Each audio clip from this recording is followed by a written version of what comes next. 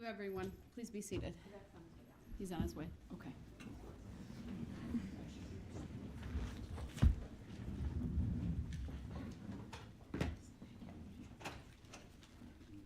Is that Zach? Hi. Well, as soon as I tried to turn on the audio, the Zoom opened. I got mad feedback. Are you doing just bringing your video conference in for the Zoom, and then you're managing Zoom outside? I am outside of the remote right now, And you're not like trying to she show would yours? be.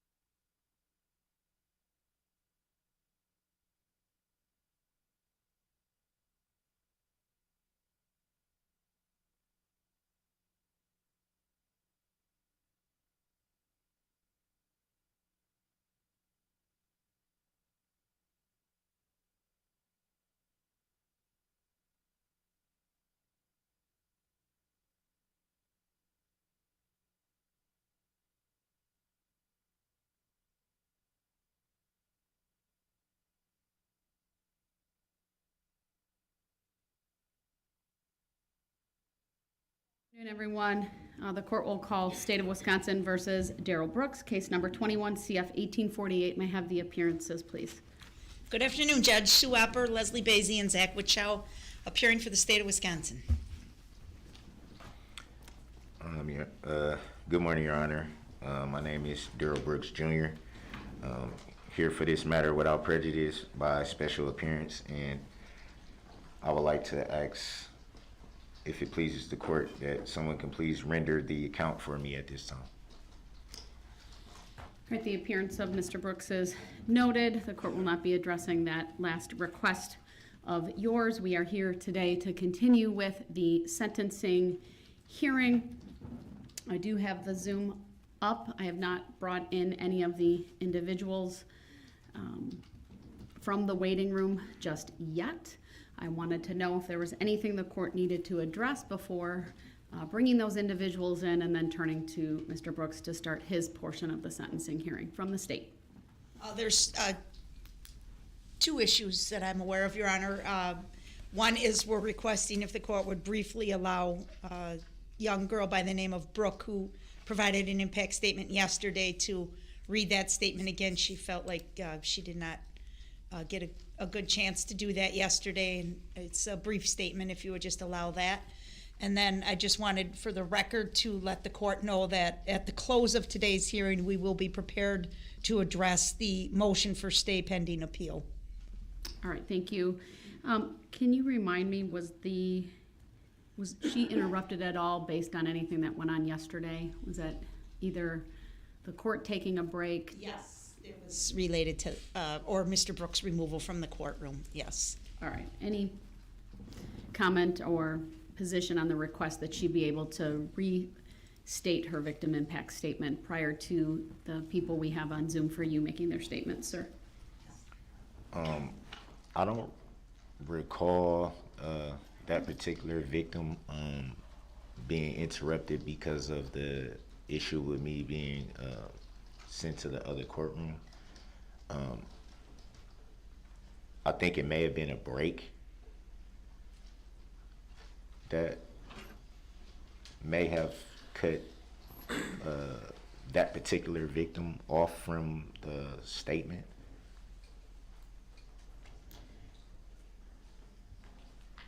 Whatever the circumstances were, I have a request from a victim to give a statement. I'm going to honor that request. and allow her to make that statement before I turn things over to you and the people who are on Zoom on your behalf, okay? Other than that, is there anything else you wish the court to address before I hear from victims or your family members? Yes, I just wanted to let the court know that there will be, in fact, 4 people speaking on my behalf, if that pleases Your Honor. All by Zoom? Yes, correct. Are they all on your list? Yes, they are. Okay. There no new entries. All pursuant to what I submitted to Your Honor. Madam Clerk, do we have 3 or 4 individuals on by I Zoom? have 3, I guess I just wasn't clear if the 4th was gonna be. Is the 4th with another of the individuals that already is on our Zoom? Do you know? I believe the 4th was trying to access the Zoom link. They expressed that they had already had the Zoom ready to speak on my behalf, but they were having a little bit of trouble, I guess, accessing the link from the courts. Tell us the individuals you have on by Zoom right now. I have Mary Edwards, Dawn Allworth, and Dawn One, that I assume is Woods. All right, who would be the 4th then? So Miss Marsha Winters. Marsha Winters. Okay, we don't have a Marsha Winters on. I know your mom has the Zoom information. It's an ID, a meeting ID and a password, not a link. So hopefully that can I be. think he sent the link too. He created the Oh, link he as created well, the link. so All right. That should be both. I'll have Madam Clerk also put in the chat to the Zoom the meeting ID and password once again and indicate that it can be provided to Ms. Winters, Yes, Miss Winters, correct. should she need it. That might be the mix-up maybe she was having. Maybe she thought it was a link, or I'm not sure. There can be because- a link, and the clerks have that as well, so we'll get it. Okay. We'll Yeah, put it in 'cause- the broadcast. There's a chat function. We'll get it in there so they can pass it on, and hopefully at the appropriate time she'll be able to join. Thank you, Your Honor. You're welcome. All right, then with that, if Brooke would like to stand up, I know it's a minor. And thank you, the microphone is being handed to her. All right, go ahead, and thank you for being here. Hello, my name is Brooke Sorensen. I'm Virginia Sorensen's granddaughter. The things I miss about my grandma are me and my sister Mackenzie doing foot races around the driveway, and my grandma would do commentary and time us. She always cheered us on at all of our activities. I would DJ at dance at granny parties and carry the banner at parades with my grandpa while Grammy danced. When we would get on the school bus, she would say reading is the key to learning to be nice, kind, brave, and angels watch over you. After school, we would talk on the porch. Other times when we came over to her house, we would play games together, go to the playground, have drawing contests, dance parties, and work on granny routines. She would give us snacks when we watched some of our favorite movies like Polar Express and Coco. When we first found out that she was gone, I started to cry, and I would cry every night. I miss her so much and still do today. Darrell Brooks, you took her from me, my sister, and my family.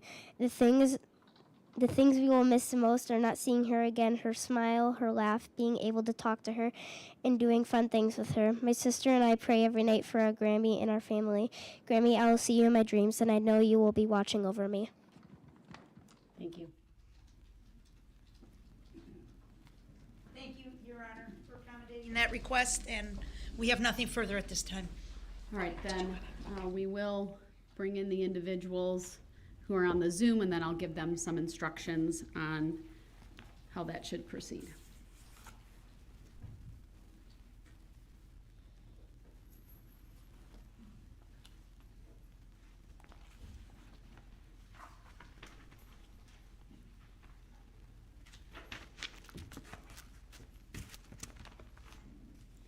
Do you have all 3 trying to join? I admitted all at the same time.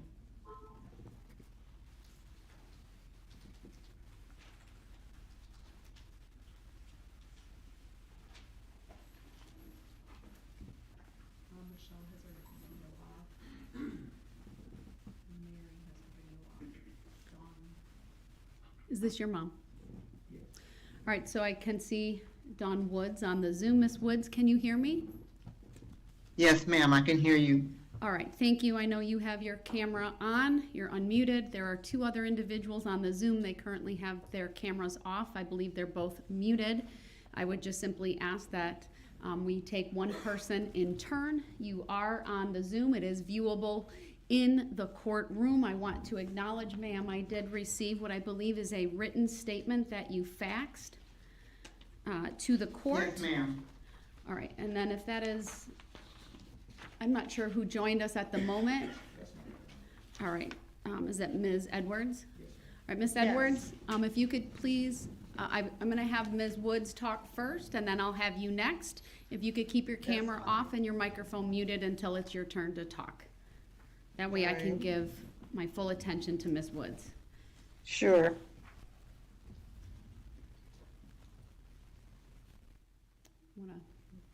There we go. Very good. Thank you. All right. So once again, Ms. Woods, I believe you sent in a fax yesterday. Is that right?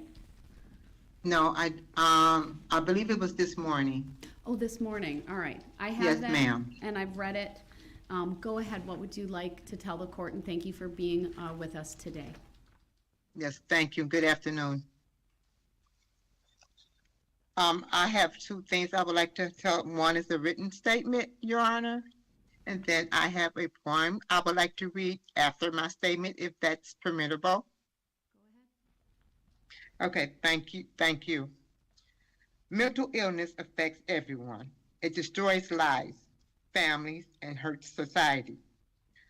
For far too long, it's been a dirty little secret in families that no one wants to talk about.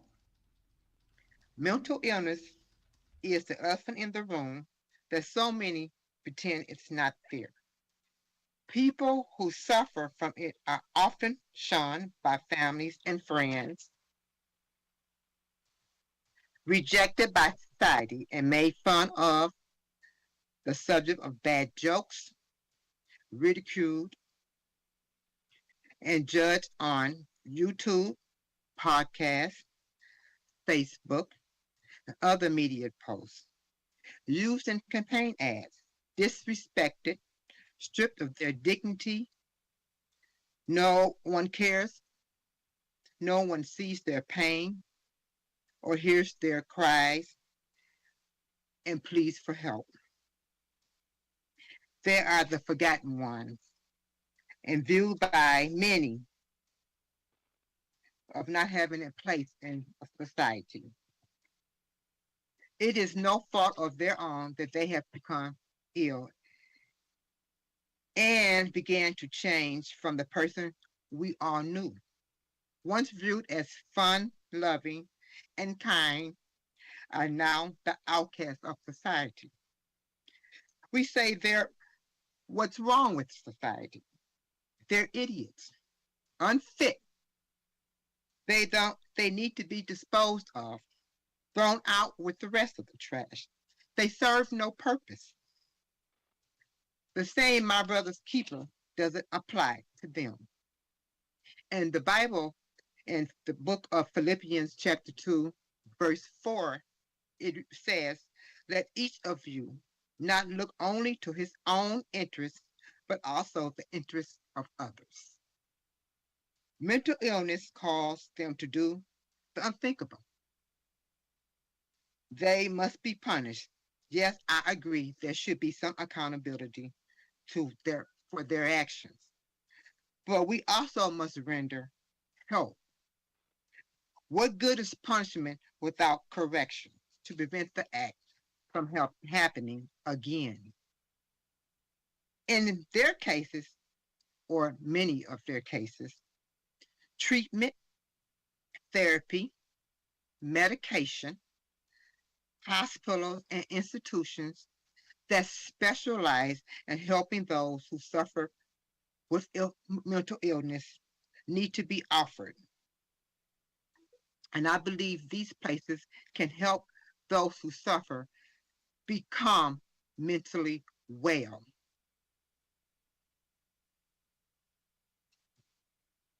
I believe lawmakers and society as a whole need to recognize mental illness. Mental illness cannot be eradicated with prison bars. Mental illness is going to always be there. It's invasive. With treatment and therapy, medication, and hospitals and institutions that specialize in the treatment of mental illness, it can be controlled. What else can we do as a society to help those who suffer from mental illness? How about showing a little compassion, empathy, and some understanding? Families need to advocate for those who cannot speak for themselves or who struggle to understand what's happening to them. Lawmakers should support by providing resources to individuals so they can get the help they need. Now, I've been dealing with mental illness for over 30 some odd years, and here's my take on it. And I think I have a little insight on it. From the surface, I believe that treatments need to be offered. I believe that if treatment is offered early, when the signs of mental illness first shows, and it's addressed and stayed on top of, instead of let people lagger and fall through the cracks, just maybe there would be less court cases and less people crying because their loved ones was hurt or was injured or killed because someone of mental illness attacked them. Maybe that needs to be done.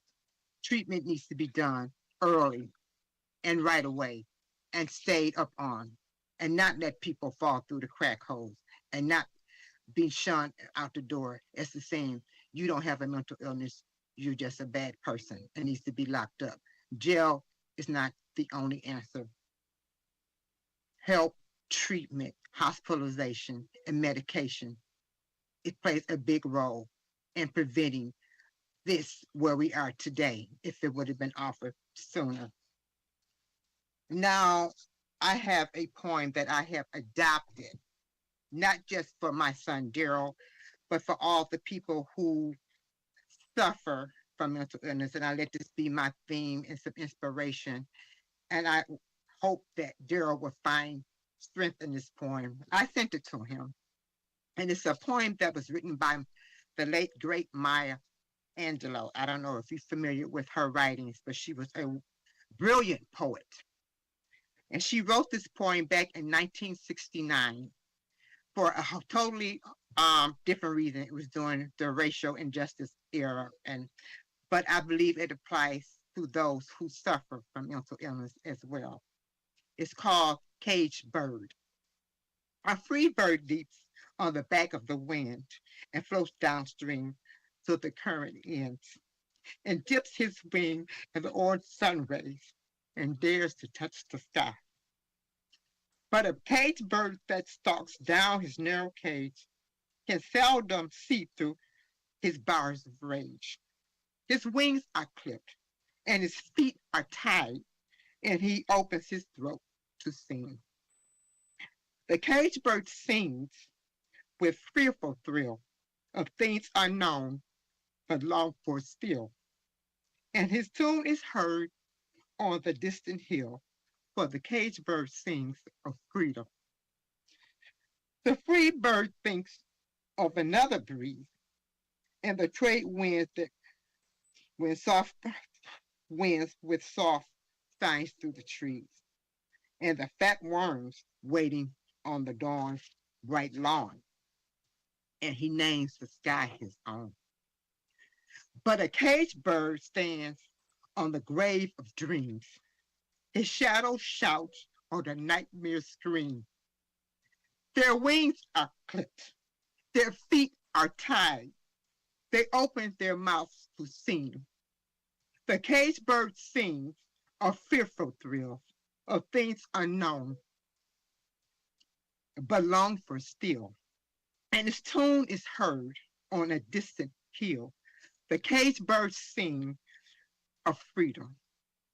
Everyone who suffers from mental illness is caged.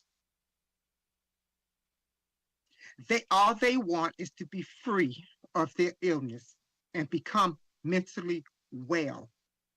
I believe as a society we have an obligation to help those become mentally well with treatment, medication, hospitalization, or sent to an institution where they can get the intense help. And if they have to stay for the rest of their lives away from society, at least they are getting the help they need to become mentally well. We are our brother's keepers. And I also want to say to the families who lost loved ones and those who suffered injuries, that I know their pain, and I pray that the Lord will continue to comfort and heal each of them. Thank you for allowing me to speak. Thank you, Ms. Woods, and I should have said this earlier. I have 3 monitors in front of me, and the monitor that I'm pointing at right now is the monitor that the Zoom shows up, so that's why I look like I'm turned away, but I'm actually watching you. Thank you, ma'am. All right, thank you. Thank you. Then I'll turn next to Mary Edwards. If you want to turn your camera on and unmute, and then Ms. Woods, if you Yes, would. ma'am.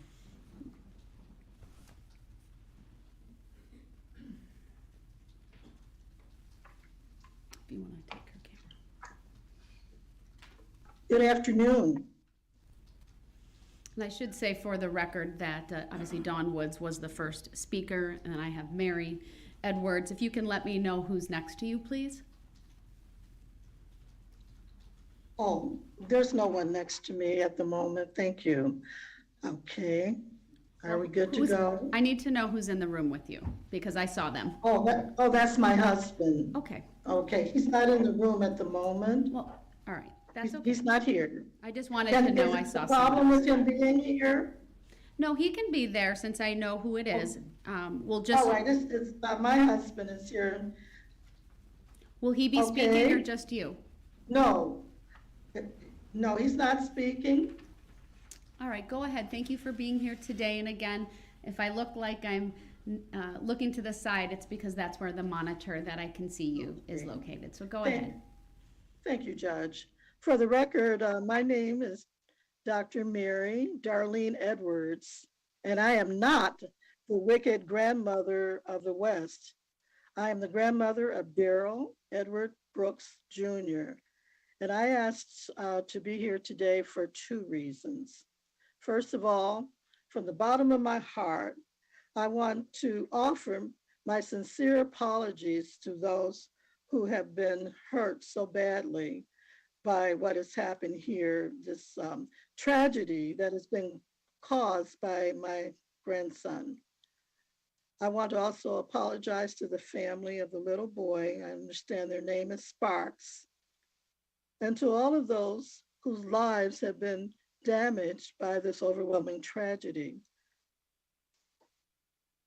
As a minister of the gospel of Jesus Christ, I want to give the family and those who've been hurt so badly this scripture: blessed are those who mourn, for they shall be comforted.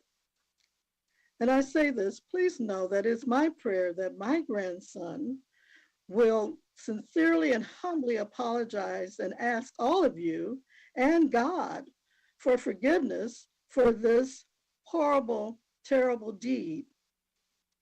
Some of you have said that you will never forgive him. Please do not be like the man who drank the poison and hoped his enemy would die. Unforgiveness is a terrible disease, just like mental illness is. Truly, there have been many losses because of this tragedy. Darrell's mother has lost a son. I've lost a grandson. Darrell's children have lost a father. And Darrell has lost his mind and his life in the outside world.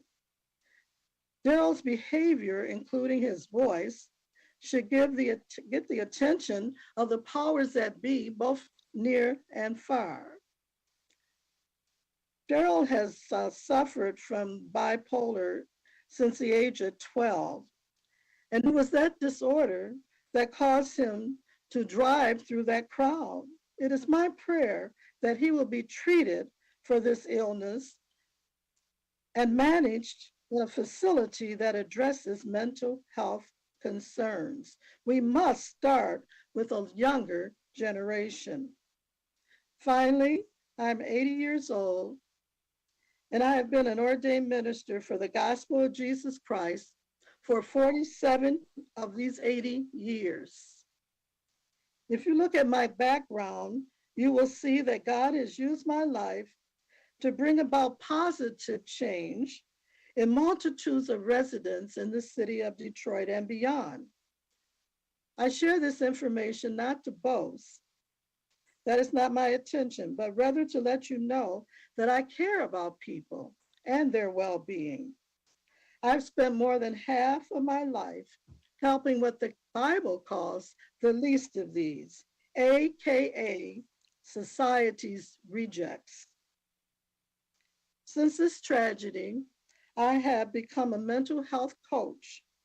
This will help me better understand this horrible disease, which has plagued my family for generations. Presently, there is a church in Detroit that is planning to establish a mental health clinic on the east side of Detroit. Without hesitation, I will support this effort and do everything I can to help those struggling with mental illness. Before I close, I just want to share with you some facts with regard to mental illness. And I got this from the government's mental health website. There's a myth that said mental health problems don't affect me. Many people don't feel like it affects them. That's a myth. It affects everyone. It's a common problem. In 2020, and listen to this, 1 in 5 American adults experience a mental health issue.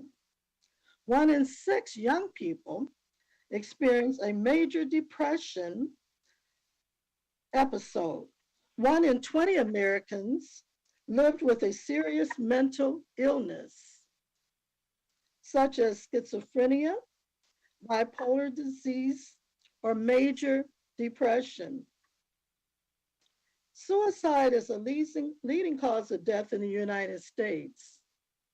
In fact, it was the second leading cause of death for people ages 10 to 24. It accounted for the loss of more than 45,979 Americans in 2020. That's nearly double the number of lives lost to homicide. As a result of this great tragedy, I'm dedicated to living the next chapter of my life with a mental health awareness campaign. I have faith to believe that God will hear the voices of all of those impacted by this horrible disease, as well as the cries of the mentally ill. I thank you for this opportunity to share with you from the bottom of my heart, and my prayers will continue on for those who have been affected. God bless you all. Thank you, Ms. Edwards.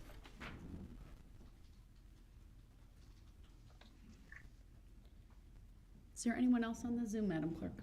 No, and I reached out to Zach and he has not heard from anyone either. All right, Mr. Brooks, we do not have anyone else. Michelle Allworth. Oh, we have Michelle Allworth. Yes, Sorry it's about not that. Marshall Winters. Thank you, thank you. All right, if Ms. Allworth then would start her camera and unmute, and we'll hear from her next. Thank you, Madam Clerk. And you are... Hi, my name is Michelle Allward. Can you hear me? Yes, I can. Go ahead, I'm kind of please. sick. My son's here in the room with me. He's sick from homeschool. That's okay. Go My ahead. name is Michelle. My name is Michelle Allworth. I met Darrell Brooks Jr. 17 years ago when we both lived in Sparks, Nevada. He became my best friend, and over time we became brother and sister to each other. We shared so many good times, whether it was hanging out at the house, listening to music, movies, or just having conversations, a good laugh. He always had a smile on his face and the best laughs and jokes. Going out to theaters and a movie, going out to eat, attending Hot August Nights, which is a car show in Reno, Nevada, the rib cook-off. He shared with me multiple times on a daily basis since this has happened last year, how remorseful he truly is. Sorry. He is a very private person when it comes to his feelings and emotions, and it only happens with family and close friends. They say blood is thicker than water. Well, you can choose to make your own family. I've chosen to make Darrell part of my family. I will always have his back, even with this tragic event. I suffer from medical issues as well. I have epilepsy and cerebral palsy. My whole life, I've had it my whole life. Darrell was there several times that I had seizures. He called 911, went to the ER with me, stayed with me by my side when I went home, and helped in any way that he could help me. Sorry. Because of this reason and him being a family friend to me, he lived with me back in 2006 and again in either 2013 or 14. I'm glad he lived with me at those times because I black out during a seizure and unable to call 911. He lived with me for over a year. I wouldn't have let him had I not trusted him with my life. He had never shown any signs being this way on what happened November 21st, 2021. This is not the Darrell I know. He is a loving, compassionate, loyal, and humble person. He would give a complete stranger that needed it the shirt off his back, the last dollar in his pocket, or a place to stay. During this manic episode, he had blacked out the whole incident. I have prayed a lot since 2016 because of my medical issues and almost losing my life to a seizure, and even more now since this has all happened. I know what happened with those lives being lost and people being injured is terrible. It's something Darrell will have to live with for the rest of his life and always carry that with him, knowing this happened. I hope that he gets the help he needs for his mental illness. My hope as well is that he gets help in a mental facility, and that's it. Thank you very much for your time, everyone. Thank you. All right, at this time, Madam Clerk, has anyone else joined the Zoom? No. All right, then at this time, the court will close the Zoom. The proceedings are being live streamed and family and friends can watch that way as well. Mr. Brooks, I'll turn it over to you then. This is your opportunity to address the court. What, if anything, would you like to say, sir? Yeah, I do have a lot to say. I'm gonna like to stand up if I may. Go ahead.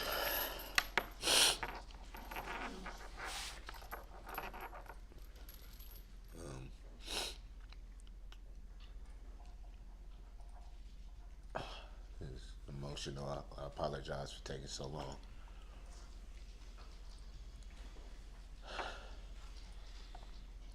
I want to start first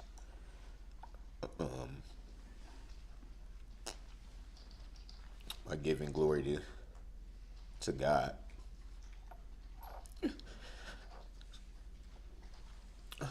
I believe in Jesus Christ wholeheartedly. I believe that Jesus Christ is the Son of God. I believe that he was sent here by the Father to die for all of our sins, everybody. Everybody in this courtroom today, everyone walking this planet,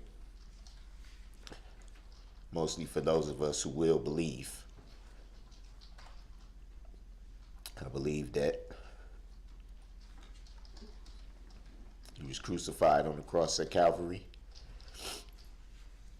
And he shed his blood on that cross, and he died, and he was buried, and that he rose again after 3 days to glory.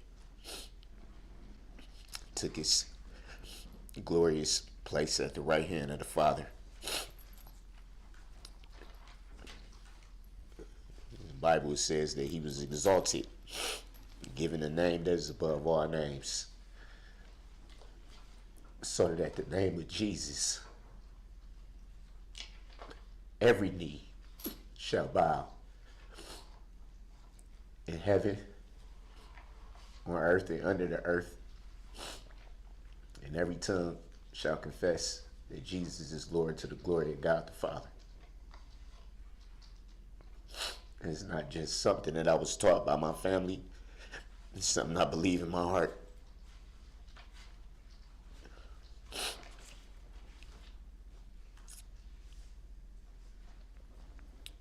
I just want to clarify one thing.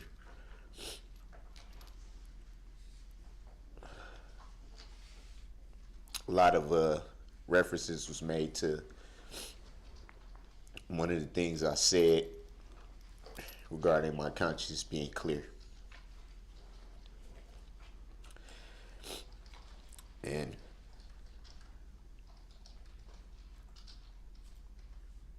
having the time to think about it last night and to understand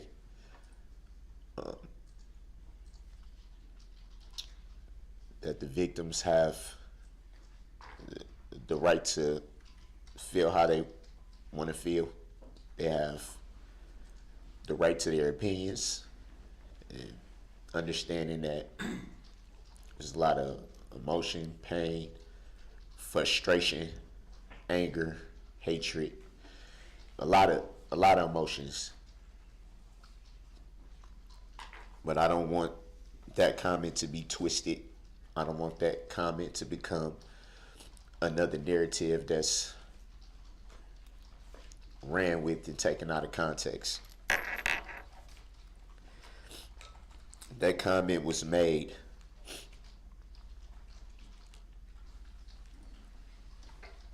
is because I made the decision to rededicate my life to Christ when this tragedy happened. In no way did that comment refer to not having any remorse, not having any understanding.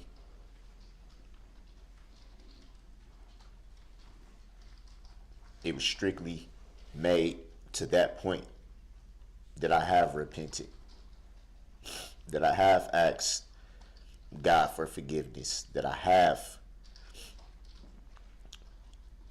sent many prayers up.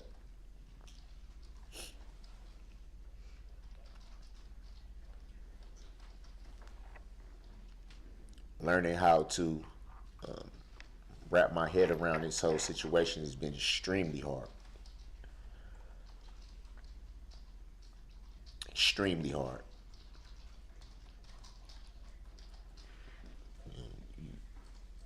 You get minimal time to reflect in a place like this. But one of those minimal times that you get to reflect in a place like this is when you're alone in your cell. When it's just you and the walls.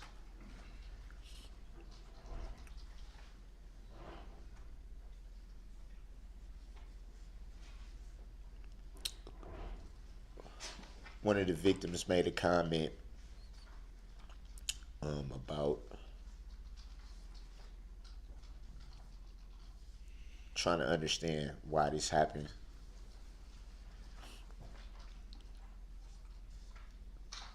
That's a question I struggle with myself. The why, the how.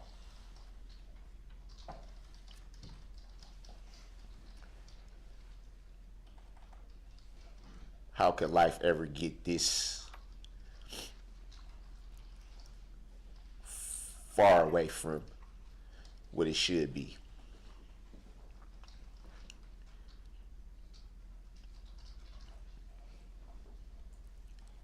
Regardless of what a lot of people may think about me, about who I am, about my family, about my beliefs,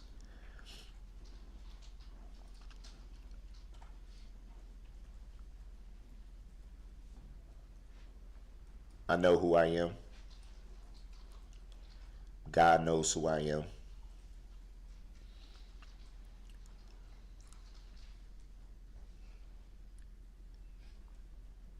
And I don't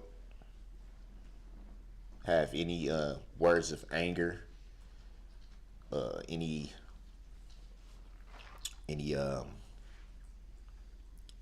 shots, so to speak, to throw back.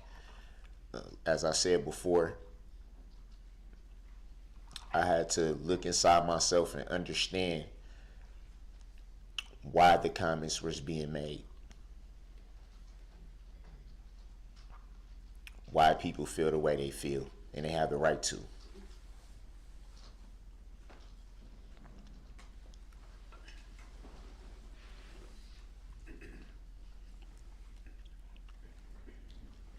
If I may,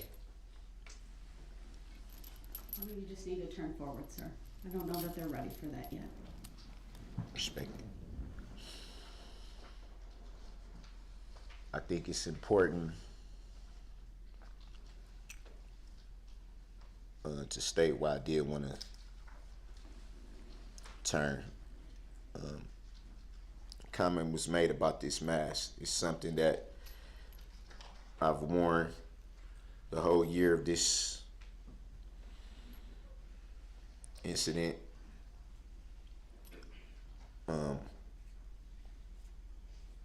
I don't. Well, I'm not gonna say don't, but I don't feel like I needed to go in too wild. Chose to wear this. There are a lot of different reasons why.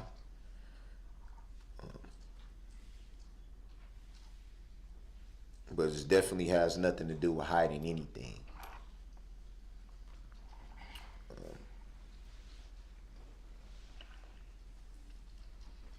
There is nothing to hide.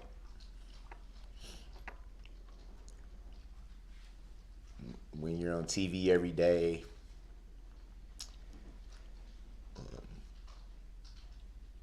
when your life is being dissected for the world to see, when your family's on TV every day in some capacity, when you're on pretty much every social media platform,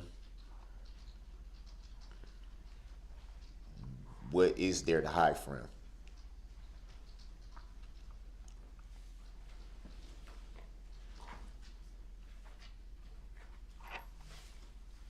I want each and every victim in this incident, family members, those who lost loved ones, those who are still healing. I want you to know that no matter how you felt during this year, no matter how you felt yesterday, I want everyone to know, also the community of Waukesha,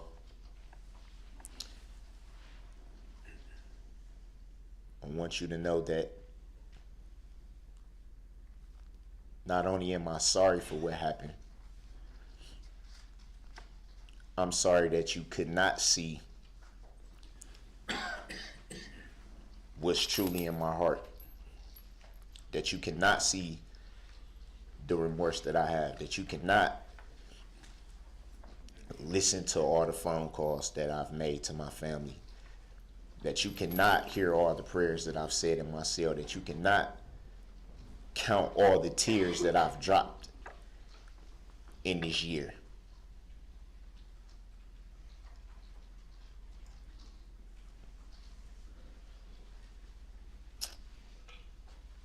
The truth is hard a lot of times.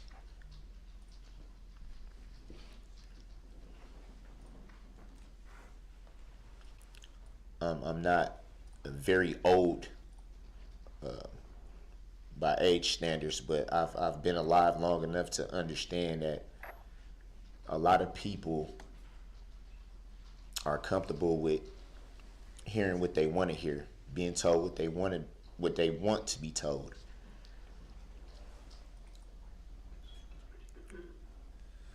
And being okay with that. It's easy to accept what's on the surface. It's easy to accept what's being put out there. It's harder to pull back the veil. It's harder to look deeper than the surface.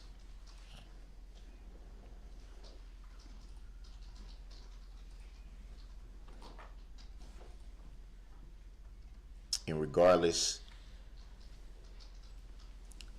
to the truth, I understand that there are many people that would never forgive what happened. I have to be okay with that. And I hold no ill will towards them for that. I have to be okay with the fact that people will be angry, some for a long time, some forever. I think it was clear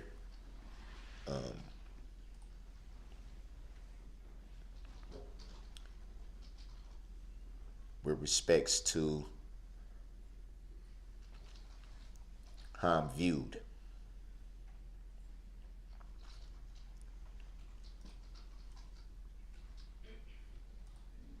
I will not respond to those comments in anger either.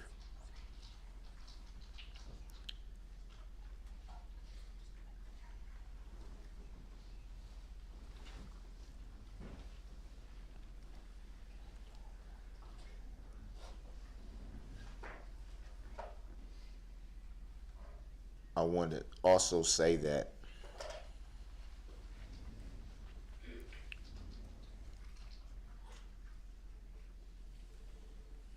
it is not me that can take any pain away, replace what was lost.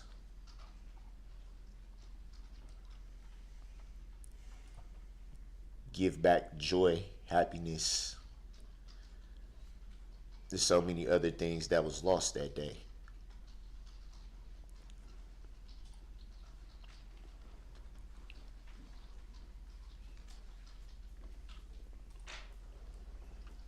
I think all that comes with belief in Christ. I believe that all that comes with time. It's a process.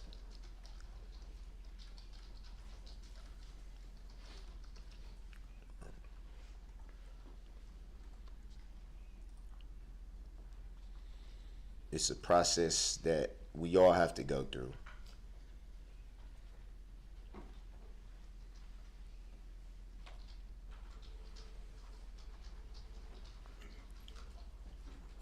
I noticed a lot of things that that I've said over the duration of this trial were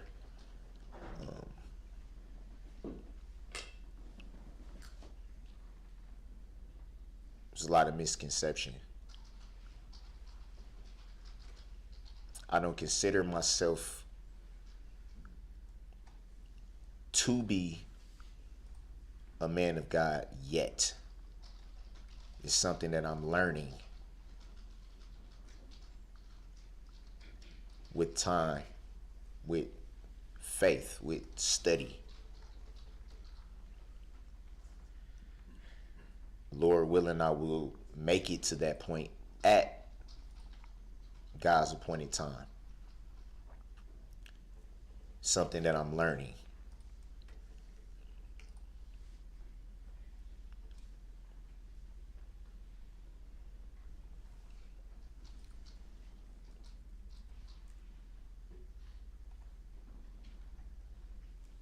For anyone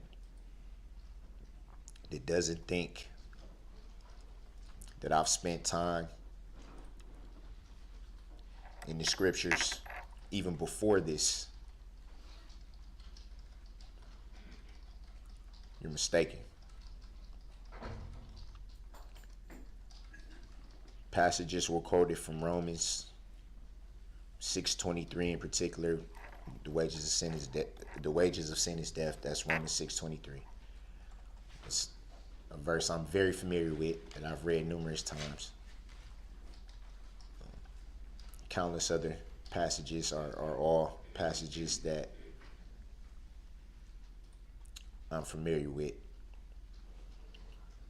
The thing about scripture is not only studying and reading it, it's about applying it to your life, applying it.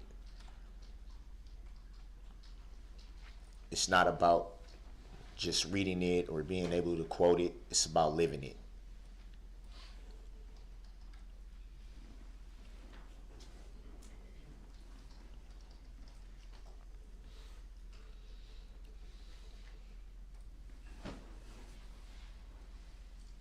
At times during this, doing all these proceedings, mostly trial,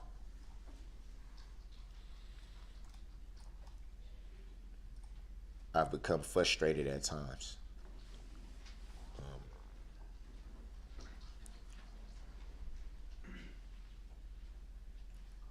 I want you, Your Honor, to know, I want the entire court to know that regardless to what you may think about those particular incidents, they were not personal.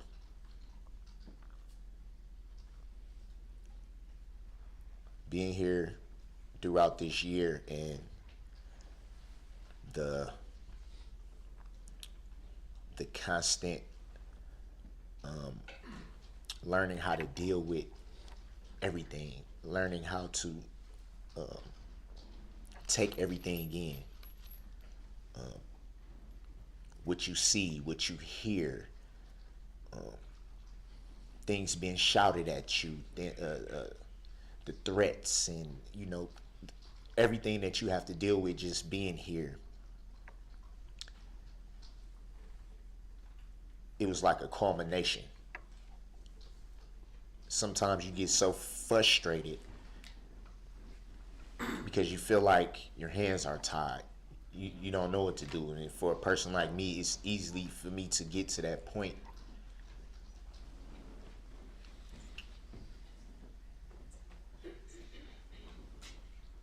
And so they would come out in frustration. I take responsibility for that and apologize to you, Your Honor, in the court. Nothing about it was personal.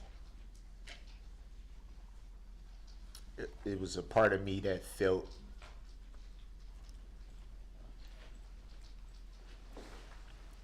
that I haven't been able to defend myself.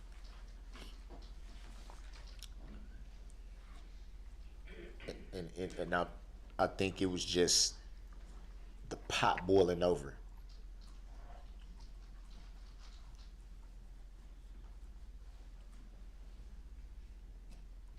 I was wrong for not being able to control myself the times that I wasn't me.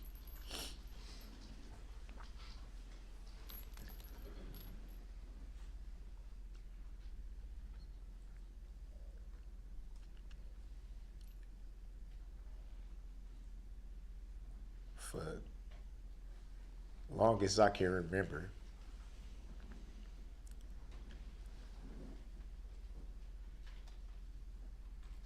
I've dealt with a lot of issues.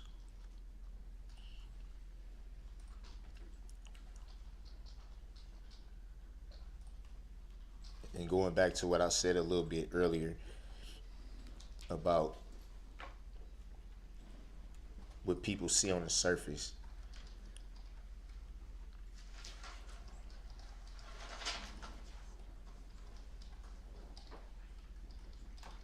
a lot of people don't understand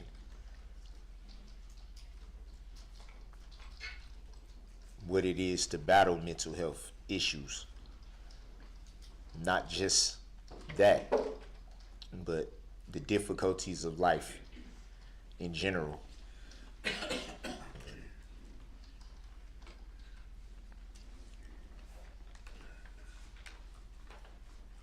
The childhood I had.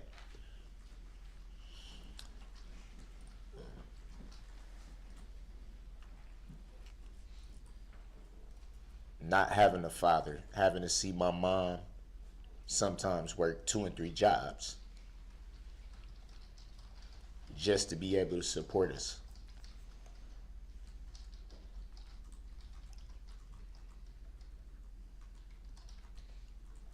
I remember being a child and me and my sister, my mom only had 2 children. My sisters passed away.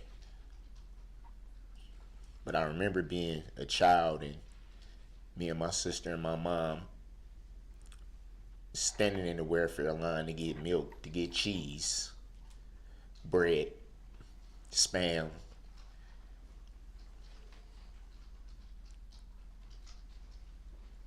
And when you're a kid, you don't understand that. You think it's normal.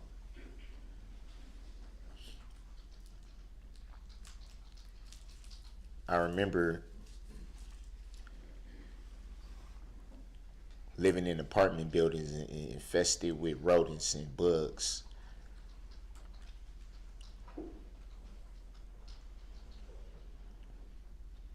Pouring in cereal in your bowl and having bugs in it.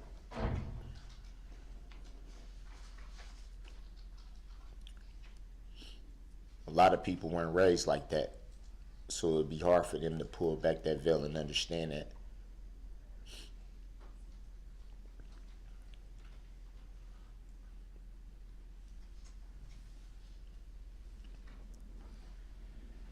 Physical abuse,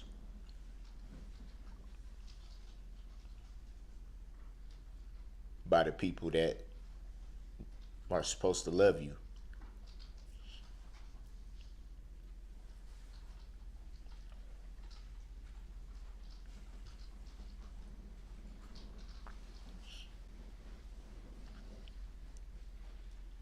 Trying to understand why your mind thinks the way it does.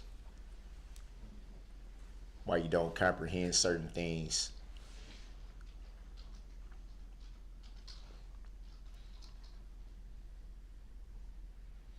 Why no one can provide the answers that you want.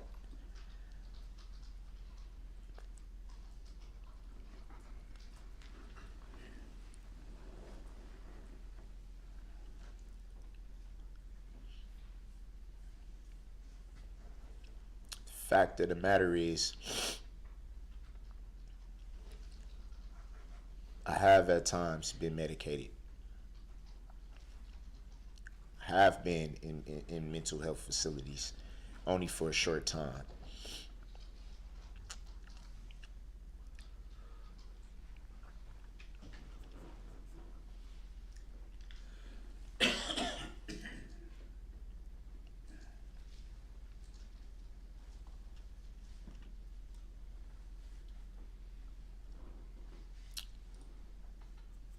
I can honestly say that life was better. It helped.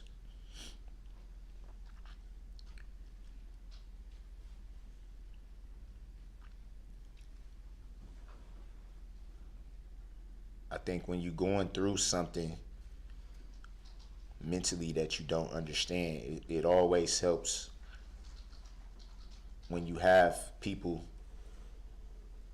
not so much that can relate. That also helps, but it's more, it's not the relating part of it, it's more of the that you can feel comfortable being yourself with.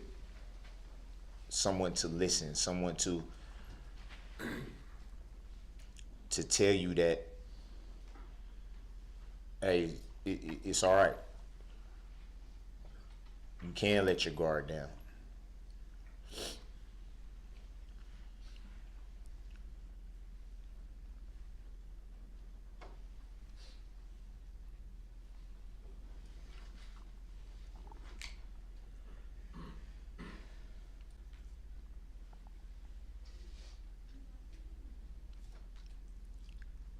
It's a lot.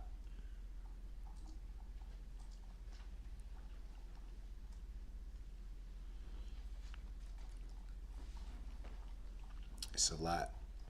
And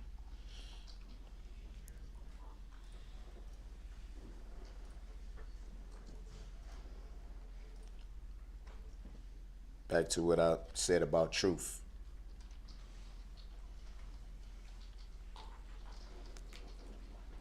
People are going to, like I said, believe what they want, and that's okay.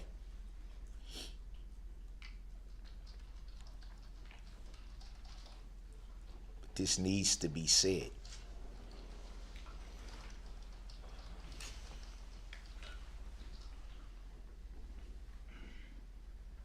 What happened on November 21st, 2021 was not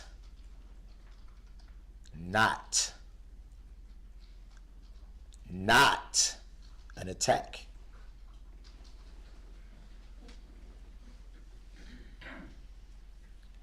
It was not planned, plotted.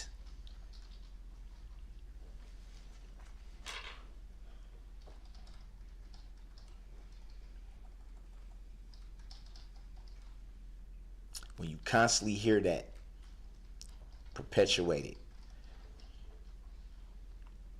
constantly pushed,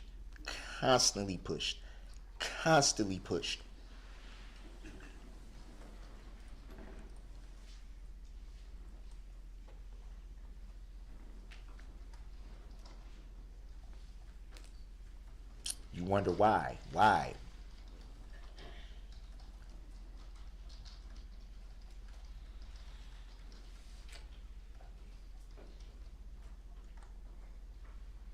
This was not an attack.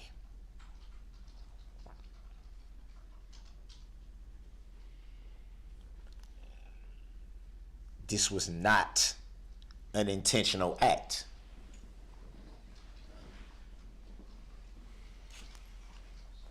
No matter how many times you say it over and over,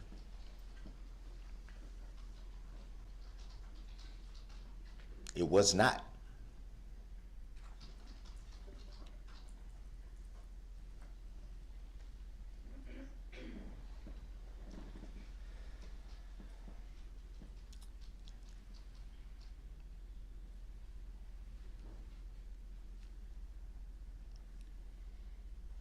I have a lot of, and this has nothing to do with the victims, the families of the victims.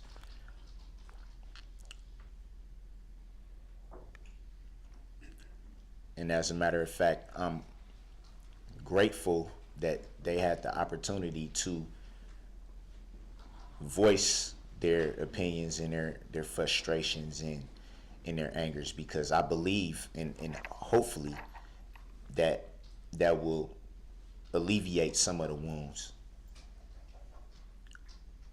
I could never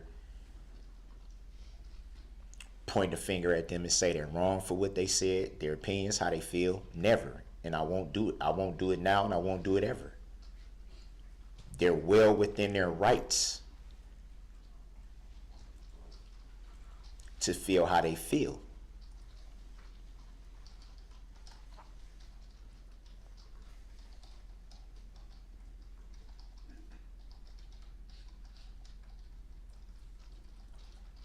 I felt a lot of frustration and anger yesterday, not towards any of the victims.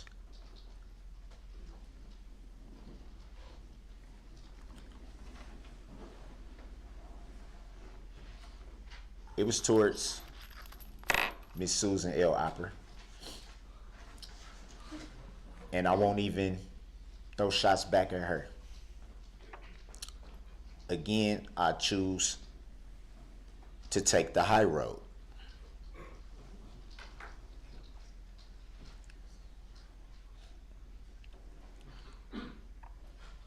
In spite of the clear language that was used by her,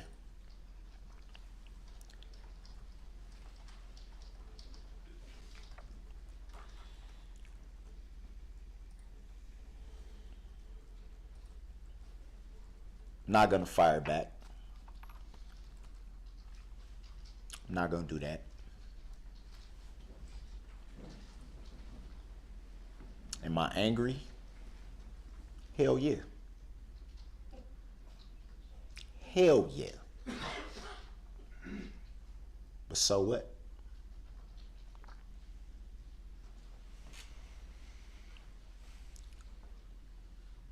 When it boils down to it, the whole prosecution team had a job to do. Can't be mad at somebody for doing their job.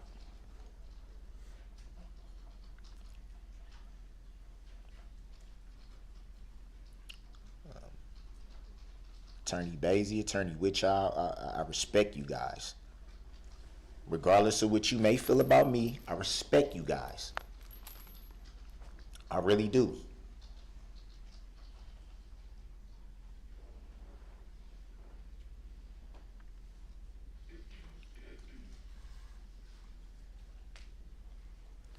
I respect you too, Attorney Opper.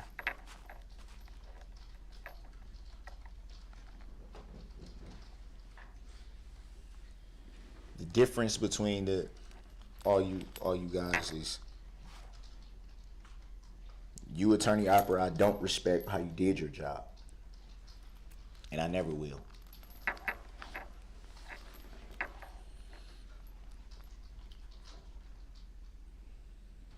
But I refuse to get in a name calling. I refuse to raise my voice. I refuse to do any of that.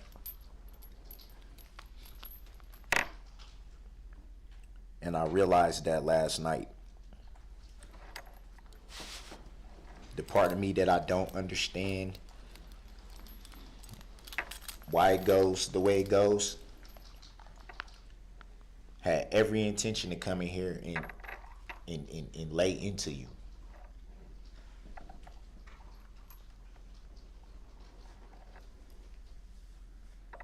Out of frustration and out of the fact of feeling that I needed to defend myself by some of the things you said.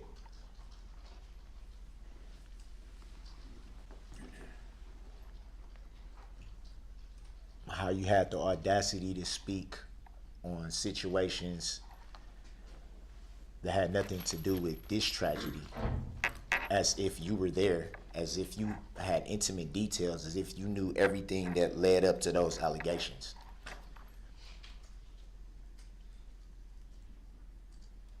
Just by reading the police report.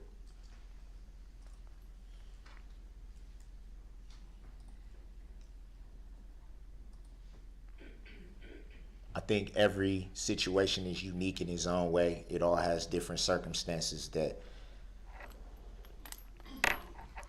leads to ultimately what ends up happening.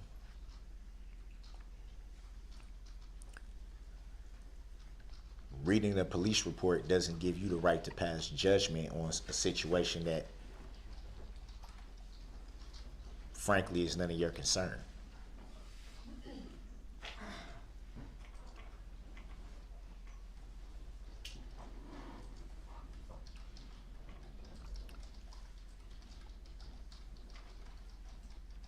honestly, you would think for someone that's been doing your job as long as you have, you would think you would understand that.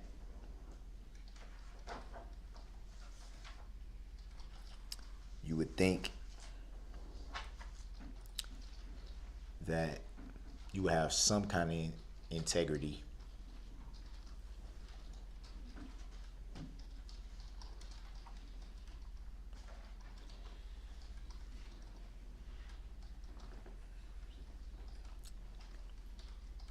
Even with that,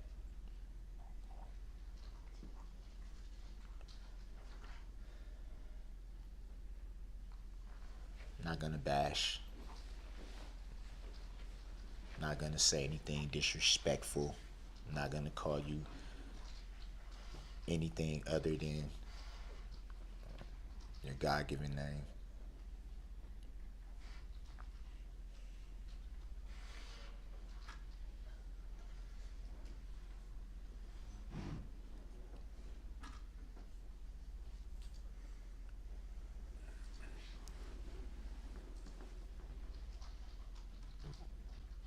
As far as the integrity though,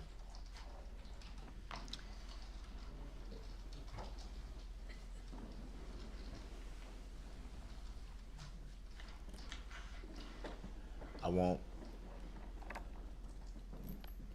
ever be able to wrap my head around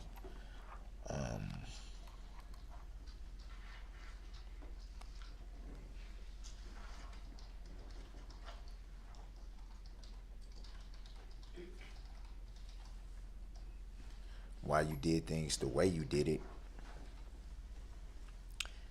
Made reference to this being an open and shut case. Yet you needed a whole team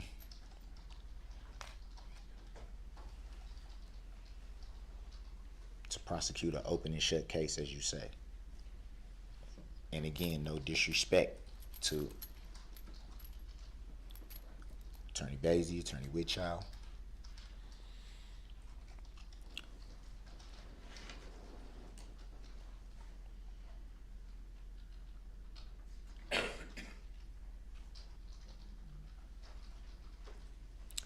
I feel like they was the reasons why your case had any strong points, not from you.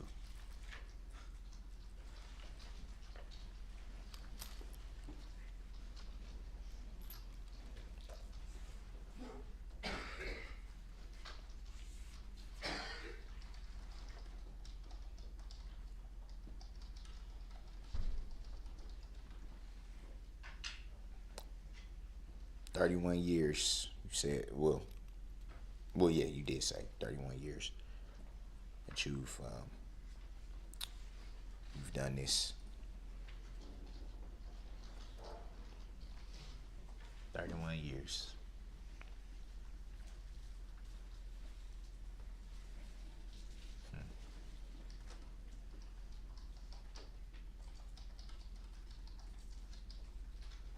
I don't believe you're that bright.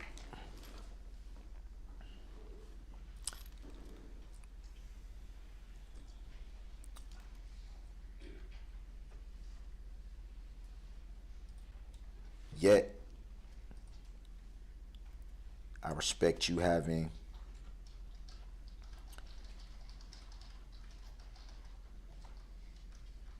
the resolve to take on something of this magnitude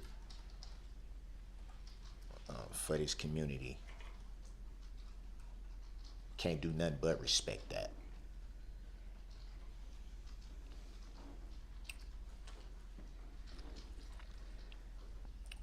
And regardless, when I leave this courtroom, I will have no ill feelings with anyone.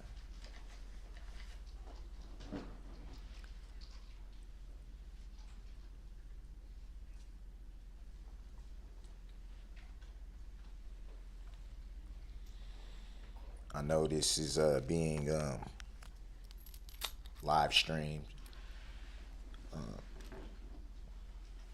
I believe even in other countries. I've gotten some mail from Germany, Belgium, a lot of it hate mail, which doesn't. I stopped reading it months ago, so it doesn't really affect me. It's irrelevant. I do want to say something to everybody watching, as far as those who take the time, spend the energy and money to write and spew hate, not just against myself, but my family, my children.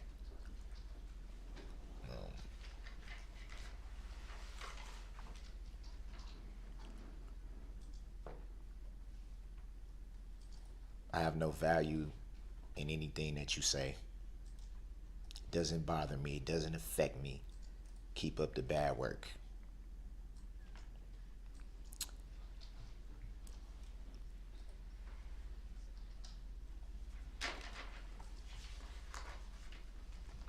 To everyone else, the people that have sent letters of support, I thank you for that, because it's not an easy thing to show love and support to someone who's the most hated man on the planet at this point right now in time. It's not easy. It takes a lot of courage to do that. And I thank you for that. My family thanks you for that.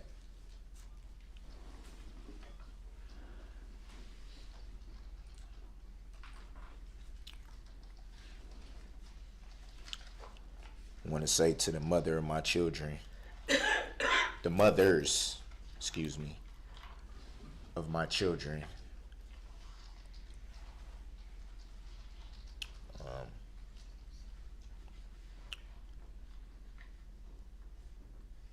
obviously I think I should start with the obvious, Erica Patterson. I want you to know, if you're watching, I always have love for you. You're one of the mothers of my children. I can never hate you. I refuse to go that route. Always have love for you. I always respect you. We got a beautiful daughter. I haven't always been right in the things that I've said, things I've done in regards to you. What I will say is, it always takes two.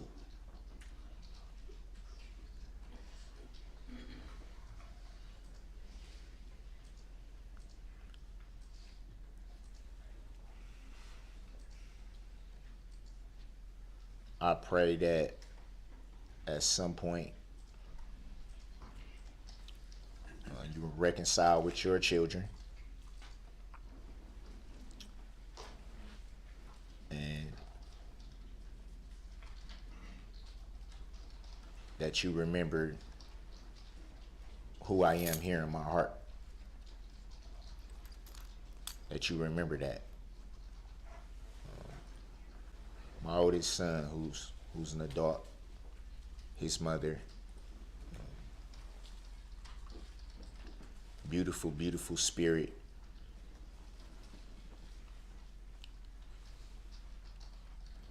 I thank her for the times that she was there to listen when no one else was, when I couldn't figure out what the heck was going on in life, and I was being pulled to this direction or that direction, and just couldn't figure things out. She would take the time to sit and listen, and I thank her for it.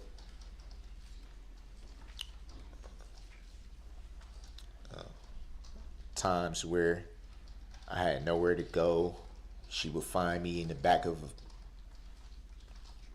abandoned cars or trucks or some of that nature, and she would do things to help.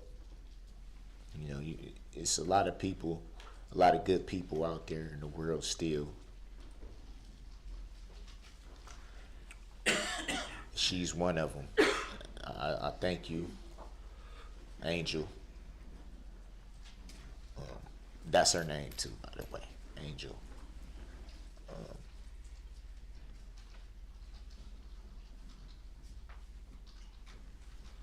When I was all over the place mentally, couldn't sit still, couldn't make decisions.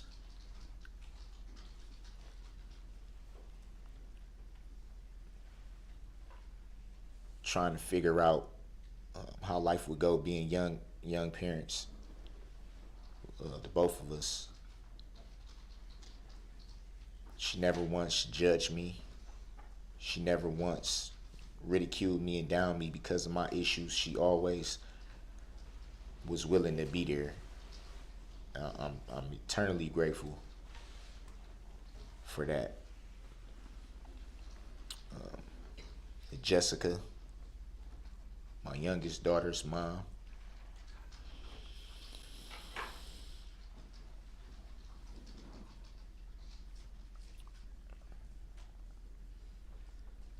I believe it's a reason why God puts anyone in your life at the time that he does.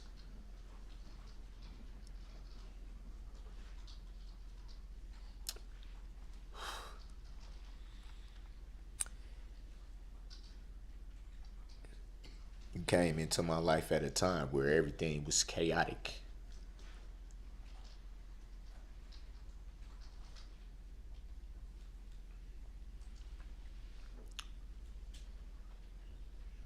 I didn't have a clue how to even begin to put one foot in front of the other.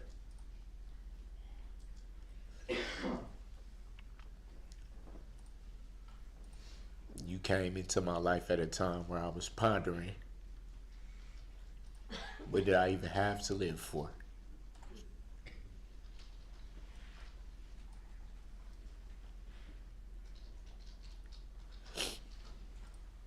And in the midst of that, you gave me my daughter, my baby girl.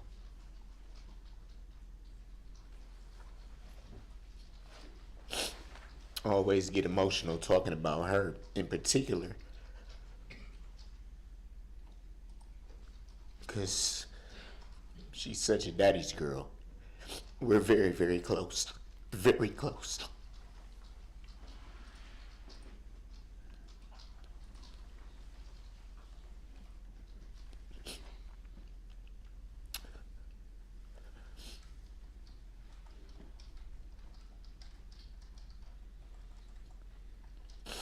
I felt like when Missy was born,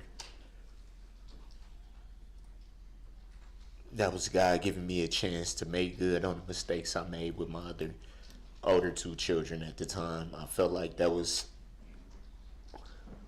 redemption. Everything that I didn't do right before I had the chance to right that wrong.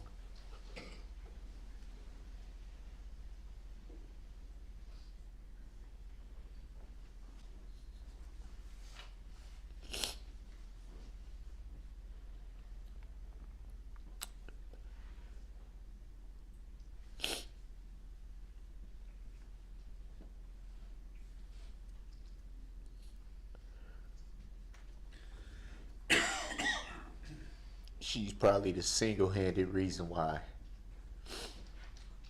I'm even still breathing.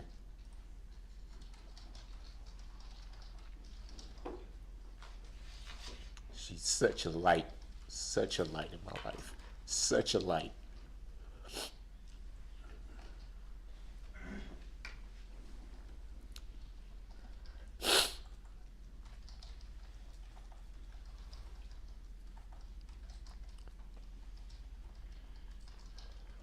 She doesn't even understand the extent of everything that's going on. She doesn't know what it is not to be able to talk to me when she wants to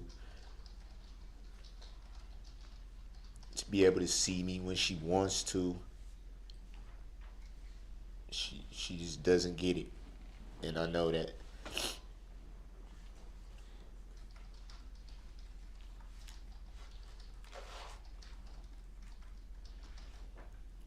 And I'm mindful that there are people in this community that feel the same exact way.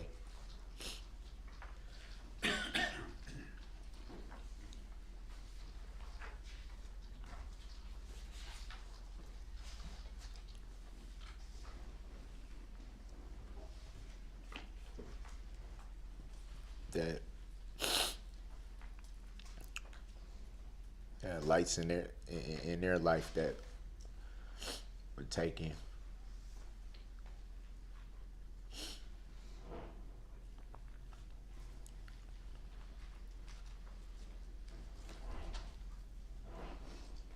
So without being insensitive to that, I'll move past that. I just want to tell my baby girl that I love her. I love you, Missy.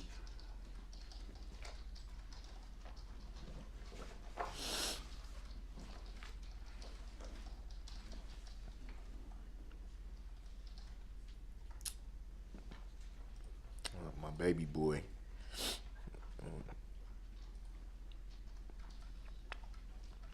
was born in June, during the time that I've been here.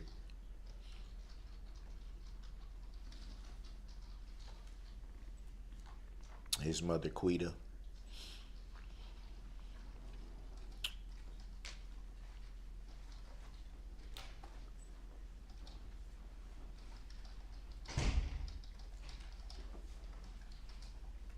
I regret not being able to be there for the times that both of them needed me the most.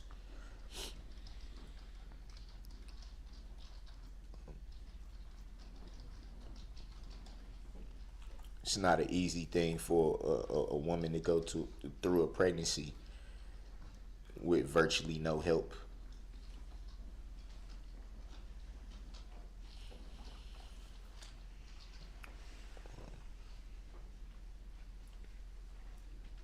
Having to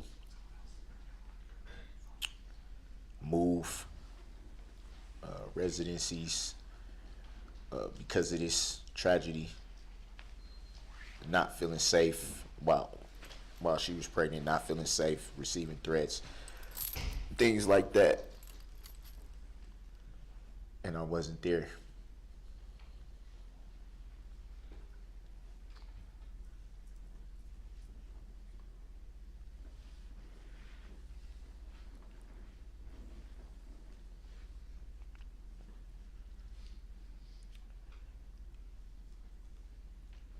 I know what it's like to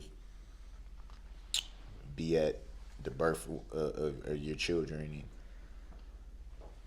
and see them born and cut the umbilical cord and to do all those things. I've done that.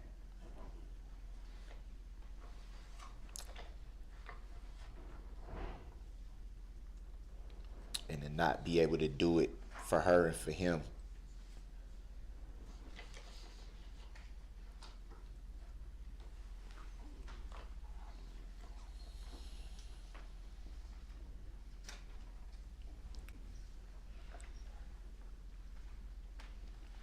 To only know what he looks like because of pictures.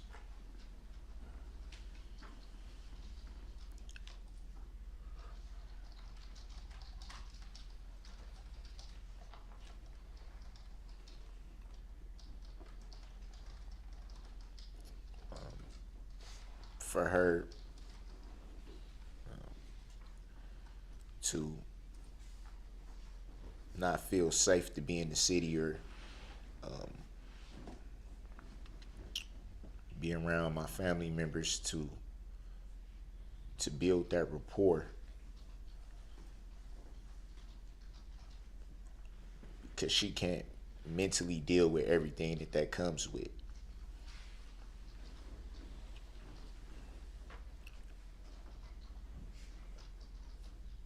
And for me to not be able to help her, for me to not have any words to uplift her,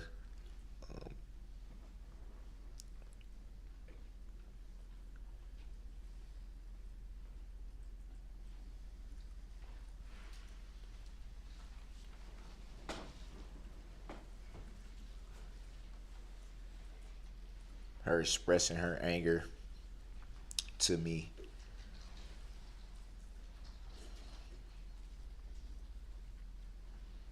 not knowing how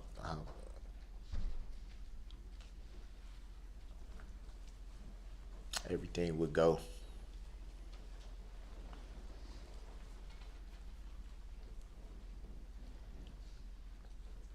It's hurtful.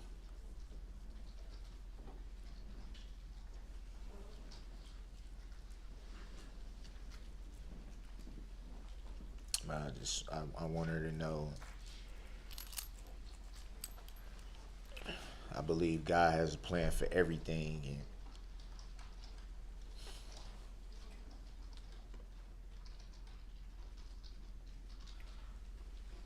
it's about doing the best you can inside of God's will.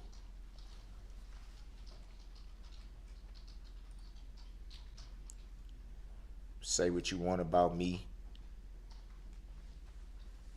I'm not gonna walk away from my children. I refuse to walk away from my children.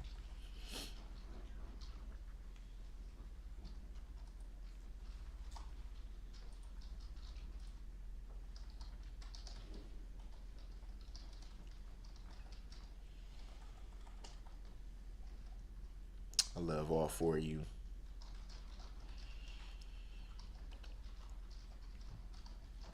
And that won't stop for nothing, no matter what.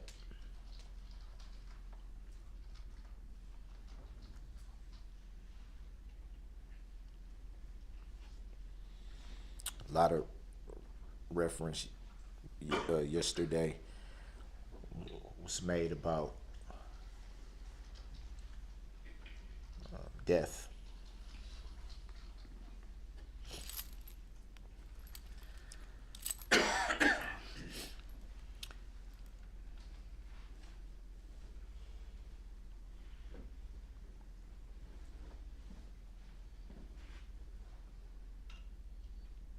In reference to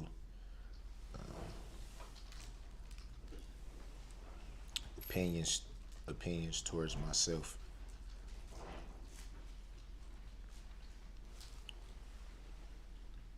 I do not fear death. Not one bit.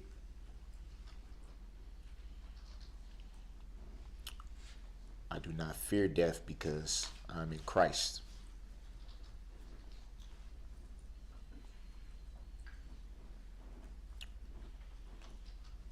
Whether we believe it or not, at some point, we all have a date. Everyone on this planet has a date.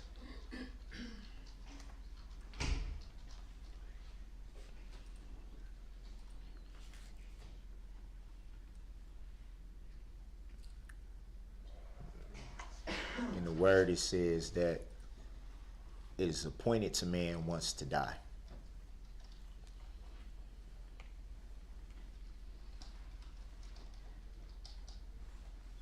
The way I see it, it's inevitable, so why fear it?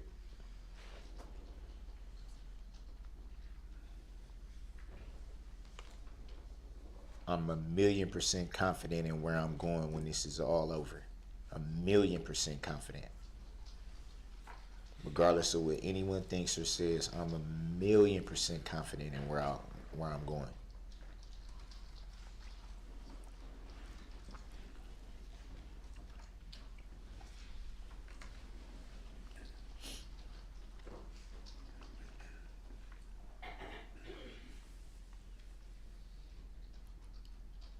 We all got to stand before the judgment seat of Christ at some point.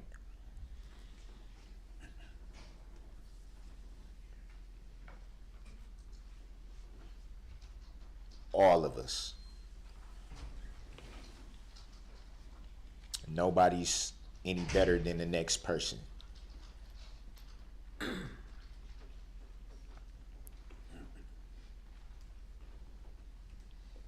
Contrary to belief, I do not feel like I'm above anyone. I don't feel like I'm superior to anyone. I breathe air, I drink water, I eat, I go to the bathroom, I bleed just like anyone else. I'm no better.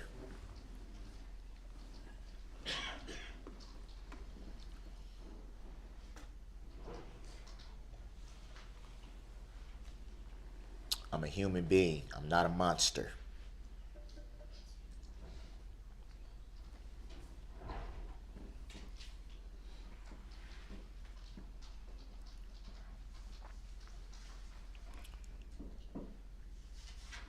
I'm a human being that's been trying to figure out for 35 years.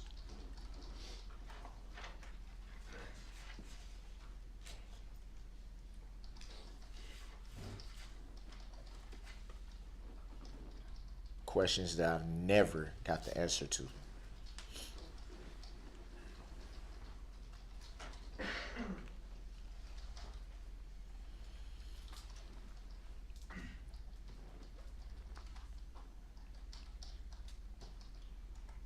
I noticed yesterday in a lot of the victims' statements that a lot of the victims are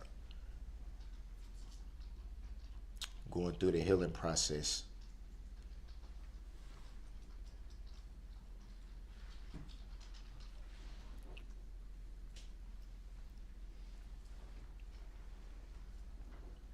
Believe it or not, I've prayed for all victims' family members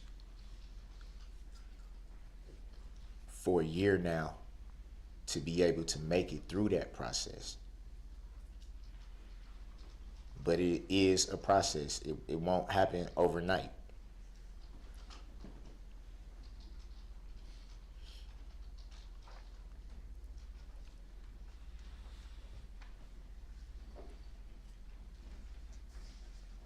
There was a big question of if I was paying attention, if, this, that, or the third, which I won't really get into.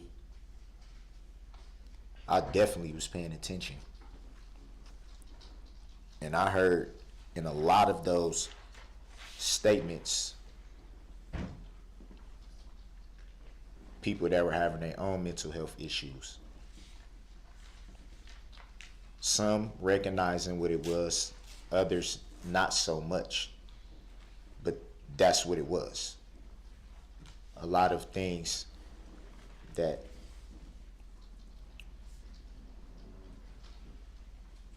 you just can't quite wrap your head around.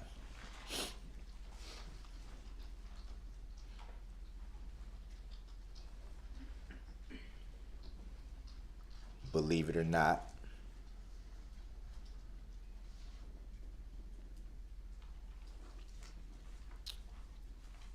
you were talking to someone that's dealt with those same types of questions for a long time.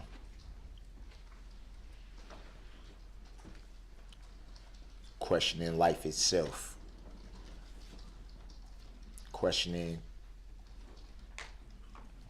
what's the point of being here to go through all this pain, to go through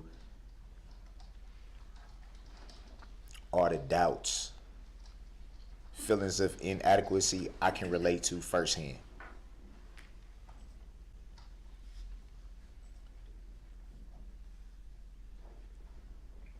Being made fun of, being joked about, being jeered at, being bullied.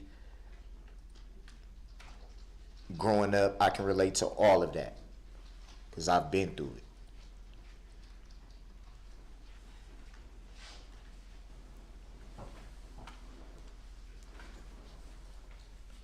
Not knowing if you even want to wake up after you go to sleep. I've been through that.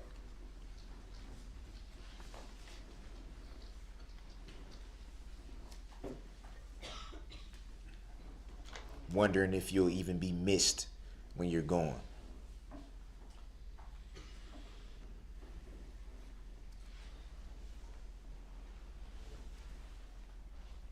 The weirdest hours of the morning, just sitting up and just finding something to stare at.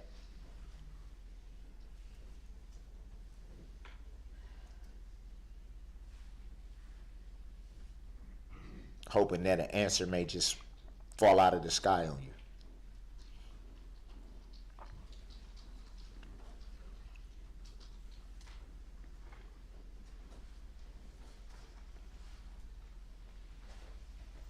Me, myself, I've, like I said, raised Christian, but it's been so many times through the years that I've doubted God. It's time. I think everyone in this room can say that. If you believe, you've doubted, you've questioned, you've wondered.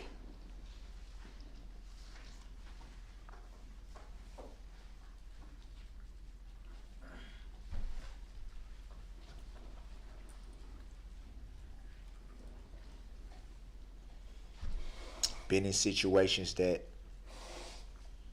just can't figure out why. How did I get here?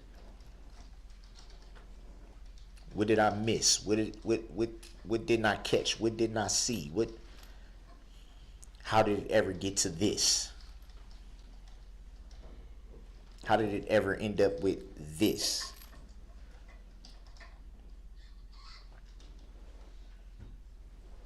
At some point we've all been in that position. Obviously, in my shoes, it's a little different.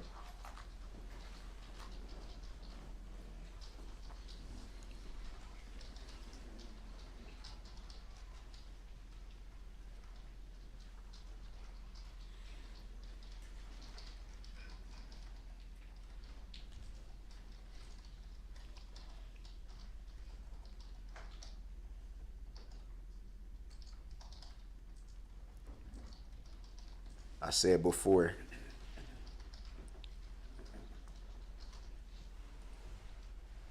for the people that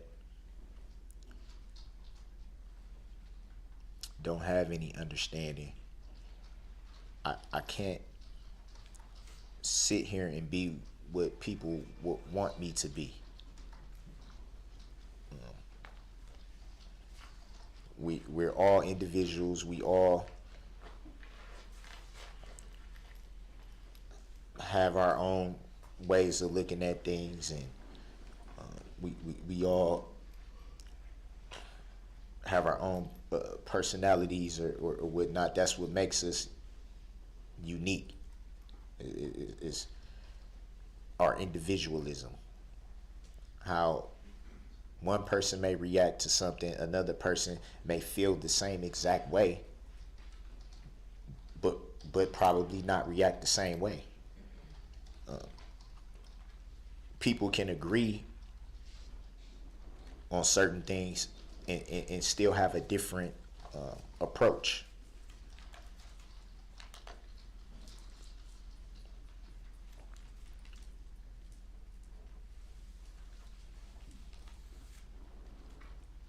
And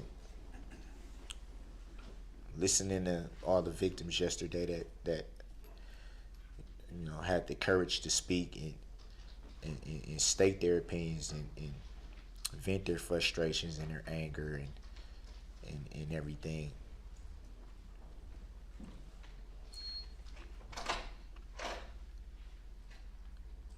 I heard a lot of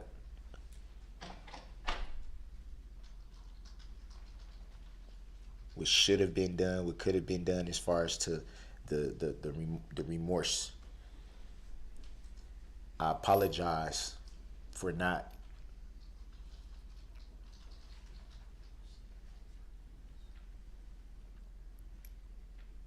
showing people what they wanted to see. I just ask that there be understanding to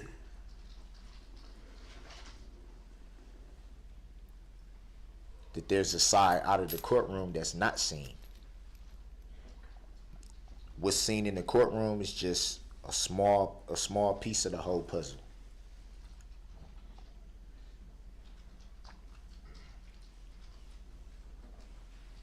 Just a fraction.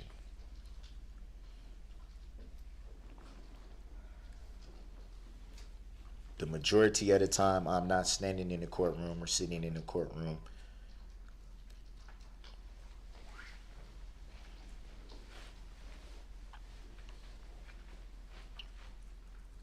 It's not a day.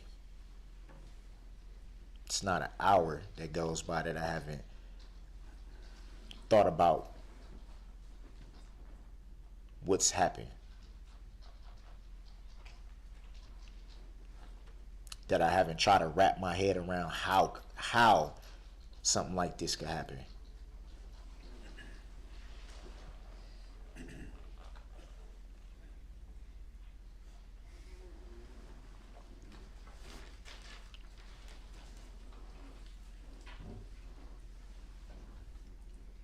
Where I haven't thought about the pain that you all are in.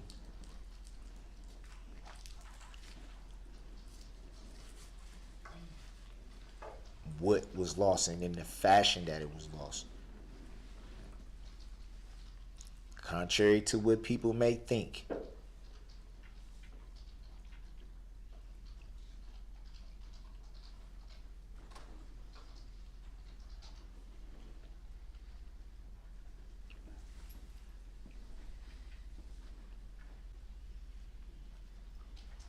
You get to a point though, and obviously it's different with me being in this position and people being on the other side of the coin, so to speak. It's a different position.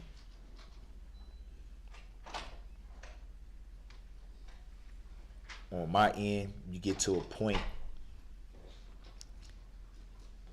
to where you're just tired. You get to a point where you've cried all the tears you can cry. You've prayed all the prayers you can pray. You never stop praying, but it's repetitive at this point. You get to a point where you're completely drained. You don't know what else you have to give.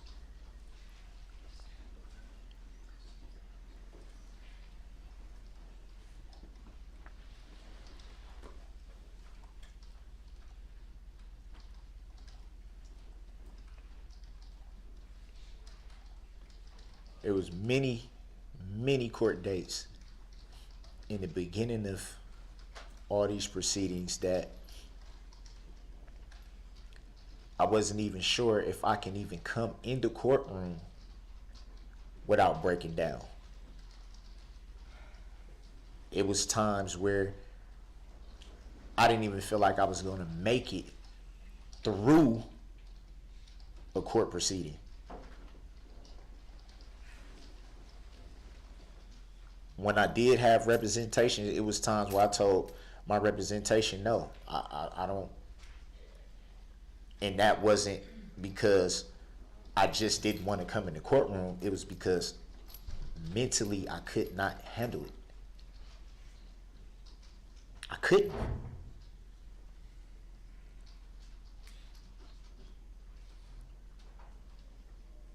Having to be prepped for everything that I was gonna walk into. Them telling me, you know, it's gonna be this kind of atmosphere and expect this and it's just like, wow.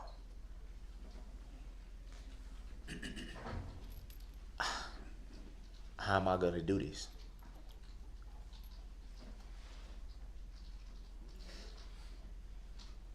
I want everyone to know, though, when you walk out of the courtroom and the cameras aren't rolling anymore, you don't have the world looking at you anymore.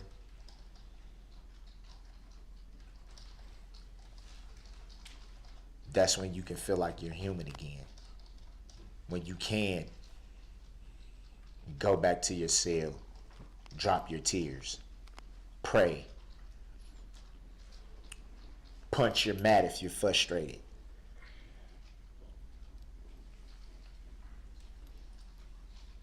Sleep it off. Whatever you may choose to do.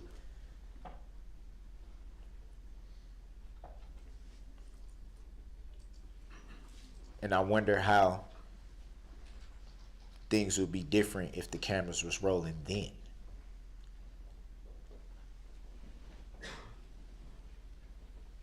When we remove all this courtroom, how would it be then?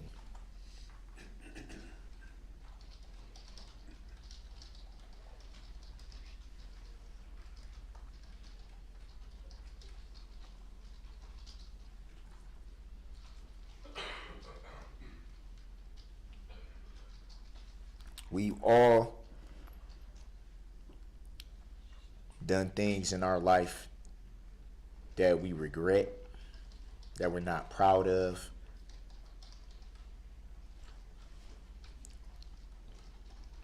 That we don't know what we were thinking.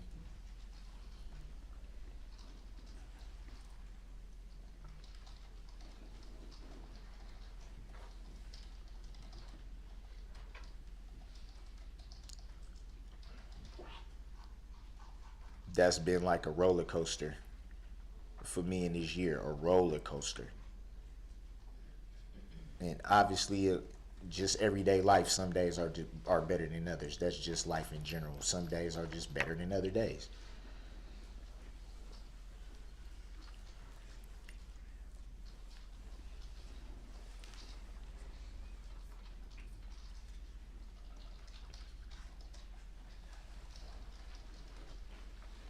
You heard my best friend speak a little bit earlier.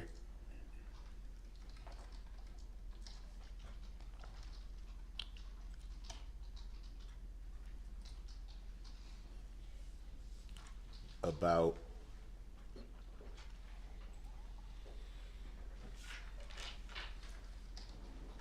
I guess it would be more happier times, but even then,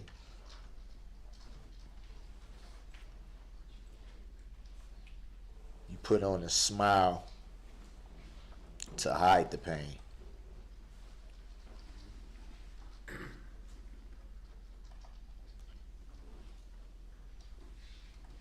Long before November 21st, 2021, long before that day,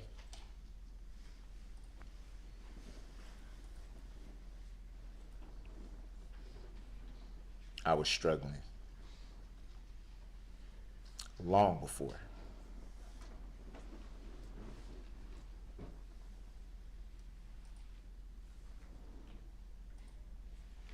Feeling dead inside.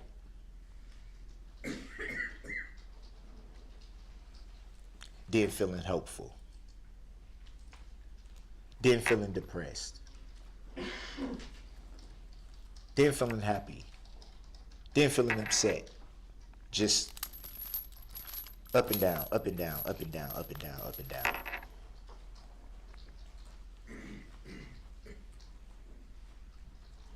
%90 of the time not even knowing why you're going from point A to B. Why is it going like this?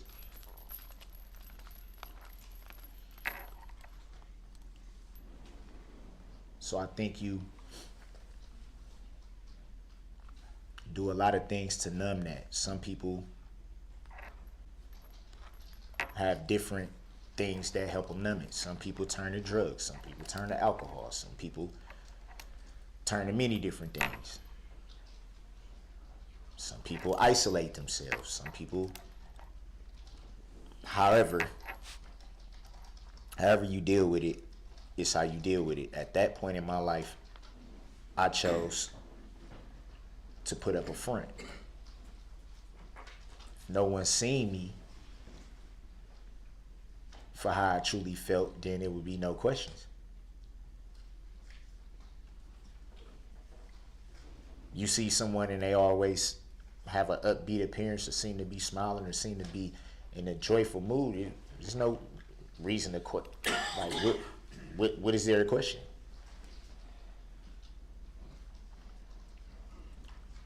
How much turmoil could it be? The first thing they would say is, every time I see them, they're okay. It's not okay.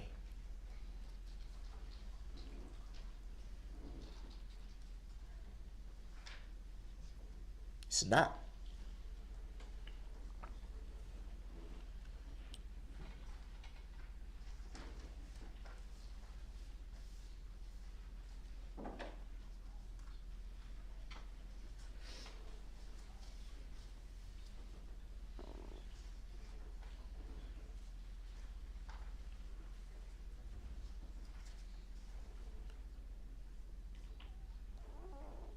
But I do believe one thing, though.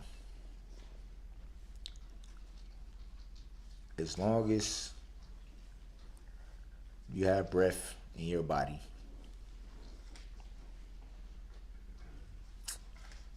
no matter what you're going through, where you may be, what struggles you have,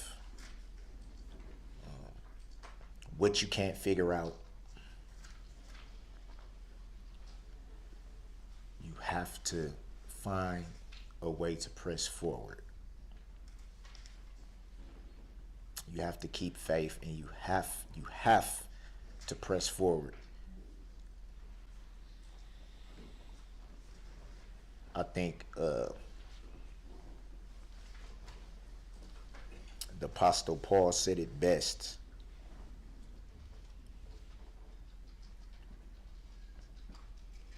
The Apostle Paul said it best when he said, one thing I do, forgetting what's behind me and straining toward the upward call, of which Christ has taken a hold of him.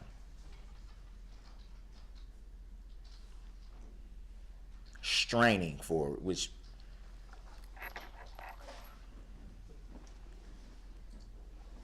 acknowledging that it's difficult. Acknowledging that there'll be opposition, there'll be hurdles to jump, there'll be mountains to climb. It's not gonna be easy. Acknowledging that by saying straining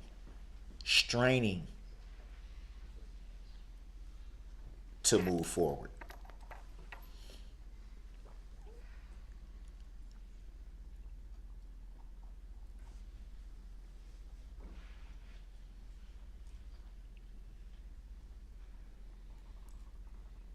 That's what I've been learning.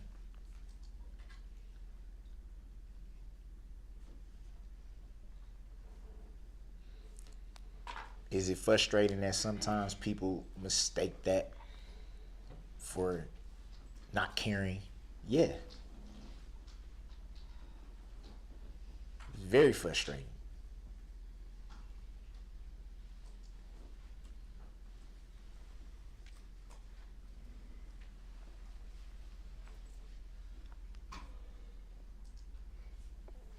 As hard as it is, you cannot turn back the hands of time. You can't. As much as I wish I had the power to do that, I can't.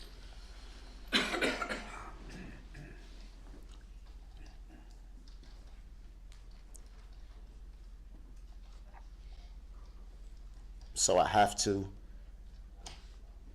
look at life going forward, not backward. I have to look at reality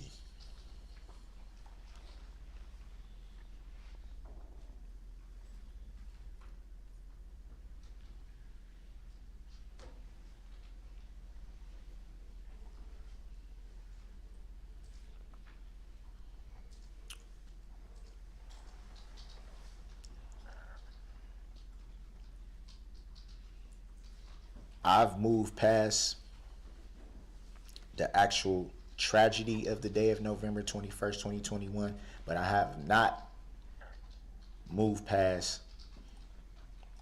uplifting this community in prayer, and I will continue to do that until it's my time to pass on.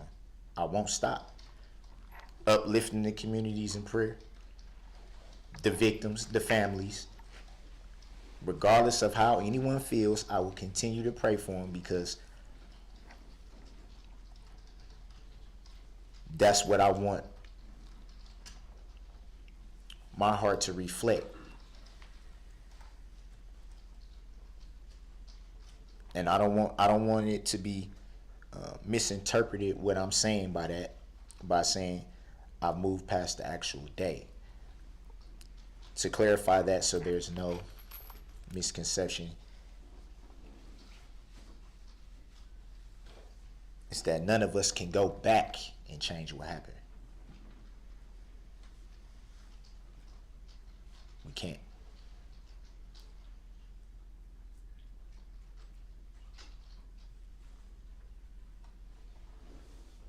But that doesn't mean that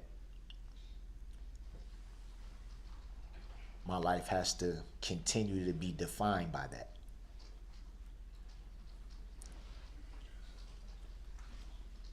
I refuse to continue to live at that time, because that time is past.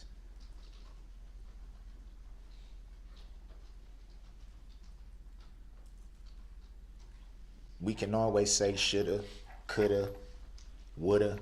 Nobody knows what they'll do until they're in that situation. It's easy to say, I would have did this, I could have did this, I should have did this, I would have did that. You never know what you're gonna do until you actually there.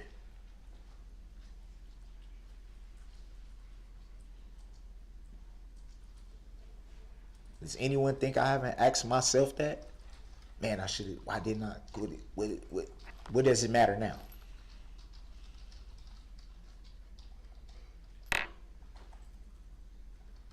How many times can I pound my fist against something and say, why, how could this, why, how many times? Before you just like, you have to move forward.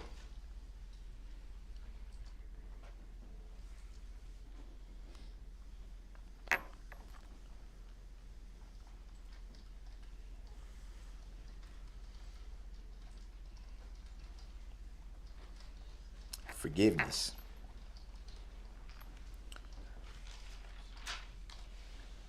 Matthew 6:14 and 15, forgiveness.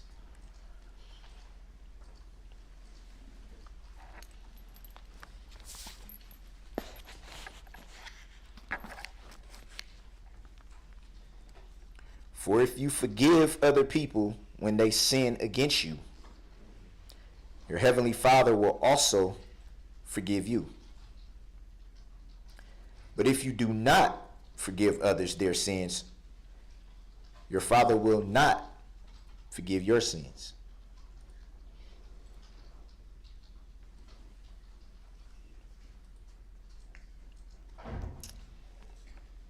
That's Jesus himself, God himself.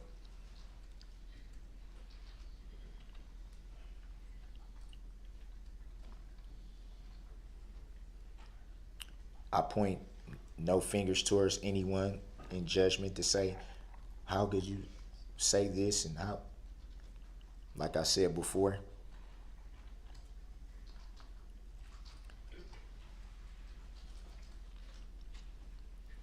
how people process this tragedy is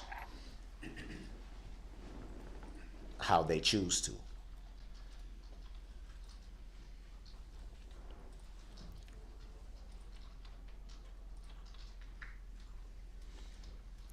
I could jump up and down and yell and scream about what was said in regards to me. But why?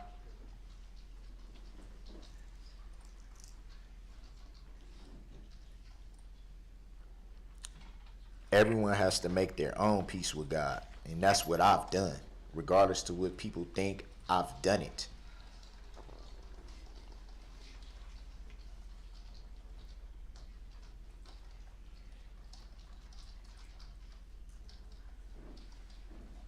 I don't want that to be confused with being at peace. It's a process, but I've made my peace.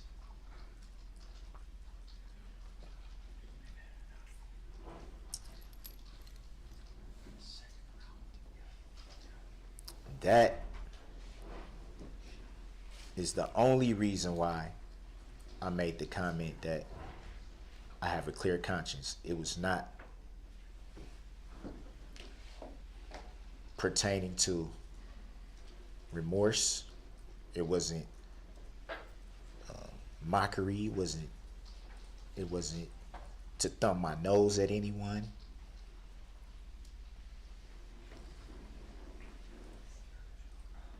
That wasn't what that comment was about.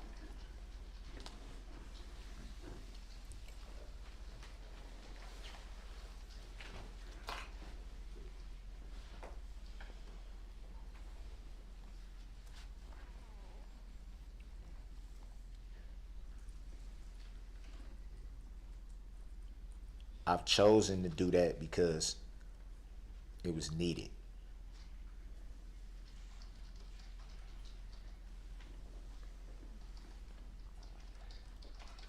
It's easy to lose your way in a world because the world is, as we all know, it's a big place. All types of things are out there. All types of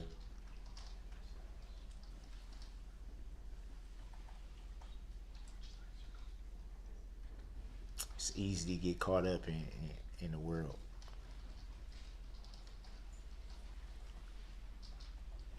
I can't and I refuse to live the rest of my life trying to please other people.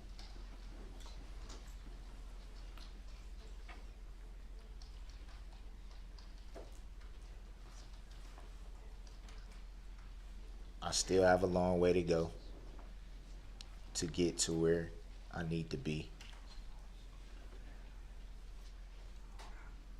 But my life now is about pleasing God. It's about what He wants, not what I want. It's about what He wants, not what everybody else wants.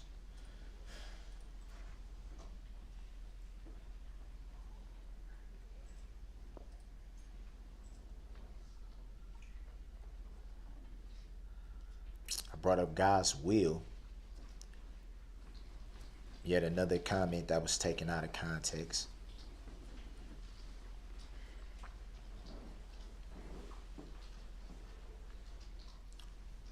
A comment that again was not meant in a disrespectful manner in any way. It was not meant to thumb my nose at anyone in any way.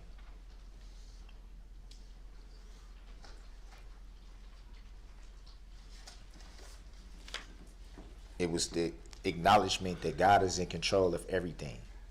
Everything. The good, the bad, and the ugly. He is in control. That's what that was pointed towards. That and that alone. For those of us who do believe, we've always been taught that God, His way is not ours.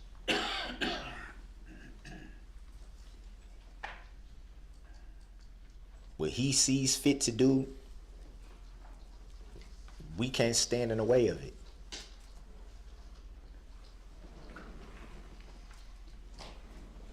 No matter how much we wish we could, we can't.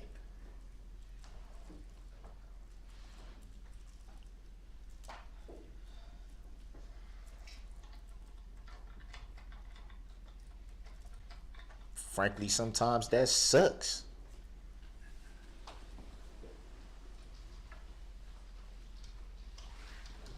I never thought I would be standing here not being able to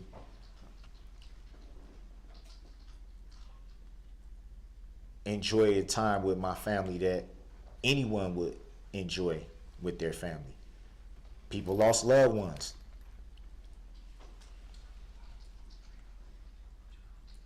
I'm sure they feel the same way. They never expected to be here now because of something like this. That is not lost on me.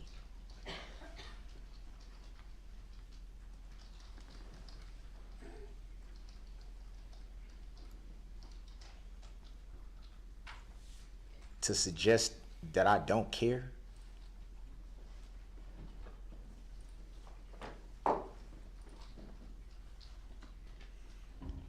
out of everything that's been said during this whole year, that's probably the hardest one to digest.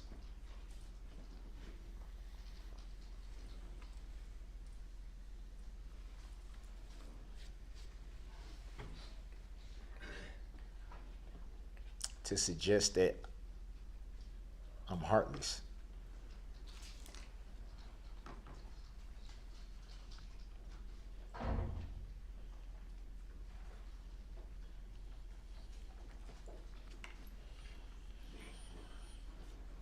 Mr. Brooks, what do you think this court should do as far as the sentences are concerned with all of these convictions?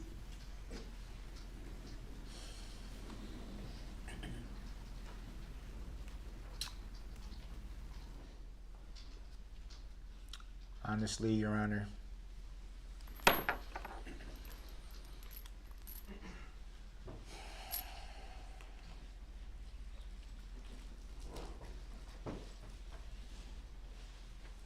and I don't want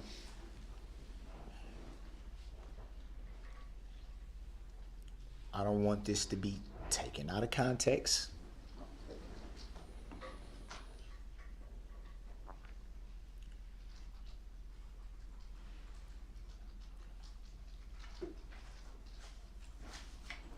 I believe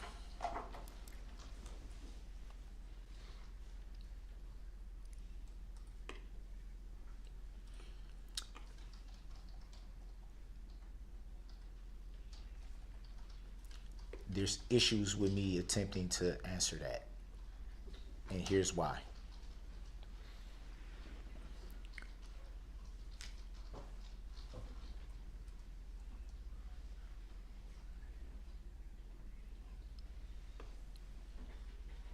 I'm still confused.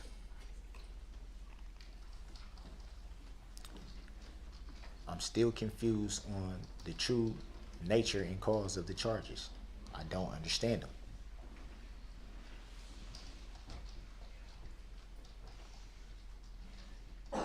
I also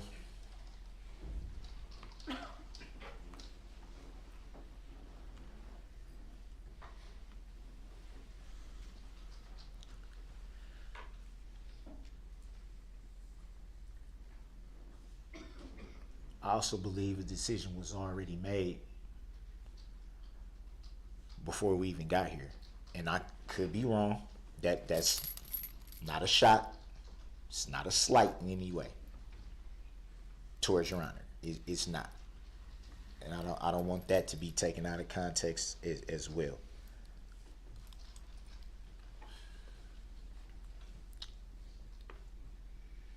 I will say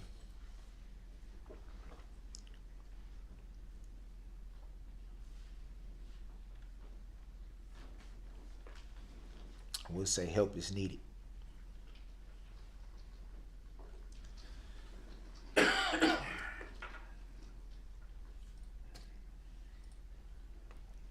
When you've dealt with certain things as long as I have,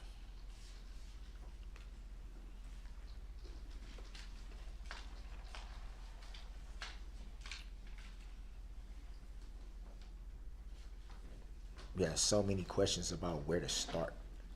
Where to start. We have so many questions about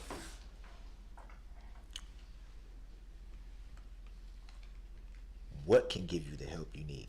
Who can point you in the direction to get the help you need. There's so many things that you just, you don't know where to start at.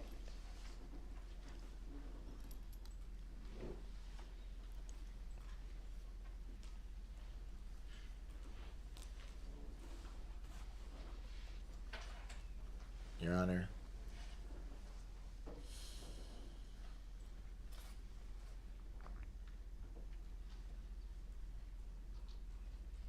I think that throughout these proceedings, and I've noticed this, that you've been very observant.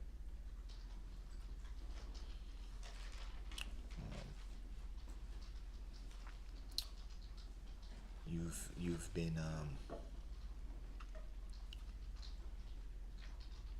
very attentive.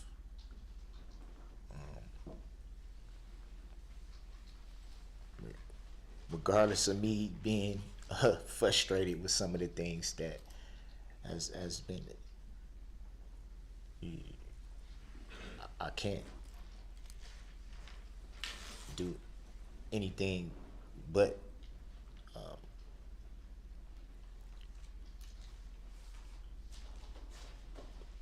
look at what you have done, which is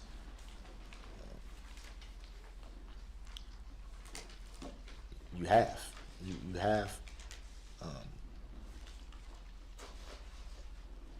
been very, very keen. I believe that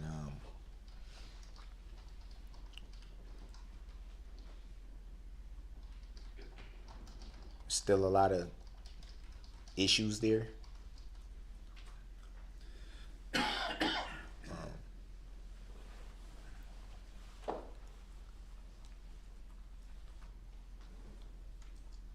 I believe that because of the issues I have, sometimes I may have said things that you probably didn't really understand what I was meaning by it. I'm not sharpest knife in the drawer. I think sometimes my mind probably works a little faster than I can articulate something or pronounce something or say something.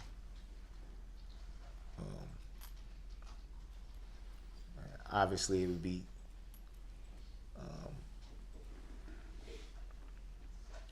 hard to top what was already said about you thus far.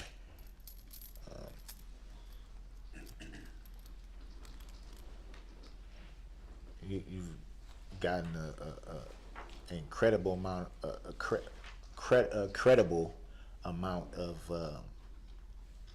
love.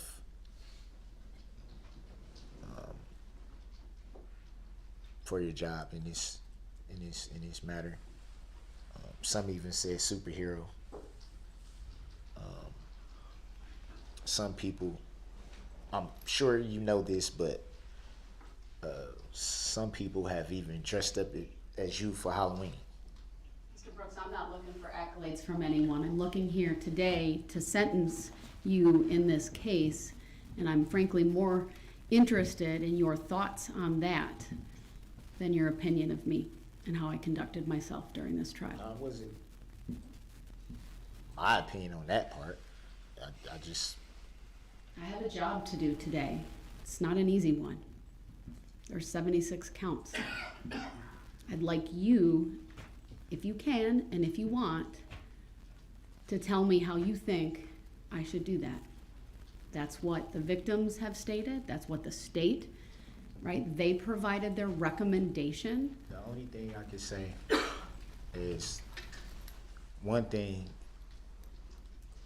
that should be taken into account is the time that I've served. Been here a year.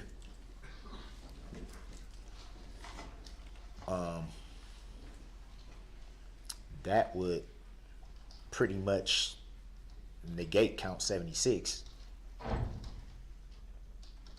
So there's that.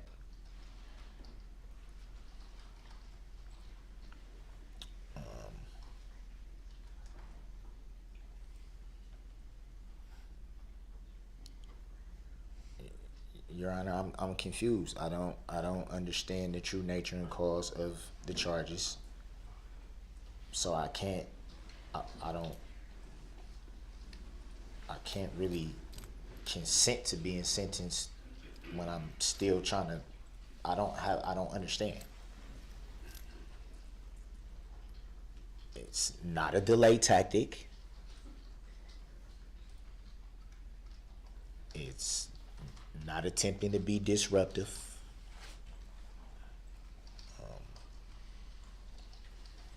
It's not intended to stop the proceedings. It's my honest opinion. I have trouble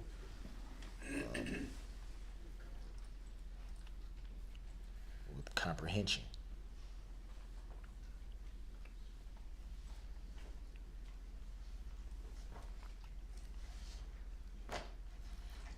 I can't say with 1,000,000% certainty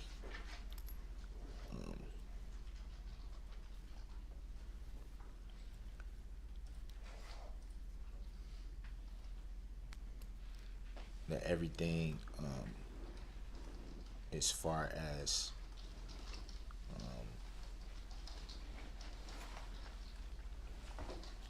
in regards to me, everything should be looked at in its totality.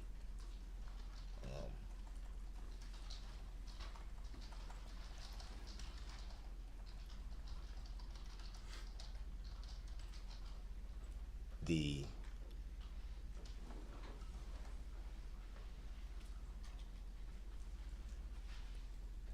mental health issues, I believe that you've seen them rear their head at times.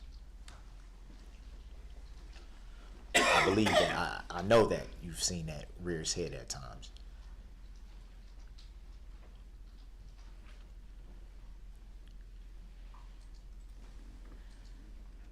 I also believe that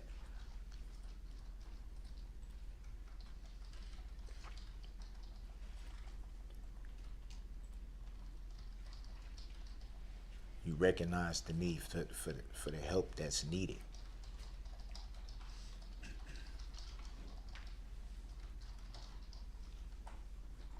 You've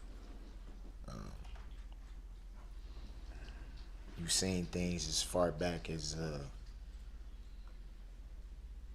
my childhood, and I believe that you understand the certain needs that would benefit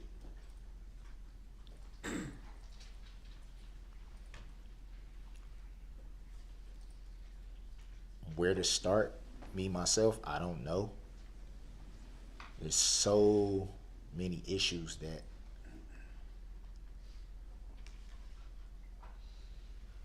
I've been trying to address for a long time. A very long time. And I don't know where to start. I have no idea.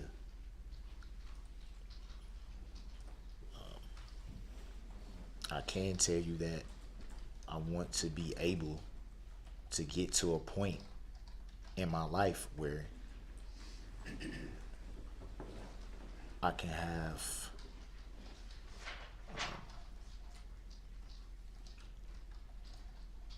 the ability to recognize before it happens, when something could become out of control, before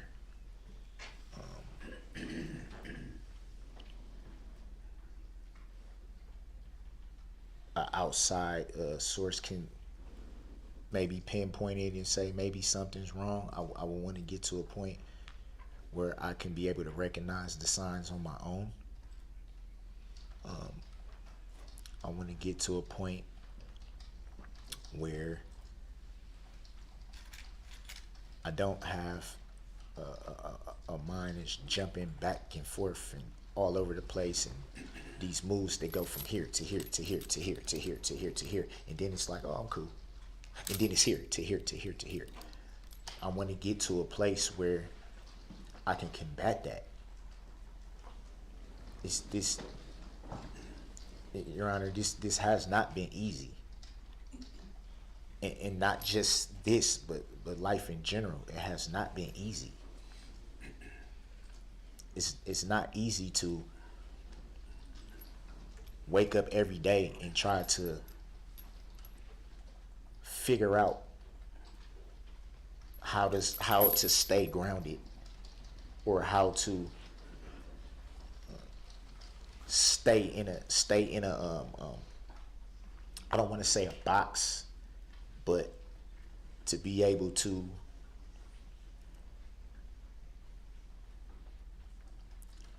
stay in a straight line, to be able to take life as it comes, to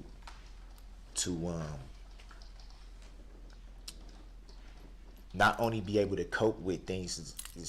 Things are gonna happen, problems happen. Life itself isn't easy. I want to get to a point, Your Honor, where I can be able to say, okay, it's okay.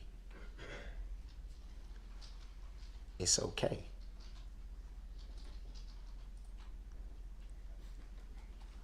I can be myself. I can say, you know what?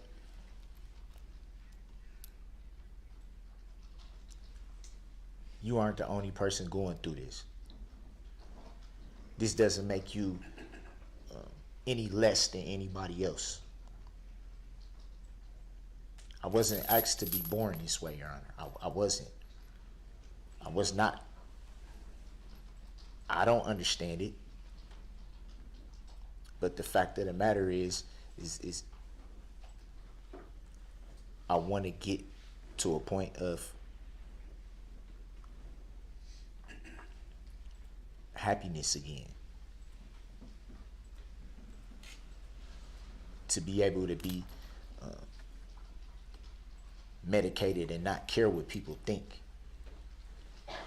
To be able to speak my truth without having to feel ashamed that some people may think of me lesser than a person because I have to be medicated for life, or because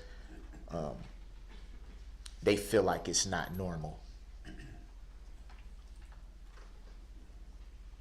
Which lends to the reason why I said not wanting to live to please anyone else anymore, but for me to be okay. Here, for me to be okay. Because I haven't been for a long time. I'm tired. I'm tired, Your Honor. I'm tired.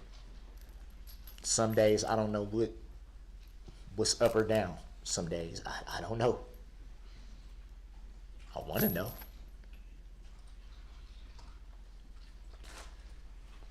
Mr. Brooks, it's going on 2 hours. I feel like we're starting to cover the same ground over and over. So I'm going to ask you again, because I'm really interested in your perspective. I want to know, as I consider and contemplate and finalize what to do in this case, if there are any sentencing recommendations you have on your own behalf to make at this time.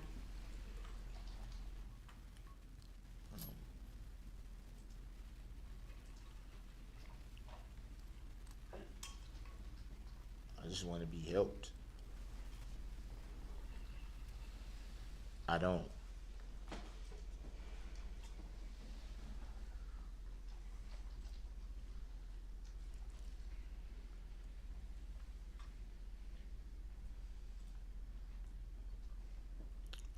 want to live with inside this pain anymore.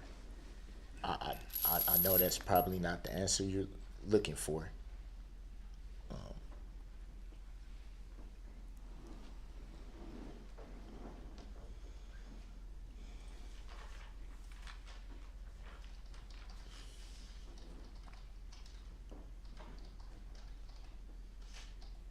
Your Honor.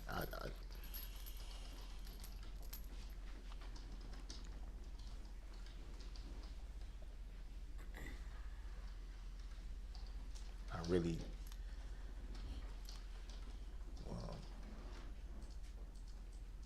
would like Let me to. ask it this way, sir. 6 of these counts that you have been convicted of are intentional homicide charges. The options for the court are very limited. Life without the possibility of extended supervision. Life with the possibility of extended supervision as early as 20 years, that's the statute. And third, anything in between.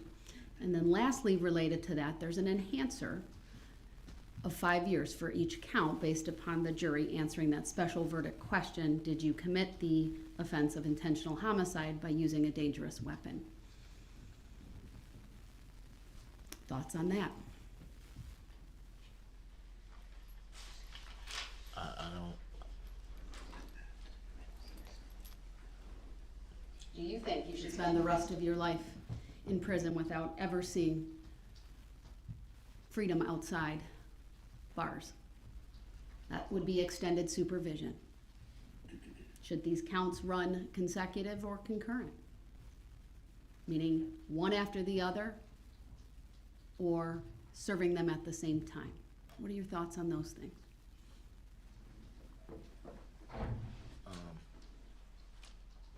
I didn't understand everything you said, but I did.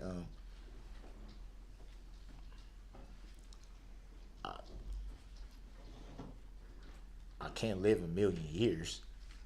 I understand that. So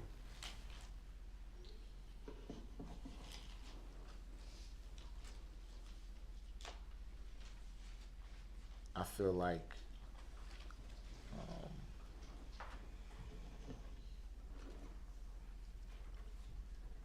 I should be able to go somewhere where I can be helped, where I can be properly evaluated, where I can be properly medicated. If that is an extended period of a long time, at least I know that I'm getting what I need. Not what I want, what I need. At least then I would be able to say,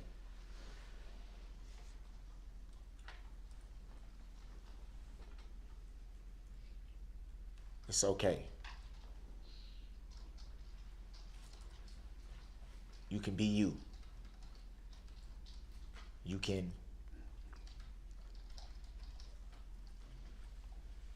be grateful for the fact that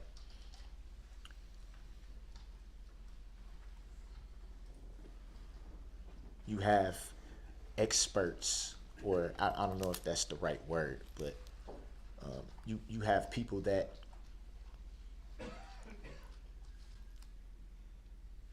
know exactly what to do, that recognize exactly what needs to be done and what should be done.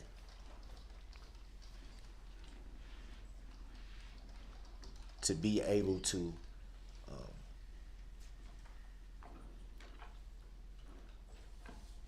like I said, be properly medicated, which is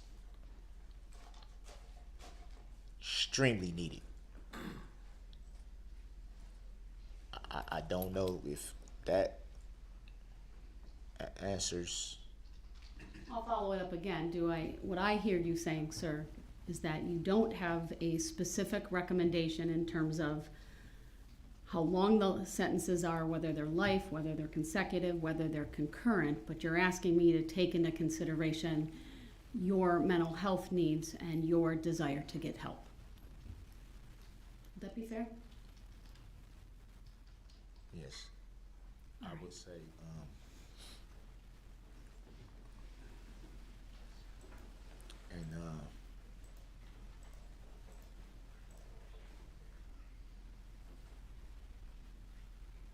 I think it should be with you said, what was the term you used? The extended supervision term or consecutive versus concurrent? Yeah. The concurrent. Right. Serving sentences at the same time versus consecutive, one after the other.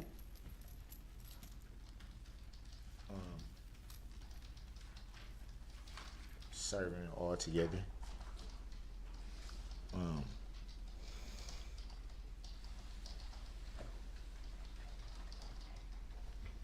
My main thing is,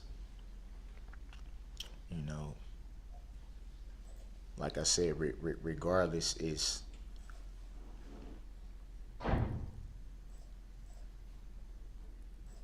to not just be placed somewhere and just forgotten about. That doesn't help.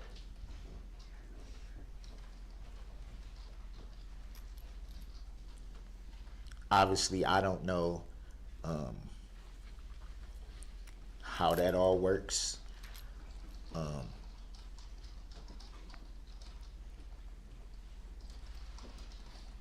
But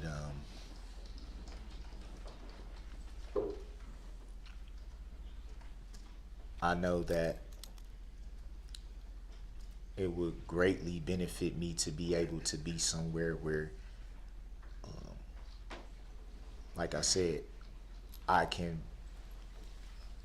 properly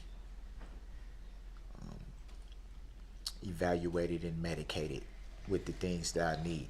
It could be something that I haven't even discovered yet, or not me myself, but it can be something that may be way near that could have helped me years ago that I probably wouldn't never have known up until this point, that could have immensely helped. I want the I want the opportunity. And again, I think we're starting to repeat some of these topics that you've covered, and I understand what you're saying. And I want to beat this. I want to beat this. I want the understand opportunity to beat it, to show that it can be beat. At this time, I don't have to live like, you know. I want to show. I want to show that regardless of anything, that there is still hope.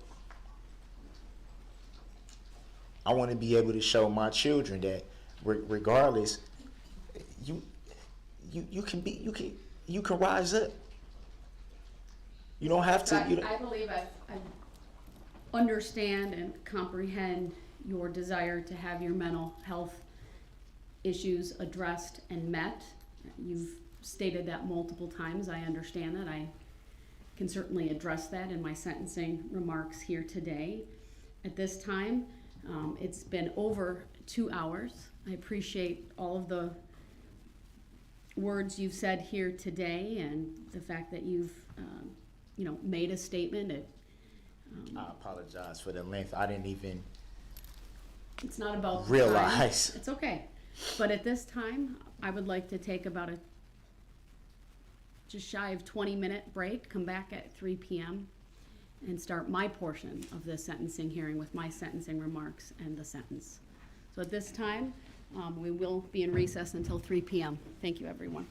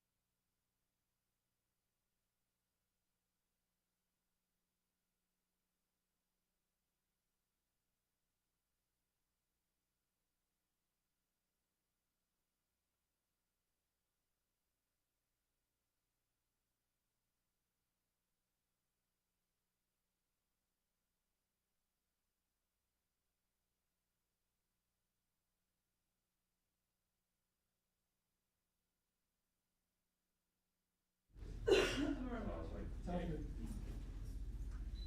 anything you say, is, you know.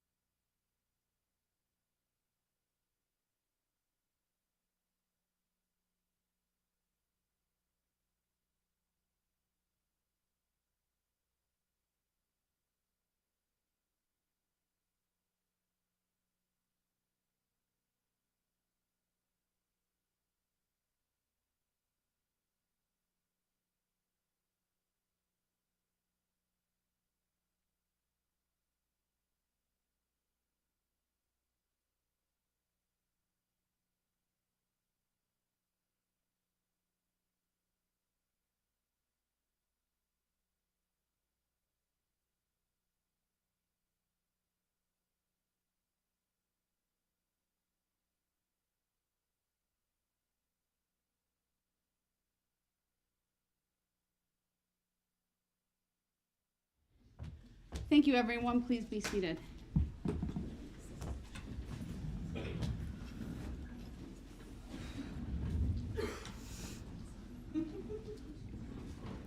All right, we are back on the record in State versus Brooks. Appearances are as they were before.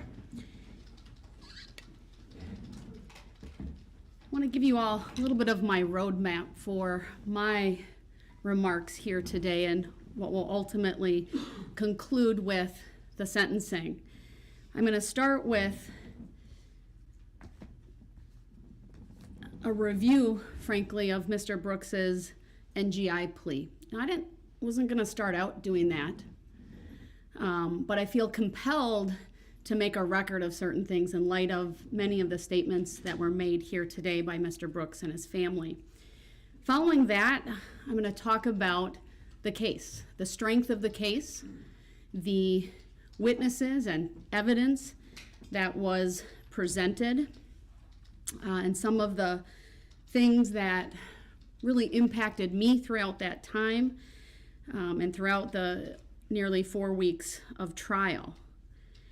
Then I will spend some time talking about the victims, their victim impact statements, and again, things that have stood out here to me. I cannot comment on all of the victim statements that have been made,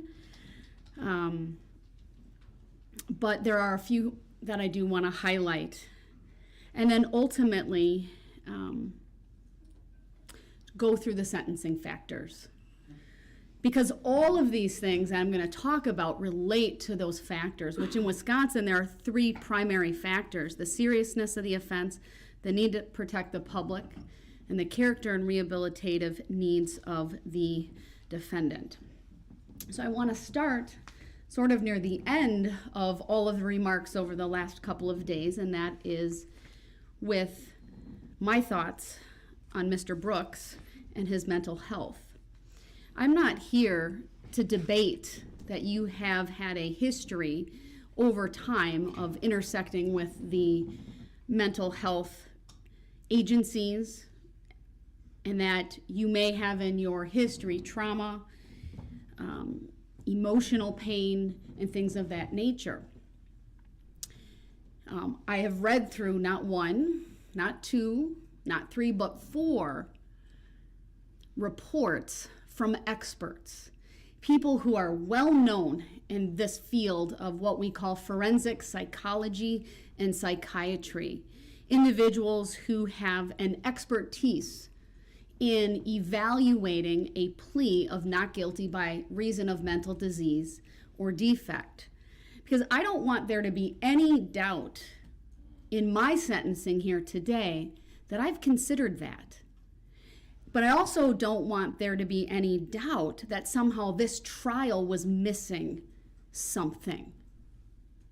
Because the fact is, Mr. Brooks entered a special plea of not guilty by reason of mental disease or defect in the early summer, maybe late spring of this year. And this court ordered 3 court-ordered evaluations, and the state retained an expert to also review the issue.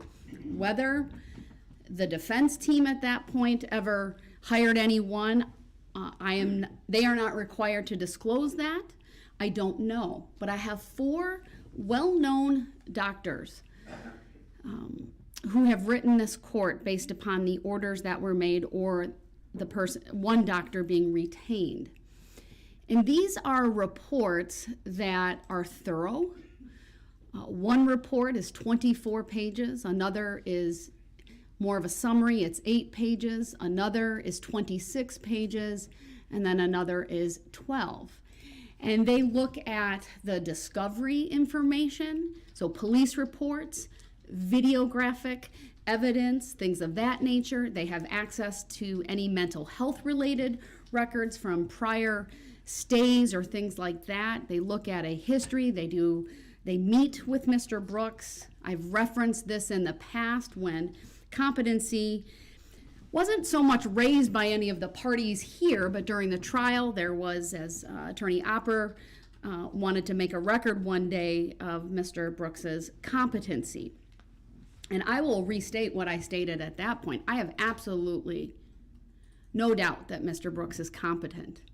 I'm obviously well-versed in the legal standard, but that is not something that this court was frankly ever concerned about at any point in time. I know that his attorneys, when he had attorneys, never raised the issue. And it was really only after the trial began that that issue was raised, I think, by the public based upon what they saw. But Attorney Opper, like myself, had the benefit of having reviewed each and every one of these examinations. And I'm not going to spend a lot of time, but I think it's important because it goes also to Mr. Brooks's character, which is one of the things that this court must consider along with his rehabilitative needs. And I'm going to read parts of these evaluations so that you all understand the information that I have and why it is my opinion that mental health issues did not cause him to do what he did on November 21 of 2021 and frankly did not play a role. That's not to say that he wasn't diagnosed with something. I've referenced this previously, but that's an antisocial personality disorder.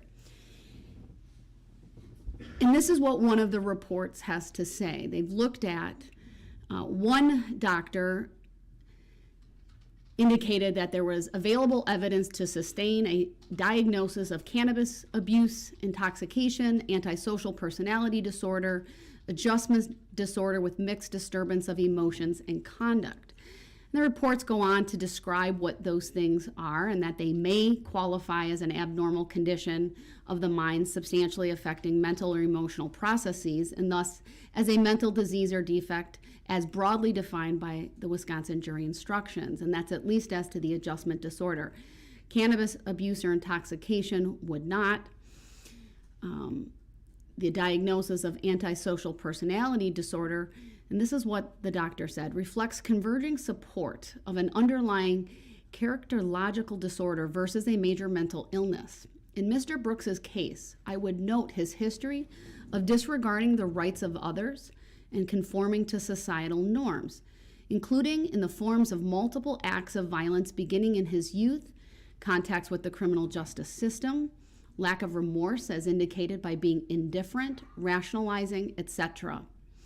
The doctor goes on that it's her understanding that this characterological condition would not qualify as a mental disease or defect as defined by the applicable statute, which also specifies that mental disease or defect does not include an abnormality manifested only by repeated criminal or otherwise antisocial conduct.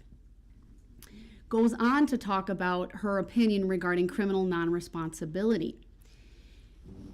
And the examiner rendered an opinion to a reasonable degree of professional certainty that there was not support for the defendant's special plea, that the facts at hand do not sustain a conclusion to a reasonable degree of professional certainty that because of symptoms of a mental disease or defect, Mr. Brooks was rendered to lack substantial capacity either to appreciate the wrongfulness of the alleged misconduct or conform his conduct to the requirements of the law at the time in question. In arriving at this opinion, the following considerations were significant to this examiner. While acknowledging Mr. Brooks' documented history of episodic contacts with mental health professionals beginning in adolescence, most of the time he has had such contacts or received mental health treatment when in custody. In effect, there is not a sustained, documented history of a diagnosed major mental illness for him predating the alleged offense or otherwise. Looked at a psychiatric review from April of 2010. At that point, the defendant was determined to have no medically determinable impairment on which to qualify for disability benefits. The consultant who conducted the review noted that Mr. Brooks' claimed mental illness was not, quote, well established, quote, that the statements that he made at that point were not deemed credible, they were inconsistent and not verified by treatment providers in the community. Factor number 2, the defendant's history of violence beginning years predating the alleged offense is significant. He faced multiple prior domestic-related charges. He was not permitted in his mother's home because of the history of violence. To be sure, the magnitude and lethality of Mr. Brooks's violence in the commission of the alleged offenses is more severe than what was previously known. However, the defendant's history of a pattern of violent behavior, coupled with other aspects of his history, and this case strongly suggests that his mental state, which produced the alleged offenses, was most fundamentally formed and fueled by contributions of his underlying characterological dysfunction, anger, and rage born of his conflict with his girlfriend moments before the Christmas parade tragedy. The examiner considered Mr. Brooks's episodic endorsement of auditory hallucinations, including on clinical interview with the undersigned, meaning the examiner, and in a couple of recorded jail phone calls subsequent to his arrest. She said this, "I am unaware of any objective corroboration that he presented, either in the hours leading up to or following the alleged offenses, as internally preoccupied or otherwise exhibiting signs of impaired reality, contact, or behavioral discontrol. To the contrary, the defendant's conduct within hours of the onset and moments following the alleged misconduct was organized, controlled, and purposeful. Moreover, he demonstrated the motivation and capacity to take efforts to evade detection and try to flee the immediate area of the parade carnage." She went on, "I have considered the seemingly inexplicable nature and magnitude of the violence and mayhem wrought by the defendant's conduct on the day in question. He has caused 6 deaths, dozens of injuries, and terrorized hundreds of parade participants and thousands of spectators.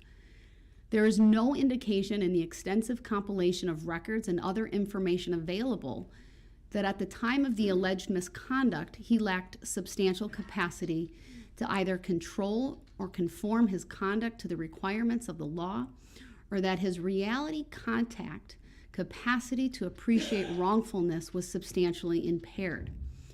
In the context of rage born of his conflict and altercation with his former girlfriend turmoil, the defendant was disinclined to control his behavior or attend to its consequences. Notwithstanding the magnitude of the violence in this case, a mental disease or defect is not defined by the unnaturalness or enormity of the act. Moreover, temporary passion or frenzy prompted by revenge, hatred, jealousy, envy, or the like does not constitute a mental disease or defect." She goes on to talk about the course of functioning of Mr. Brooks during the day leading up to the alleged offense. Does not suggest that he was behaviorally dysregulated or that his reality contact was impaired. Goes on to talk about what he did in the immediate aftermath of the parade, including fleeing the vicinity, making efforts to evade detection or responsibility, and other things. Went on to discuss other evidence, including the videographic evidence of the Ring doorbell and being on the porch where he sought to use the phone. He had apparently discarded a couple of small bags, later determined to contain marijuana, and presumably, this is the examiner again, he discarded items to evade responsibility for possessing them. By implication, such conduct strongly suggests his capacity to appreciate wrongfulness was then intact. When responding to law enforcement officials, he followed their commands. He lowered himself to the ground. We saw that on the recording of his arrest when he was taken into custody and detained. None of the behaviors nor verbal remarks at the time of the arrest suggest he was behaviorally dysregulated or that his reality contact was impaired. Following his arrest and being taken into custody, he engaged in an informal series of verbal exchanges with authorities, and none of his statements taken at face value suggest he was then actively psychotic or that his behavior controls were substantially impaired. She then goes on to talk about the Mirandized statements. This court personally watched every minute of that interaction with Detective Carpenter and Detective Stern, along with the one from the night before, which was at the hospital within hours. And I would concur with the examiner's conclusions that the content of his initial statements to authorities included multiple efforts to deceive or mislead. He changed his story multiple times, including he initially denied being in Waukesha the prior Saturday. He initially asserted he traveled to Waukesha on the day in question in a tan Kia with a friend. He initially asserted his mother did not own a vehicle, though later acknowledged as much, and that he used it from time to time. Other changes in his story over the course of his statements and the nature of them further suggest that he was making active attempts to evade detection or responsibility. By implication, such behavior strongly suggests that his reality contact was then intact. When he was shown photographs of driving in the SUV into the parade route, he indicated it was not him. And this is again the examiner. With the police. She's noting the police contact. It was not until Mr. Brooks was in the booking area of the Waukesha County Jail that he displayed some emotion, and this was to, I believe, Detective Stern, where he said, "I didn't mean to kill nobody." Such a remark indicates an awareness of the consequences of his actions and runs counter to a conclusion of an exculpatory mental disease or defect. There's other criteria or other factors. I'm not going to read them all. That was probably one of the more comprehensive explanations of why that examiner did not conclude that there was support for the special plea of not guilty by reason of mental disease or defect. All four examiners shared similar observations. Certainly their conclusions were that there was not support for the special plea. One examiner talked about, again, conduct after driving through the parade, abandoning the vehicle used in the act, altering his appearance by removing his outer layer of clothing, altering how he was wearing his hair, and then engaging in further efforts to leave the scene by securing transportation via a ride-sharing application.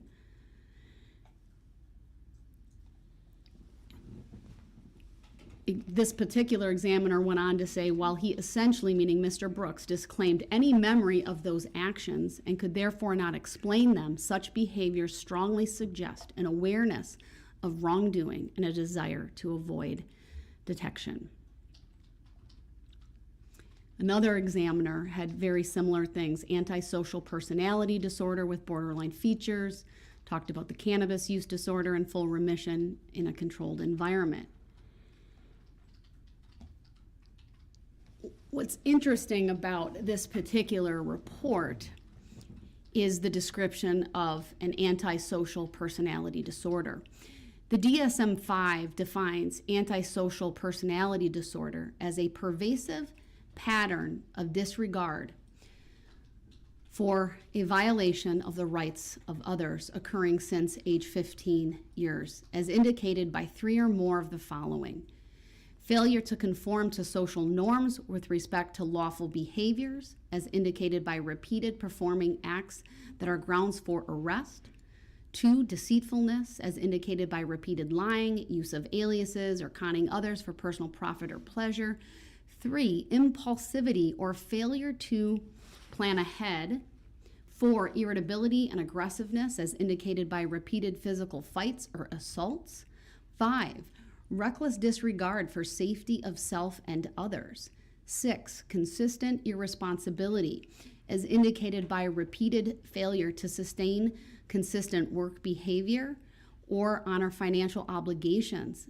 7, lack of remorse, as indicated by being indifferent to or rationalizing having hurt, mistreated, or stolen from another.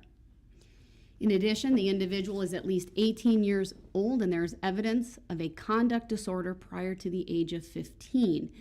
This examiner noted Mr. Brooks meets nearly all of the symptoms described above because he has exhibited a long-term maladaptive pattern of behavior involving a disregard for and violation of the rights of others, beginning in childhood and continuing through adult life. The borderline features reflect a general inability to sustain healthy relationships with others, including his domestically violent relationship with victim PPP. That examiner goes on with further analysis and conclusions, again finding that there is not support.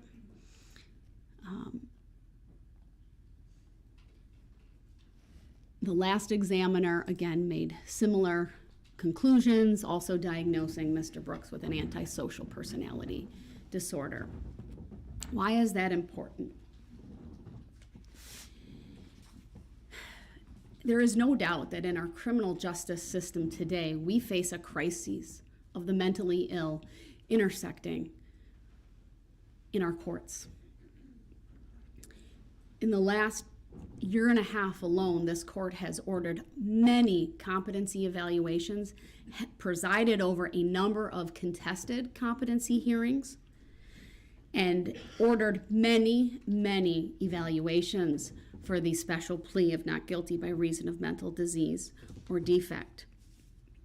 And the bottom line is, for this court, Mr. Brooks does not present as a person who is either not competent or not guilty by reason of mental disease or defect. It is frankly heartbreaking to see those individuals who truly suffer from schizophrenia, for example, intersect in our criminal justice system. Sometimes they do unspeakable things. They hurt other people. I'm thinking of one such gentleman who was so schizophrenic and out of control. He couldn't even be kept in the courtroom. He was too loud. He clearly, if you've ever been in the room with someone who is suffering from auditory or visual hallucinations, it is not something you easily forget. It makes an impression, even on someone like myself who's not an MD or a doctorate level psychologist.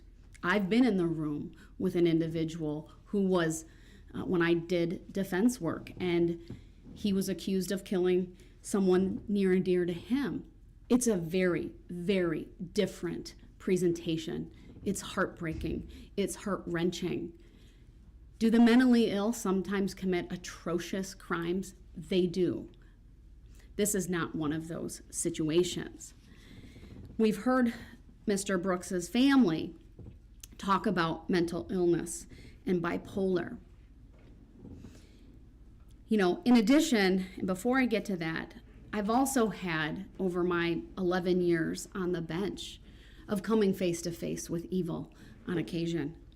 There are many times, good people do bad things, but there are times when evil people do bad things. There is no medication or treatment for a heart that is bent on evil.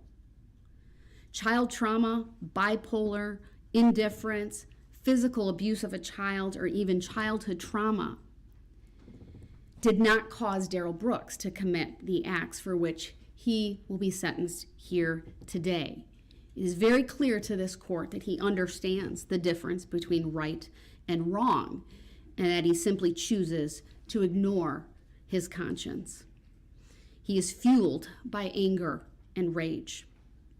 Some people, unfortunately, choose a path of evil, and I think, Mr. Brooks, you are one of those such persons. As a mom, my heart breaks for your family, for your mom, and for your grandmother.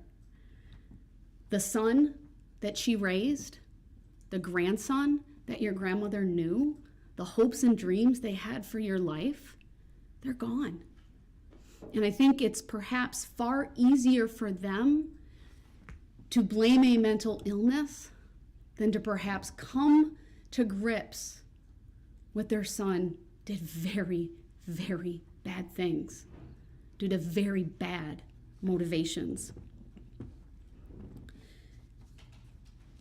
One of the things ultimately that will happen when you are in prison, sir, is that the Department of Corrections, they are statutorily responsible for your care and your well-being, including your mental health. I do not have any authority to dictate to them where you go or how they treat you. That is far different than when there is support for a plea of not guilty by reason of mental disease or defect, because then the court has available what is called treatment facilities and a commitment to such a treatment facility. That is something that is simply not on the table. And again, 4 evaluations, not even my own assessment, but 4 evaluations from licensed professionals say otherwise, even in the face of your family saying that, and even in the face of you claiming that. I'm not even here to say that some of those things can't coexist, and you might not have some of your own mental health issues, whether it be bipolar, childhood trauma, or things of that nature. But the bottom line is none of that caused you to do what you did on November 21 of 2021. I want to next turn to the trial in this case. And I think it's important that the sentence here today focuses on your conduct on November 21 of 2021 and the moments leading up to that tragic and fateful decision of yours to drive through the Waukesha Christmas parade, and of course the moments after.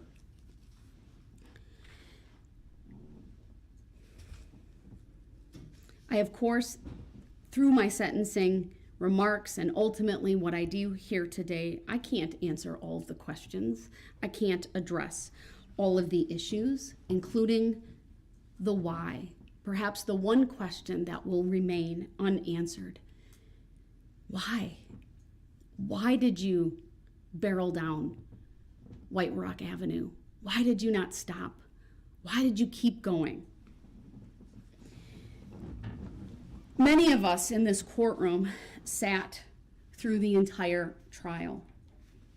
And what we learned is that very early on in the afternoon of November 21, starting at around 1 p.m., the police got ready for the parade. The staging area was set up, and that was all along White Rock Avenue. Signs were put in place. Ultimately, barricades were put up at a number of locations on Main Street and surrounding that. We know, because we heard from Sergeant Warner about what he had done, and he had, right before the start of the parade, had driven down the parade route. It was on his shoulders, his responsibility to make sure everything was safe and in order. What's important about that staging area, sir, is we know that is where the altercation with Erica Patterson really came to a head. We all watched that video, multiple videos. And we know that even before that, you appeared angry and upset. 2 individuals testified about you being at that mobile gas station, how you turned the wrong way down a one-way street, waved your hands in the air, rolled down your window, either exchanged gestures or words with one of the drivers. Perhaps 30 minutes or so before the start of the parade, maybe an hour or so before you drove down the parade route. But what's important is the signage. Even you, at one point, I believe when you were talking with Detective Carpenter, noted, it was my words, my assessment, it was clear something was going on. I think what you said was a lot of shit was blocked off. You'd driven past those signs on the staging area.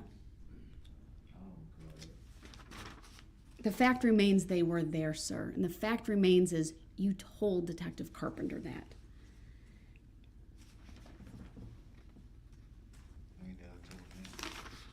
We then heard from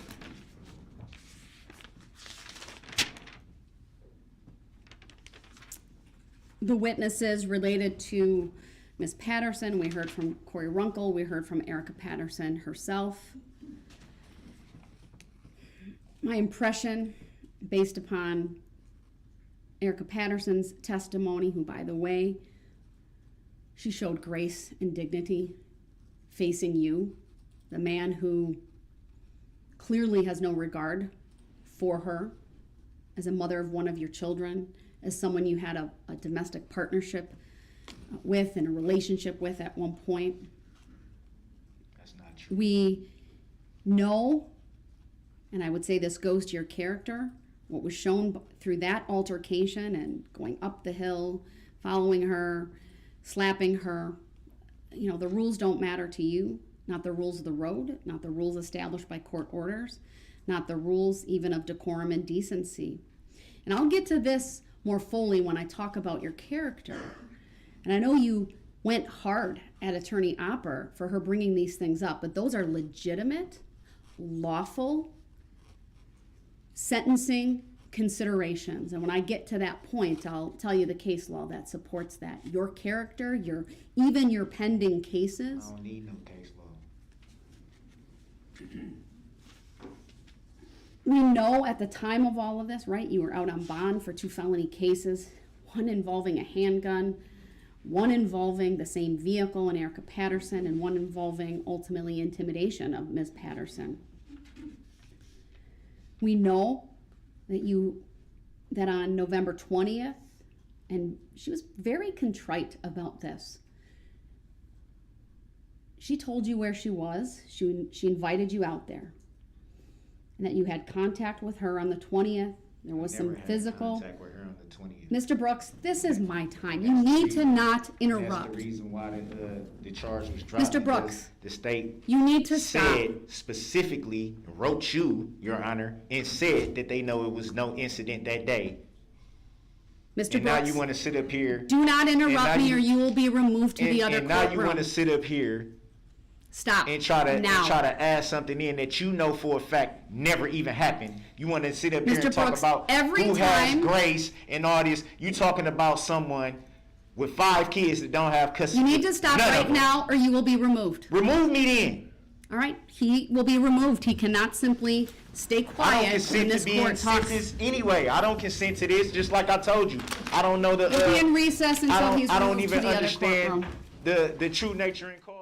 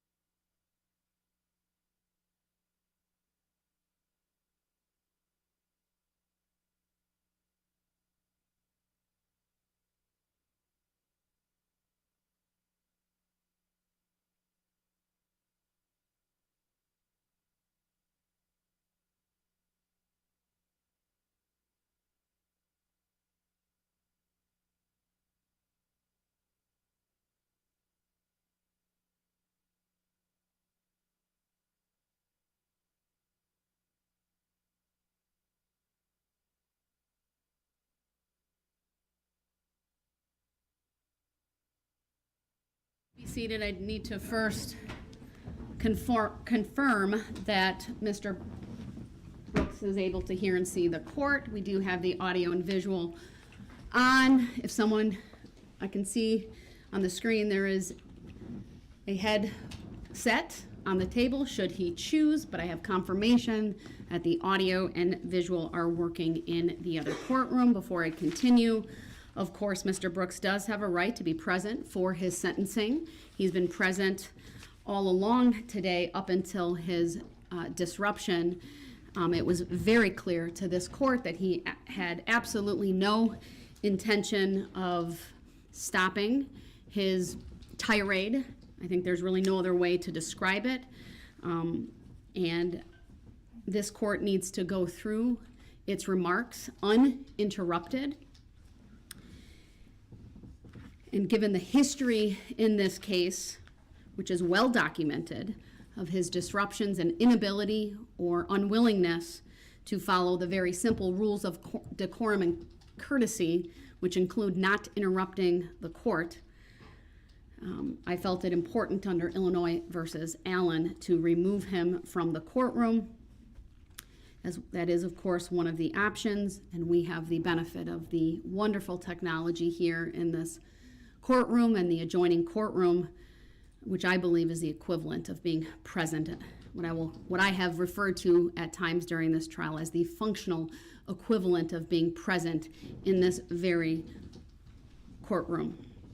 But it is important that I go through this without interruption to make the record that I need to make.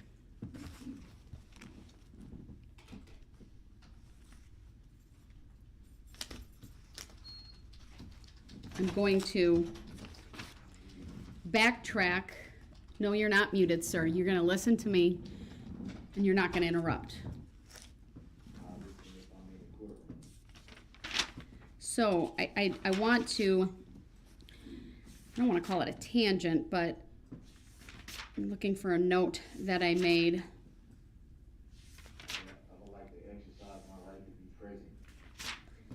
Then you need to pledge to this court, sir, that you will not interrupt me despite what you may not like me saying. Can you do that? I would like to exercise my right to be present. All right, he's not making that pledge, and under Illinois versus Allen, unless he makes that pledge, he's not coming back into this courtroom. You are not. All right, clearly he's going to keep repeating that statement, so I have muted him at this point. It was my hope that he would honor the simple rule of courtesy and decorum, that he show respect to this court, to these proceedings, and not interrupt and talk over me, but that clearly is something he is unwilling or unable to do. I'll find my note that I wrote later.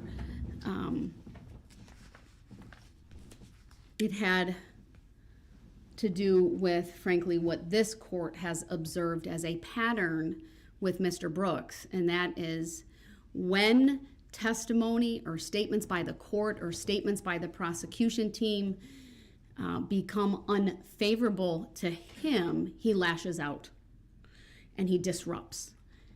And that has been borne out time after time after time during this trial. So let me go through and pick up where I left off about the trial. I'm not going to go through everything in detail, but I think it's important that I set the stage, right, and the basis for my sentencing.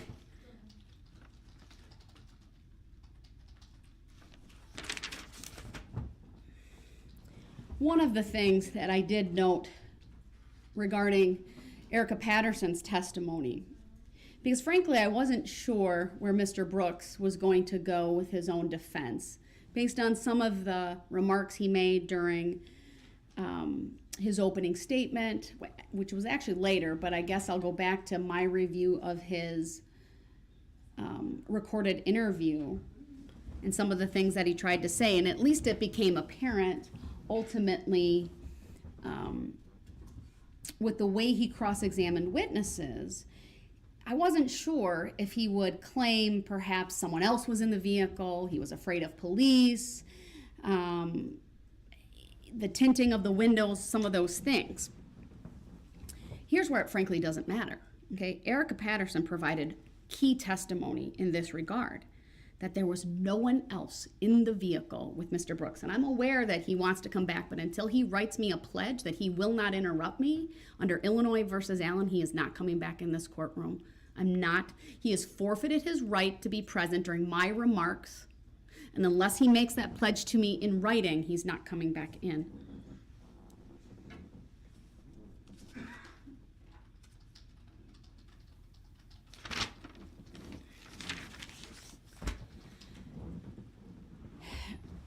One of the things I tried to do in my preparation, and let me tell you, I reviewed all of my notes from this trial. I have, I think, 9 notepads.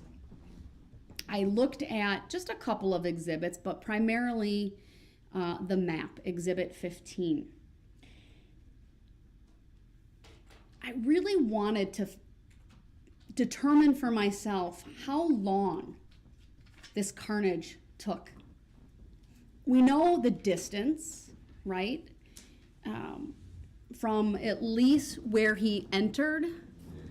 And you know what, Madam Clerk? Put my screen up, will you? Sure. Let me see. Is there a video conference? I'm going to put Exhibit 15 up because I think it's worth doing that. All right. We know he entered from White Rock, where the first star is on the right side, where it says Fleet 1, unmarked sedan and marked SUV. And that's where Detective Casey was. And so we know he goes 1, 2, 3 blocks before striking anyone. And then it's really about 5 blocks of what can only be described as chaos and carnage. We know we have, from the evidence and the testimony, 2 different speed calculations. One from Bosco's, that was the surveillance footage, between 33 and 34.5 miles per hour. And then we have one farther down from the footage from Curry Insurance, where it was an average 32 miles per hour. Now, I acknowledge math is not my strong suit. I did not do a calculation, but I don't think it took very long for all of this to happen. I think it was a matter of minutes. I think 5 minutes would even be far too long. It's probably 3, maybe. And it was somewhat hard to gauge during the trial because of how the state presented, and I don't mean this as a criticism, but they were very meticulous in showing video, breaking it down, showing it at half speed, sometimes 30% speed, to really get an understanding of what was happening. And at no point did anyone ever tell me or tell the jury how long this took. But even though it took just a couple of minutes, there were so many opportunities for Mr. Brooks to simply stop, turn around, turn down other streets before he ever crossed Barstow Avenue. And what we know is that at 4:37, Detective Tom Casey had the first police encounter with Darrell Brooks. Came face to face, Detective Casey at the hood of the car, coming eye to eye. The SUV brushed past him. And here's the thing, Detective Casey said he wasn't going very fast. To me, that tells me he had ample time to reflect about what he was about to do. If you look on that map,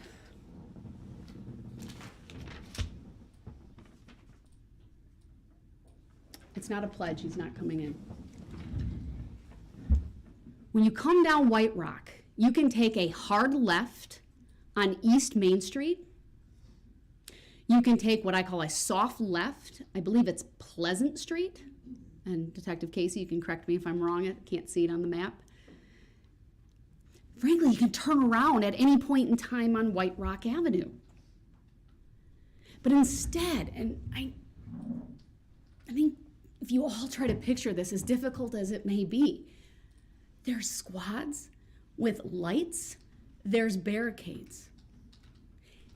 I know I read in the other act's motion that Mr. Brooks claimed at one point he was having a panic attack, and he, again, maybe I think he was going to claim at some point he was afraid of police. Why drive toward them? Why take that right-hand turn? There's no reasonable explanation other than he was angry, he was full of rage, and he didn't care who he came in contact with, what he came in contact with, whether he drove past, through, at, he drove. Detective Casey pounded on the hood of that car, saw his face, again, was brushed by that SUV, thankfully not hurt. All of this preceded by the visual signs along White Rock Avenue of the staging of this parade. Floats, bands, banners, signs, people. And as you got closer to Main Street, the spectators lining those streets, which both, I believe, Detective Casey and Sergeant Warner said were thousands of people. Before he ever gets to Barstow Avenue, he comes in contact with, after Detective Casey, Officer Buttrin and Officer Schneider. He has an opportunity, if you look at this map, he could go right on Buckley. Again, there might be police, there might be barricades. You simply stop. You ask, can I get out? No doubt in my mind, any police officer there would have done just that. He could have gone left on Northeast Avenue. Continuing down, he could have gone left on Martin Street. Continuing on, Barstow Avenue. This is where the parade participants, unfortunately, he has contact with them. But he could have gone right on Barstow. He could have gone left on Barstow. And we know from some of the footage that we saw that his car was seen flying past, true, not hitting one at this point, but flying past. There's no logical understanding for Mr. Brooks other than he's in the middle of a parade and he can see them. Anyone driving a vehicle would see what's ahead. And we know from this map, right, what was ahead of him. We saw that video footage. We heard the testimony. Many police vehicles at these intersections with their lights flashing. There's no doubt in my mind that Mr. Brooks would understand a parade was going on. You can turn off my monitor, thank you. We also know it was not yet dark. Dusk. This was from the battalion chief who talked about when he arrived after that first alert at 4:39, it was not yet dark, it was dusk. I think that aids to the visibility that Mr. Brooks would have seen all of these people. This is not under cover of night. It's, of course, downtown Waukesha. We saw city lights and many of the street lights I'm referring to in many of the videos as well that would have been on or coming on.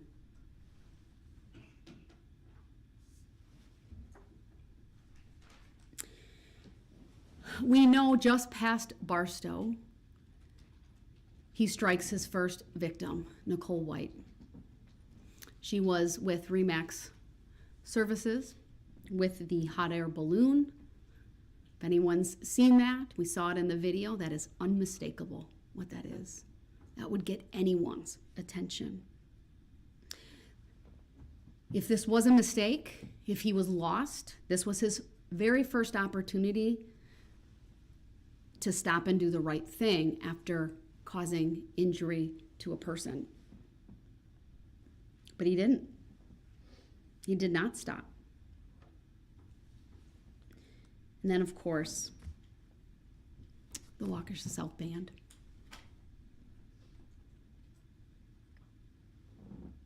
It's hard not to think about what I watched and not have this reaction. Those were images that frankly kept me up at night, that I saw over and over and over. For their band director, she is a hero to me, to get up on the stand, to talk about, and that was Sarah Waymeyer Aparicio, to identify each one of her students, talk about their formation, talk about what she saw. So strong for all of you.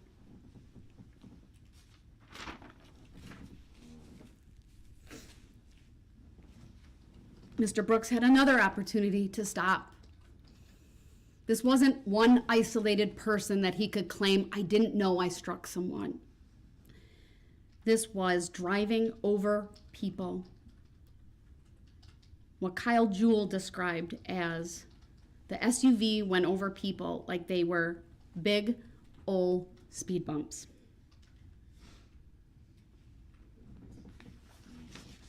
I know the Green children were injured around there. Thankfully, their physical injuries were minor, and I know I could probably spend a long time talking about the injuries of the band members, and I'm not going to go through that. They were significant. It was horrific. Thankfully, none of them were killed. And then, of course, moving on to Burr's Logistics. Between the band and the Blazers, that is where Kelly Graybow and her 10-year-old daughter, Adelia, were in that adorable Cindy Lou Who costume. And what struck me, and Kelly referenced this in her statement yesterday, was seeing the tires go past her head after she was hit. Adelia had major injuries as well. And then, of course, the footage from the Waukesha Blazers. And Jeff Rogers talked both at the trial, he testified, and he gave a statement yesterday about, again, having to come into this courtroom, talk about all of those who were with him, who were injured, and of course, little Jackson Sparks. Another video that frankly is very difficult to watch and hard to unsee.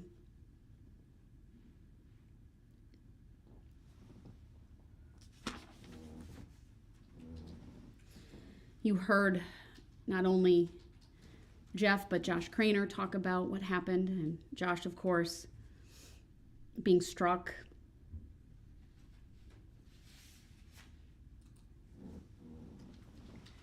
And then the extreme dance group. I think it's fair that I didn't fully understand the extent of their injuries until hearing from many of the victims yesterday.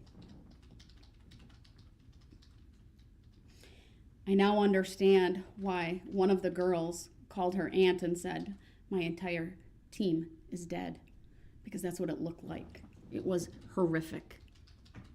And to think of those two brave young ladies who got up during this trial to testify about what they saw, what they did, Jamie and Alyssa, your dancers are proud of you, and because of you, justice has been served. We heard from others, spectators, Deborah Ramirez, regarding herself and her son, that the vehicle was accelerating, not stopping. A moment that sticks out to me was really Mr. Brooks trying to chastise her for not seeking medical attention right away. Her response was perfect. She waited due to the number of injured and all the blood she saw. Understandable. not something to be chastised for. And then moving on, and again, I know I'm not mentioning everybody. These are just some of the highlights that, and I should call them lowlights, not highlights, but some of the testimony and evidence that really, really impacted the court. Stephanie Bonesteel and her husband testified about what Citizens Bank was doing, hearing the impact against Jane, a very loud thud and an audible gasp from the crowd. Her husband, Adam, was driving the support vehicle, and when he was being cross-examined about why he didn't see the driver, again, he just simply said, "I thought it was my wife that had been hit. All I saw was the red poncho." And the only time we ever heard about brake lights was when Jane Kulik was on that vehicle and he braked so he could get her off the top and run her over.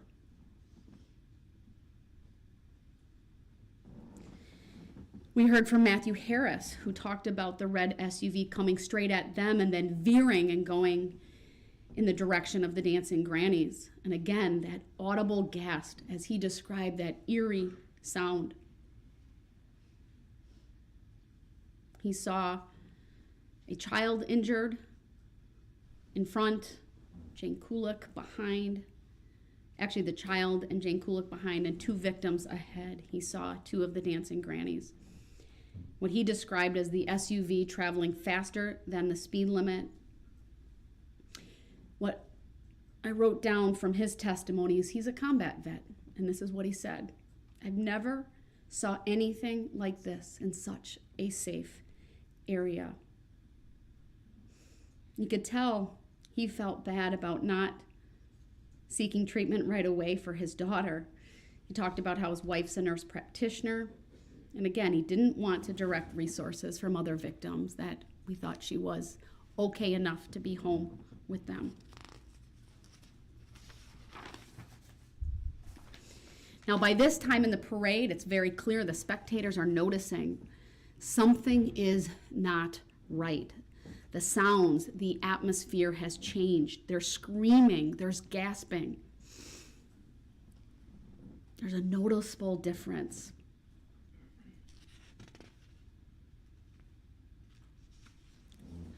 It's at this point, I believe, that Owen was struck, Kelsey was struck. Probably another miracle, given the injuries she sustained, with a tear in her spleen, significant road rash, cuts, requiring facial surgery. What Mr. Knapp described the driver as having eyes completely wide open. And then next we heard from Laura Thien, one of the dancing grannies. She talked about the sisterhood. Another brave woman came in, talked about what happened to that group. 7 people injured from her group, 4 fatalities. She said it all happened in a matter of seconds. All I seen was bodies. It looked like a war.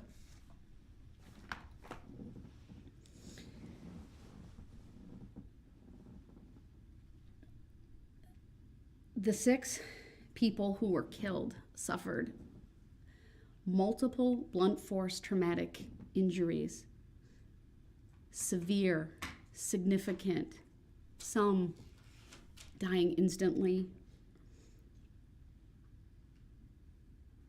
I was impressed by both Dr. Scheel and Dr. Bidzricki. Dr. Bidzricki for her attention to detail, her looking at that vehicle, inspecting it, looking at the heights where certain damage was done, and it being consistent in height with the individuals that she did the autopsies on. And of course, Dr. Scheel, and both of these individuals have testified before me, but Dr. Scheel, very shaken from the autopsy of little Jackson Sparks.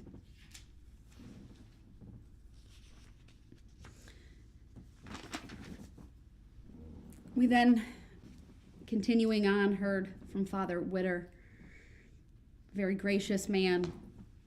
He too talked about how he noticed something unusual, saw an SUV flying down the road, heard thuds. It was faster than anyone in their right mind would be going. He estimated it to be over 25 miles per hour. And then Lucas Hallmark, the off-duty police officer who was walking with his family on that day.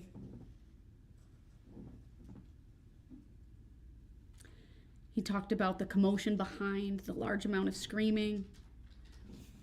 You could feel it was palpable when he testified about having the wherewithal to try to get his kids out of the way, throwing his 3-year-old as far as he could out of the way. You could see the pain on his face when he talked about not being that successful with his 7-year-old. He said, "I wasn't quick enough." He testified that he thought this was a terrorist act, that SUV did not stop. I referenced the speed already. The ACE speed estimation from Detective Carpenter, 33 to 34 miles per hour, a little bit more than that. The speed calculation by Michael Smith from State Patrol from farther down the route of averaging 32 miles per hour. And then, of course, the vehicle inspection by the State Patrol, finding no mechanical issues. There was also the Franklin Assistant Chief who attended the parade. He was near West Main Street in Maple. He provided the testimony regarding the SUV, the window being open, and the driver sticking his head out, looking out. He testified how he thought perhaps it was either a medical emergency, maybe even a mechanical issue, but it was clear once that SUV passed him and he saw that driver. He saw you, Mr. Brooks. No panic, no distress. His heart sank. He knew it was not a medical emergency. The body language just didn't fit. It did not believe it was mechanical at that point either. And then he saw the vehicle crank to the right. As he testified, he seemed excited about what he had done.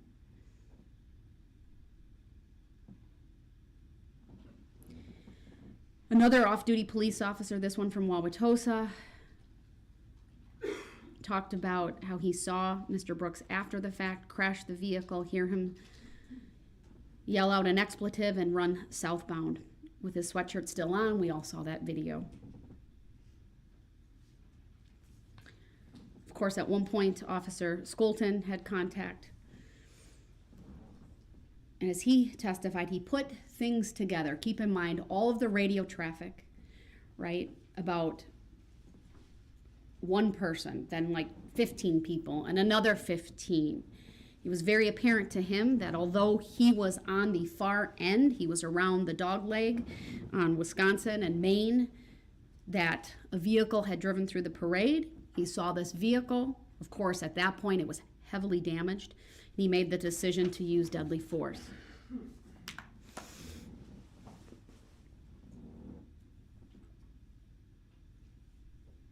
What did he do after? What did Darrell Brooks do after?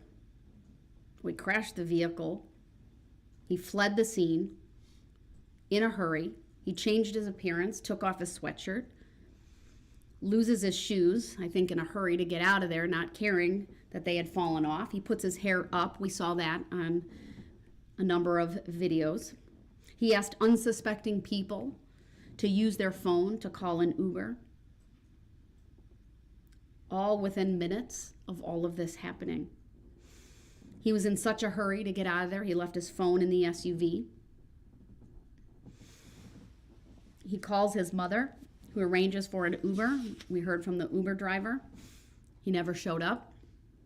It was nearby, ultimately, where he was found. And then, of course, the ring footage of his contact with Daniel Ryder.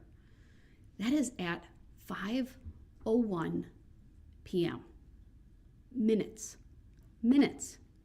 after all of this happened. Mr. Ryder was astute, noticing that after Mr. Brooks being in his home for maybe 8 to 9 minutes, he saw squads driving by. I think you could say his gut told him something wasn't right. And he had Mr. Brooks go onto the porch, of course, after having given him a sandwich, given him a coat to wear. Ultimately asks him for his coat back. And then, of course, the arrest. This is where some of the lies become evident. Mr. Brooks claims ultimately when he's being interviewed by Detective Carpenter, they have to actually seek medical clearance for him because he claims that he was thrown to the ground when he was arrested. He was not. That video is very clear. He cooperated. He laid down. There was no use of force used at all to take him into custody. But we know ultimately that he lies about what he was doing in Waukesha, how he got there, who he was with. He lies about having contact with Erica Patterson the day before. We know when he's found, he has the Ford Key credit card, not only in his name, but one, whether it's a credit card or like a benefits card, but it's in the name of Erica Patterson, and of course an ID for himself, a state-issued ID. The Ford itself is registered in his mom's name. It's the same address that's on his ID, and there was documentation found in the Ford Escape.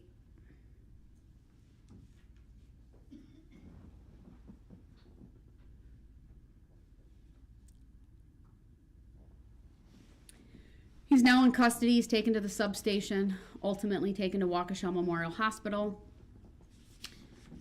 What's notable about the video and audio clips that this court reviewed from the hospital, Mr. Brooks is calm. He's coherent. There's no obvious signs of impairment, no obvious signs or really any signs of mental distress. He makes statements that he's not from the area. He doesn't appear disoriented or confused. At some point, there's kind of a jovial atmosphere between him and one of the detectives. The next day, he lies to Detective Carpenter, denies driving to Waukesha. I got a ride. He makes up the story about a tan Kia. He's very nondescript and vague with the information that he provides. And over the course of those 5 hours, he never once references the parade. He never once says there was another driver. Of course, they start talking to him initially about the domestic altercation because by that time it's very clear a link had been made between Erica Patterson and the call that police originally received of the domestic, or at least an altercation near Frame Park, and Mr. Brooks. We also know, because of the bond conditions in the 2 felony cases, he's not supposed to have any contact with her whatsoever. But he does. At no time during the 5 hours on November 22nd does he make any admissions. Does he show any concern for any of the victims? No empathy, only lies, only concern for himself, for his family. Can I have a phone call? He does not provide, and I said this already, the name of anyone else that could be driving that vehicle.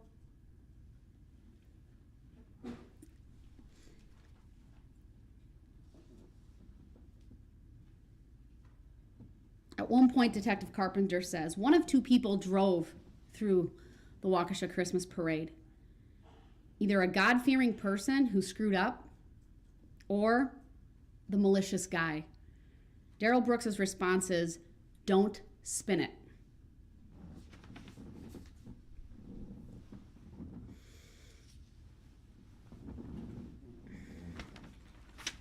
One of the things that has become abundantly clear throughout this trial, Darrell Brooks understands exactly what he's doing. His comprehension is fine. I have absolutely no concerns and have never had any concerns throughout this case and throughout this trial, or even through the past day and a half regarding his competency. He's intelligent, he's deliberate, he's purposeful. He made nuanced arguments during this trial, one about the right to counsel versus the right to the assistance of counsel. That's a sophisticated legal argument, not the product of someone who doesn't understand. He asked questions on cross regarding tint, horns. He brought up the recall after the fact.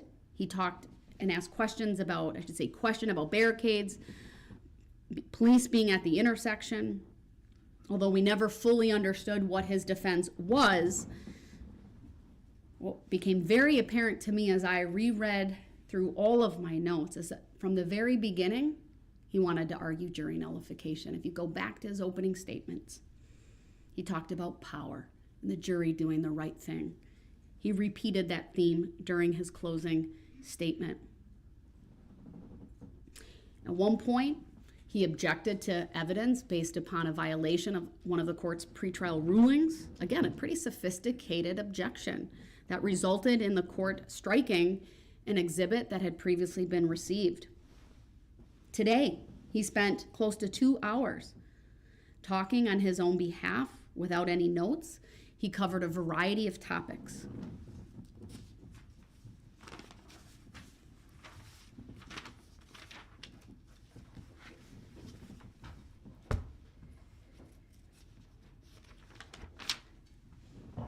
I want to talk next about, here's my note that I found. One more thing on Mr. Brooks. You know, at times, right, we've seen the eye rolling, the fake clapping, the laughing, hand gestures, many times and most times very emotionless, unless he's doing those things, which would be really inappropriate and are inappropriate. His reactions are largely negative when things are not going his way. What did this community suffer as a result of this tragedy, this malicious conduct by Mr. Brooks? Well, I think many of the victims who spoke said it best. Lori Locken described it as this: a sense of personal safety you robbed from us.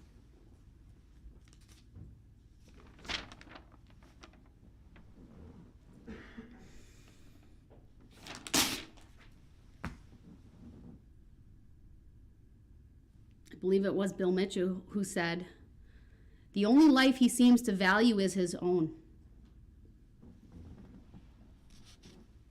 Jason referred to it as evil. And he talked about innocence being stolen. He called the defendant a coward. No remorse. What he said is, you look like a monster. You look disrespectful to court and witnesses. You look like a callous jerk. But I forgive you. Such character. Such compassion. Margaret talked about the mental, physical, and emotional toll this has taken. She talked about how it was so traumatizing that her mind won't let her see everything that has happened, and that she's worried when her mind might allow her to do that.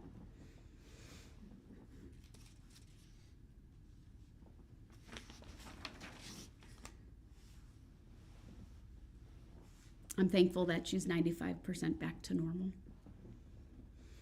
She talked about emotionally every day, she's reminded of the physical pain and the loss of self. But she's had tremendous support from family and friends, and that today she will move on.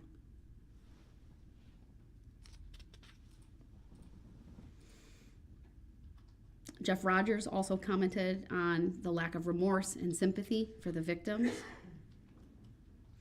how he has had to relive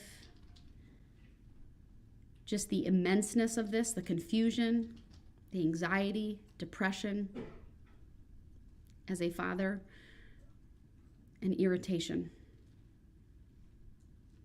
He talked about how his son, Caden, was so concerned for his younger sister.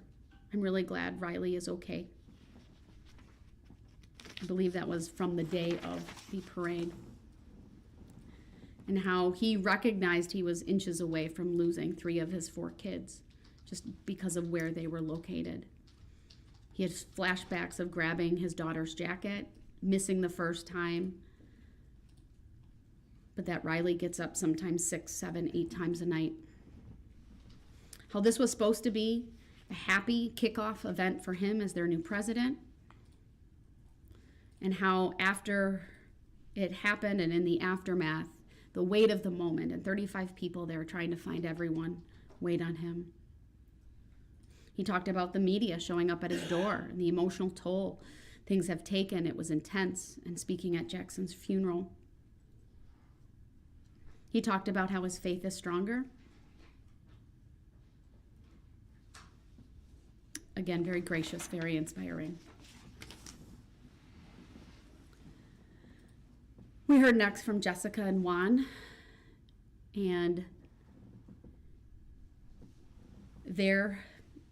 how this impacted them, the loss of their son's friend Jackson. Their kids were involved in 2 different groups that day. One a dance group, not the extreme dance group, but a different one. And then of course the Blazers. And how, I believe it was Jessica who said, I yelled stop. I put my hands out as if I had the power. How she saw Jackson, and how she will forever have that image burned in her memory. And that she was so grateful when she found her son, how she covered his eyes to shield him from what was around. Not once, but twice they had to run, because at first it was what happened through the parade, and then the active shooter situation, because of obviously people didn't know who had fired the shots in that moment. And she talked about pain and terror.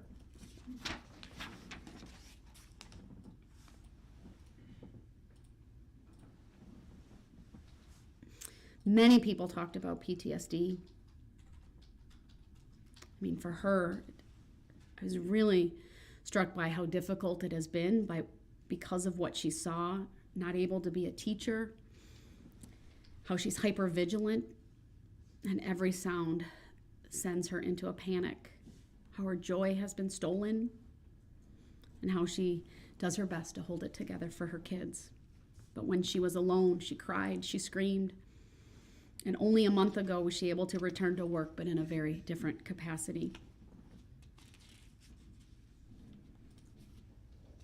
She commented on the lack of remorse by Mr. Brooks, and that he seems to search only for sympathy for himself. She said he will always be a danger to society. We heard from more individuals.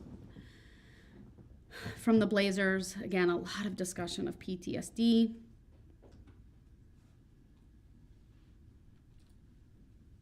The sights and sounds of the SUV plowing through, the impact to her and the kids, the nightmares, how parking lots are problems, there's panic attacks, that no one will ever be the same. Of course, we heard next from the Sparks family. They're hurt, angry, they're traumatized, they're broken. It was difficult to even watch them make their statements. Their hurt is palpable. She talked about her last hug with Jackson, the horrible sounds she heard. She saw a police officer holding Jackson. She went to Tucker, and that her world came crashing down. She talked about how she found a hat, both boys' hats, then shoes.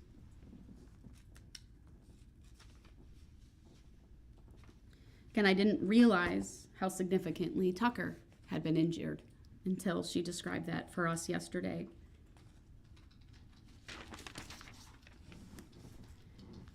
How Tucker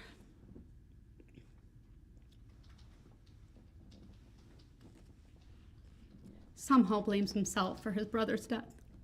It's not your fault, Tucker. It's Mr. Brooks's fault.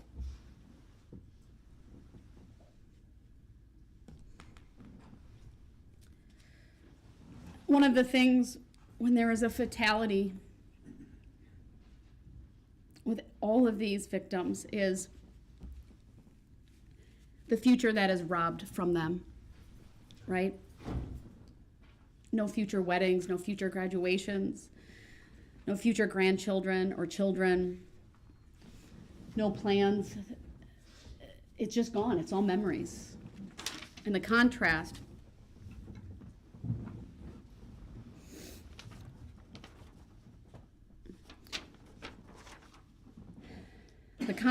with, frankly, what Mr. Brooks will have, and that is even a life in prison, he'll make memories, he'll have phone calls, he'll have visits. He may even get to hug the people that he loves again. For the 6 individuals who lost their lives, that will never, ever be a reality. And that this family also talked about the lack of empathy, lack of remorse, no apology. I'm aware Mr. Brooks wants to come back. It says, I don't intend to interrupt in any way. That's not a pledge. He needs to pledge that he will not do so. I need that word in that statement. And if he does that, I'll bring him back in.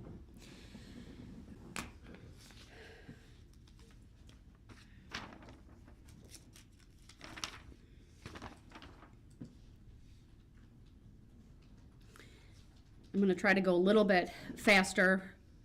Some of the comments. The yells and screams from that night will haunt me for the rest of my life. I'm asking the court to give the max for each conviction because he has given the community a life sentence of these memories.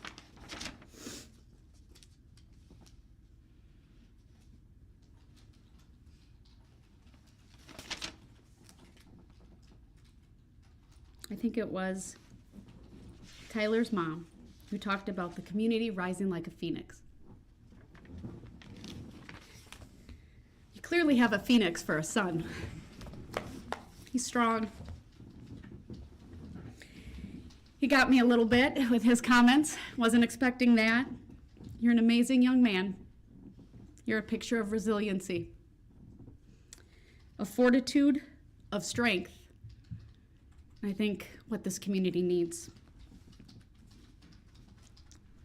I thought it was quite a testament that you took those pictures and the same pictures of Jackson, you replicated that, and I thought that was a great tribute to him.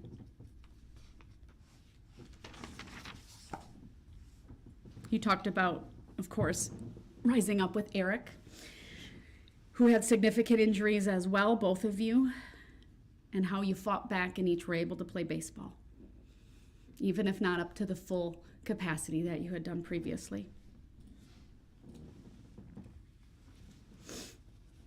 And then we next heard from Sasha,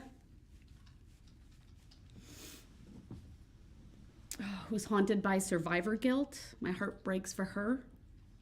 She talked about feeling empty, how she couldn't play soccer because her kicking leg would hurt from the injuries she sustained. She has difficulty sleeping, struggles with nightmares. Physically and emotionally, she feels stuck. She talked about maybe law school being in her future. And to her, I say, don't give him the satisfaction of holding you back.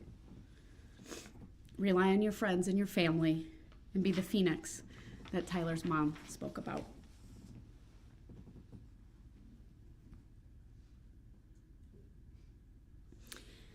Jen Dunn read a statement from Sasha's mom, and I wrote this down. No one knows what it's like to stand on your feet when there is no floor. That's a pretty powerful image. I think that's very apt for what this community has gone through. We heard from others, including the Teagues. We saw photographs. So many families with more than one individual who was injured. How baseball for Eric was stolen, how he was such a good player.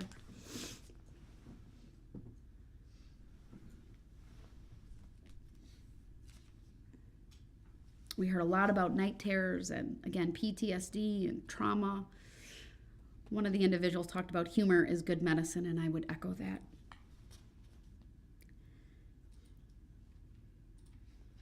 We heard about one band member whose instrument may have very well saved his life.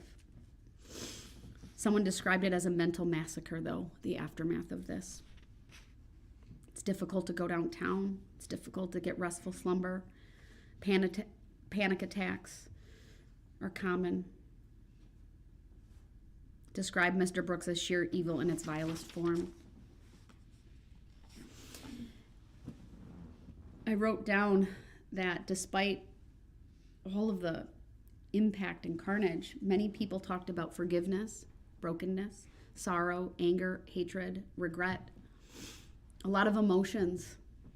Frankly, really no emotion shown by Mr. Brooks, certainly not for what he did on November 21st. We saw a lot of anger for some of the people who lost loved ones, and understandably so.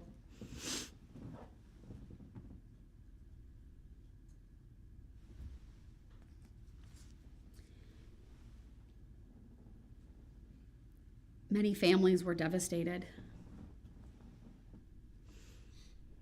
Nannies and grandmas were taken away.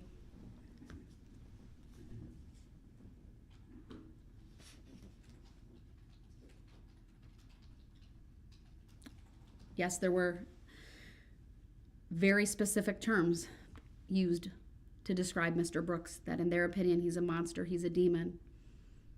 Pure, unrepentant evil was one of the phrases that were used. Talked about the system failing us. Saw you in your SUV hanging out with a smile of satisfaction on your face. For one of Leanna Owen's sons, I lost my mom, and I wasn't always a good son.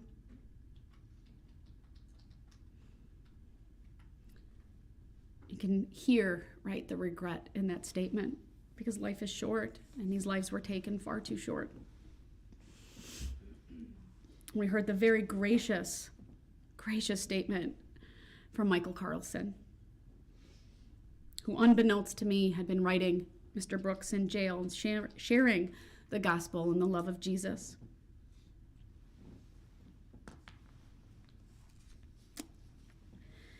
He read a poem, which I thought was beautiful, from the standpoint of his sister. And he said this. In that poem, it says, "We both died that day. I, Tamara, died to life. You died to the world." And then, of course, the Sorensen family talked next. They talked about never seeing their Grammy again. You murdered my mom. But at least I have some peace knowing she died doing something she loved. We heard from Brooke yesterday and today. She reread her statement due to the interruption. Proud of her for getting up here and sharing that. We talked about how compassionate each one of these individuals who died were. We heard about the compassion from Detective Casey that we learned about. It said Detective Casey came to our home to verify what we knew, and then he greeted us every day of this trial.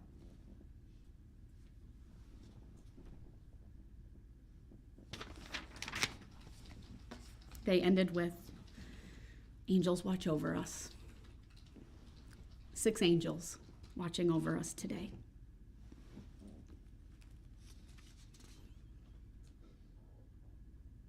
They asked me to hold Mr. Brooks accountable so that he will not have the opportunity to hurt anyone ever again.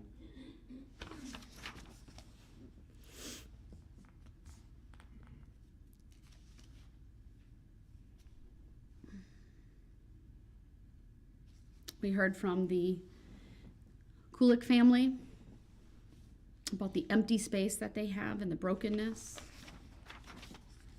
Their lives being shattered by mom and grandma being taken away.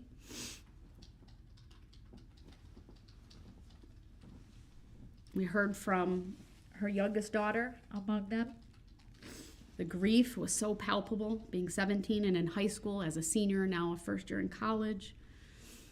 She talked about all of the things she will never have with her mom. Just the last year alone, an 18th birthday for her and her brother, graduation, and beginning college. She lamented that her mom would never see her do her wedding vows, never see any kids that she would have, be a grandmother. She wouldn't be able to call her mom for parenting advice. And how excruciating it was for that family to wait 3 hours because of the chaos at the hospital. Talked about triggers of their PTSD, sirens, things of that nature. And how she waited. She waited hoping that Darrell Brooks would have a reason. She also said this, verdicts don't bring my mom back. No more hugs, no more dinners, no more talks. My mom was the glue that kept our family together, and we are falling apart.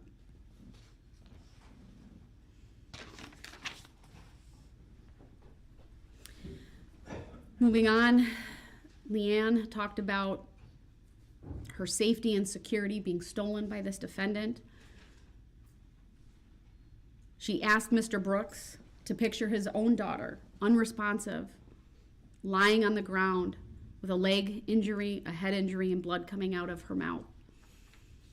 She talked about the excruciating 2 weeks in the hospital, wondering if her daughter would ever live, in a wheelchair and then a walker for months. She said this, all you had to do was hit the brakes.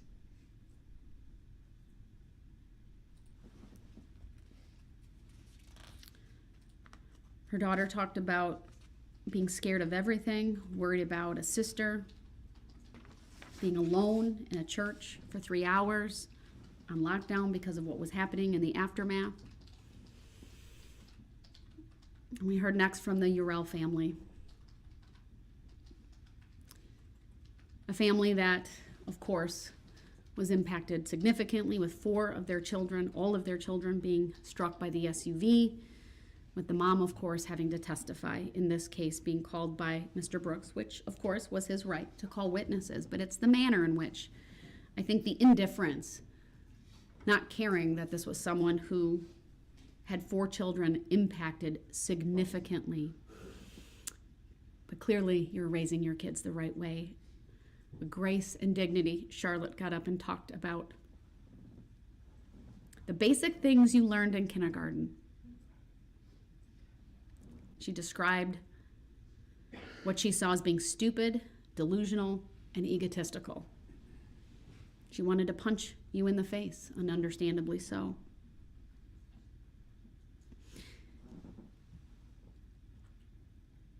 I think her words were, "Your arrogance is pathetic," and her mom echoed those words. And then the gut-wrenching survivor guilt that you heard from her mom. She goes, "I say this with a heavy heart. I have my kids here. I had to fight for my children. They will strive." And then, of course, we heard from Alyssa, her heart-wrenching statement. She, of course, testified bravely, but you could tell the impact that this had on her and what she saw in the aftermath to the extreme dance team. How one of the girls, who at 10 years old, even lying on the ground being injured, had the wherewithal to ask, why would someone do this?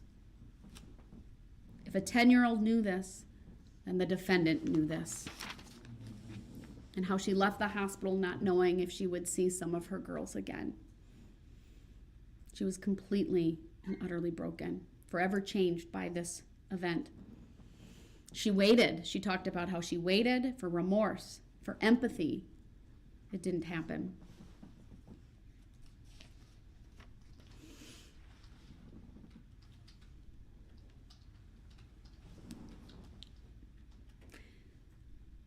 Dylan Urell said something very insightful yesterday, something we didn't hear about in the trial, but because of where he was at on the parade route, around the corner, waiting for his children.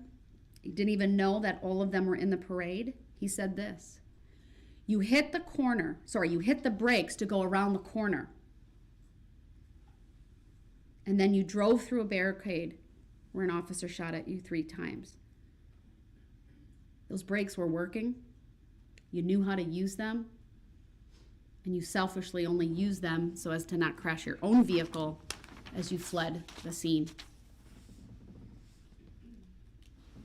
Talked about walking through and around that corner through the wake of carnage, bodies all over, women, adults, children deceased, people running all over.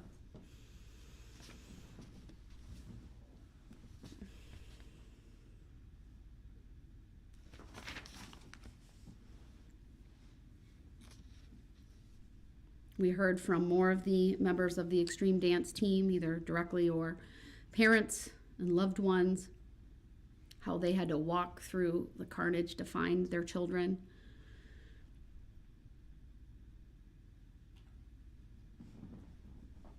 Such a gracious statement of love, talking to Mr. Brooks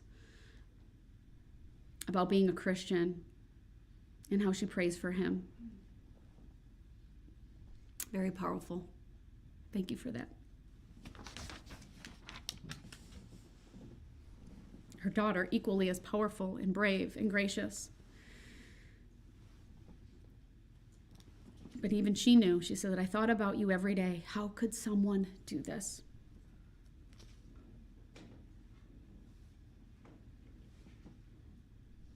More victims talking about PTSD.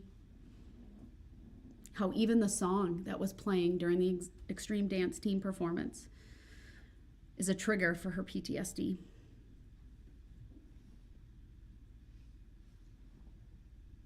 And how she's forgiven him.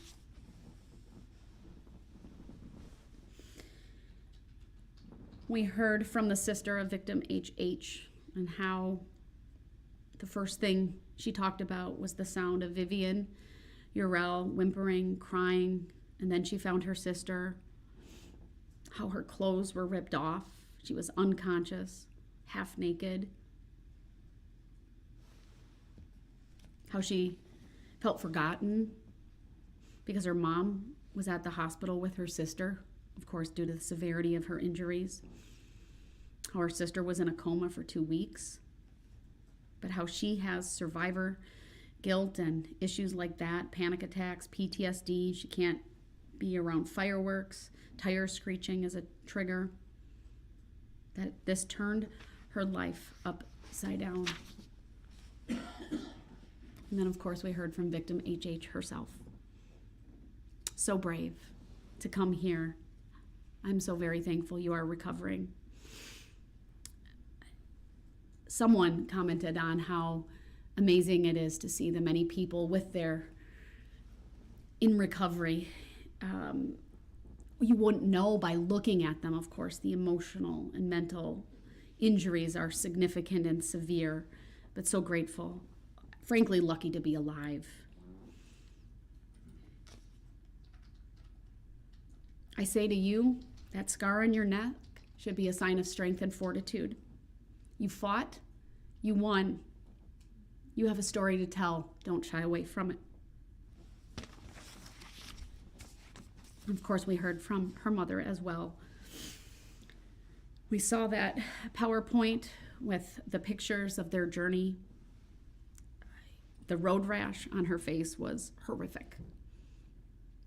You can only get a mental picture from words so much, but to see those actual pictures, her being intubated, and it's heart-wrenching. And all of the surgeries and the toll it took on their family. But she described her daughter as a warrior. I think all of you here are warriors.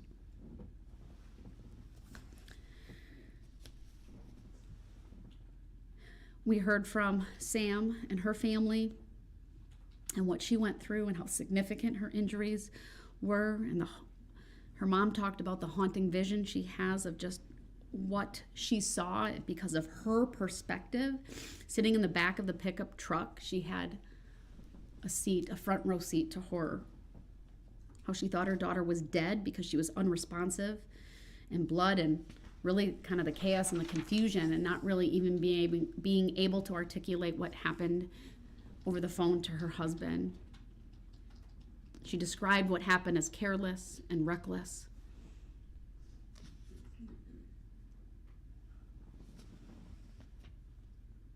Asking Mr. Brooks, how could you do this?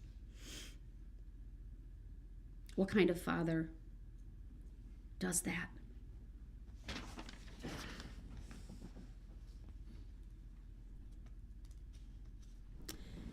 The last person we heard from was victim,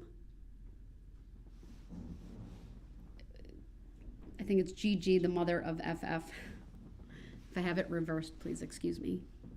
And how I actually have her written statement that was provided earlier today, but how she was so taken aback by the conduct of Mr. Brooks that she frankly called him out on it yesterday, because he was kind of motioning his hand like, okay, come on, let's get this over with, hurry up. She yelled at him, you don't care. She goes, you hit me, I saw you, you knew, you're a child killer, you're a woman killer. She was so flustered, she had to really gather herself before she could continue. So again, I want to thank the victims. I have other statements that I've read for people, so gracious. I think they were all members of the Catholic communities. Their statements were translated, very gracious, praying for Mr. Brooks.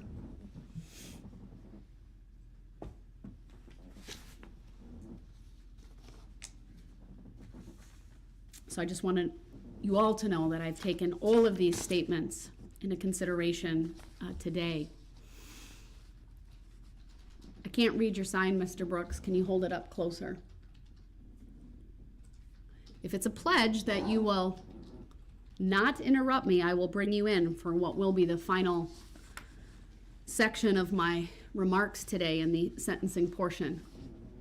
Judge, I think you should give him that opportunity before you go through the I'll do that. sentencing factors. And I can only read the top where it says objection, but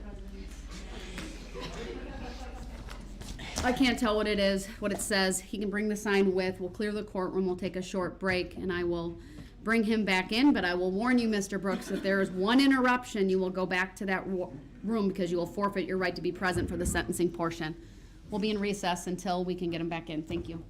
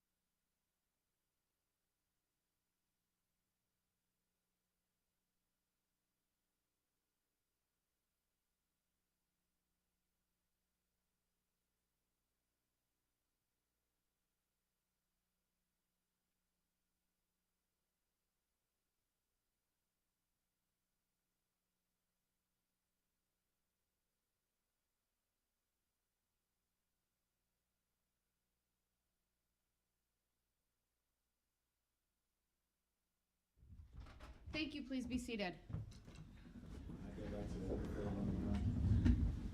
The record should reflect that it's 4:53. Mr. Brooks is back in this courtroom. Mr. Brooks, the only way I will honor that request is if you specifically waive your right to do so. Without that, that's not a convenience for you over there. You go over there when you frankly demand removal under Illinois versus I Allen. didn't demand anything. No, your conduct did. So you My can conduct sit. didn't demand anything either. Right, Mr. Brooks, You please keep sit changing- down. You keep changing And I'm the going to continue jurisdiction. with my sentencing remarks. You keep changing the jurisdiction.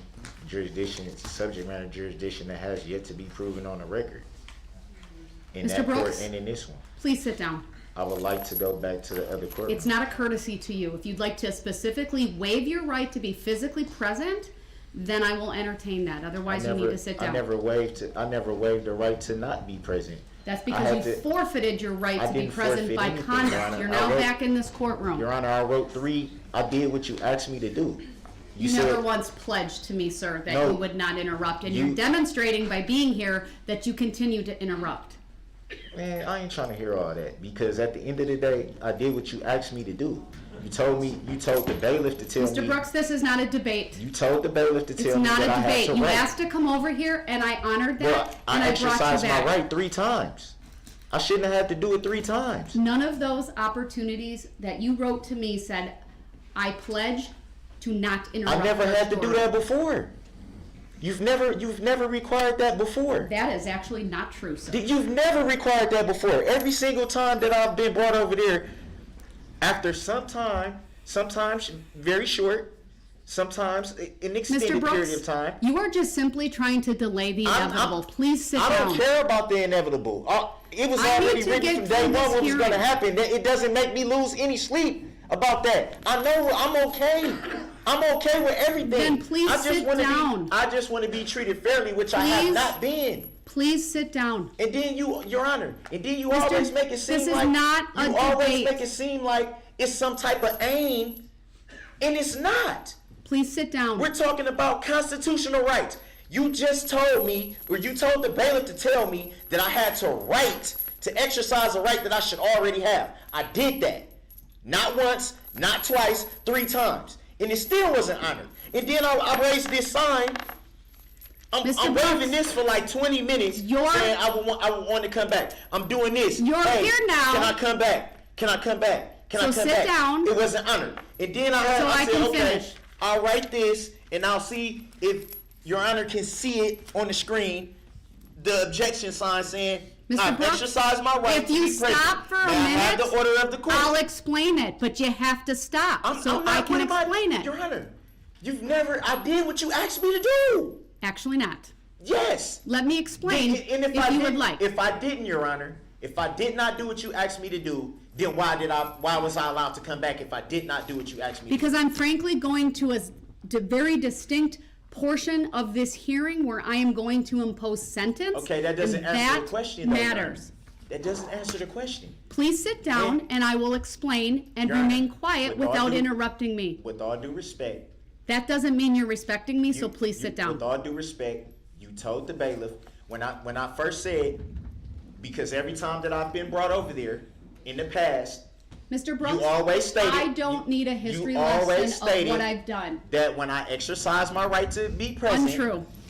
you Untrue. always said, Untrue. we have the record. We have the record.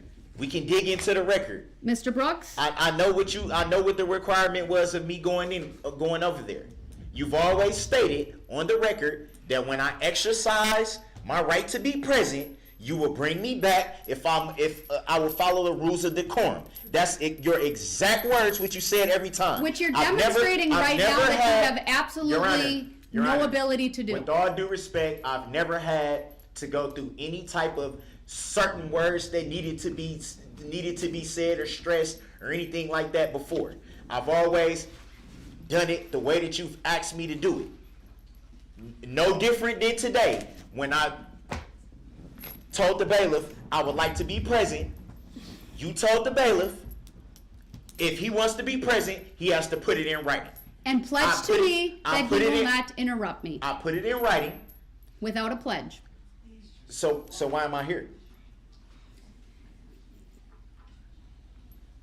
Because I'm going to move on to another phase of this hearing, and I thought it important that you be here in person. So I was here. But you didn't reclaim your right to be back here. Then why am I here then, Your Honor? Allowing it to Okay, happen. and I respect that you're allowing it, but still, it doesn't answer the question, though, Your Honor. It does not answer the question. Mr. Brooks. Your Honor, as a Mr. public Brooks. servant, I have the right to ask questions Sir? of Your Honor. I'm going to ask you one more time, and if you refuse to sit down, then you are in direct disobedience of a court order. Sit down and be quiet so I can make the appropriate record. Can you tell me what the All court right, order he's is? not going to obey. He's now forfeited I his didn't say right I to be wasn't gonna present. obey. He will go into the I other didn't say I courtroom. wasn't going to obey. We'll be in I just asked recess what is the until he's order. there. I just asked what is the order. I didn't say.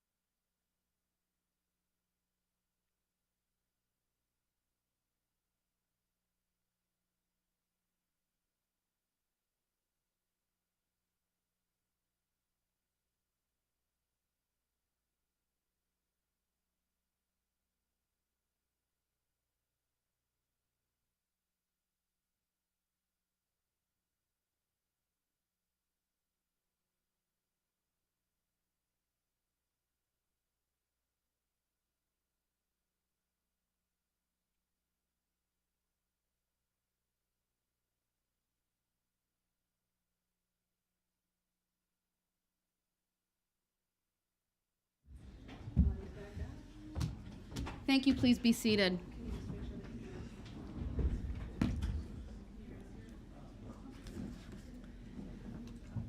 Of course, I do need to first verify that they can hear and see us. I'm getting the thumbs up. We are back on the record. The record should reflect that Mr. Brooks is no longer in the main courtroom. He is in the adjoining courtroom.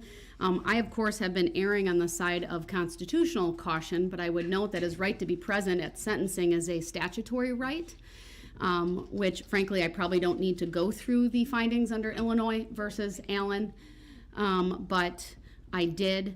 But under whether it's a statutory right or a constitutional right, you can forfeit that right, and his behavior today has certainly demonstrated that he has forfeited his right to be present in this courtroom during my sentencing remarks. He immediately came in. I was on the bench looking through my paperwork. The courtroom wasn't even open. And he started asking me questions. I said I wasn't going to answer them. He really had no respect for the proper decorum. I needed it to be on the record. He didn't seem to care about that. Wanted to debate me about my prior rulings. Bottom line is, it's a statutory right for him to be present, and he's forfeited that right.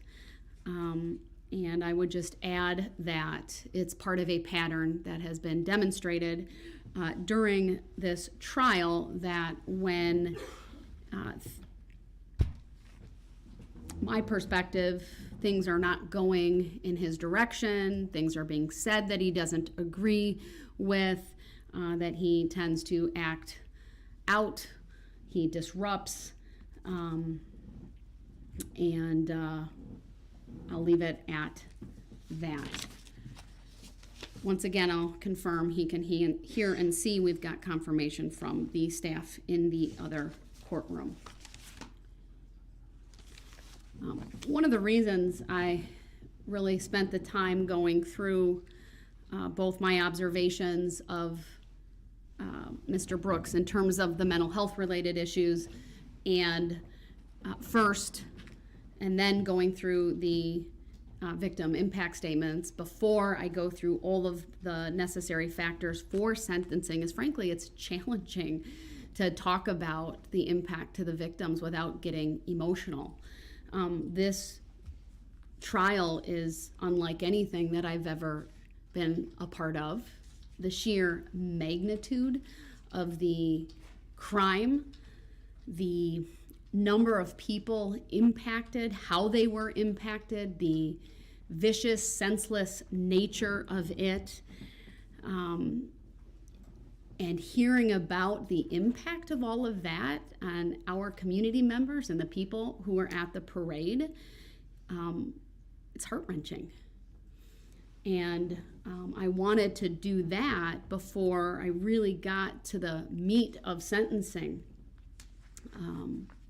because I also thought it was important to really spend some time recognizing and acknowledging the impact to the direct victims who are in this courtroom and who have provided statements.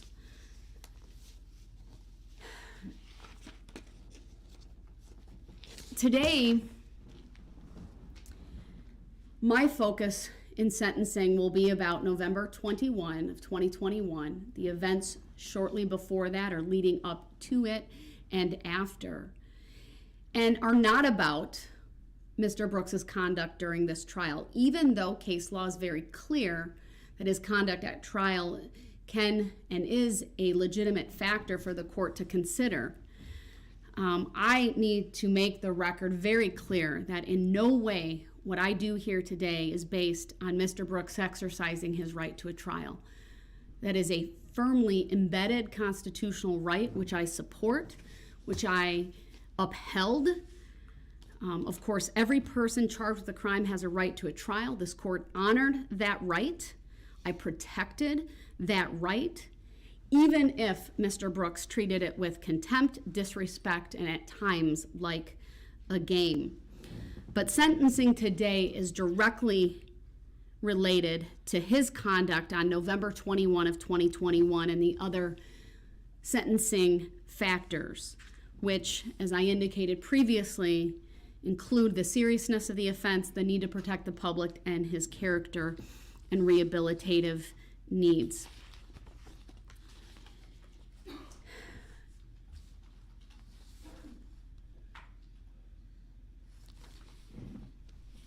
Today I am tasked with sentencing Darrell Brooks for 76 counts related to a couple of moments in time.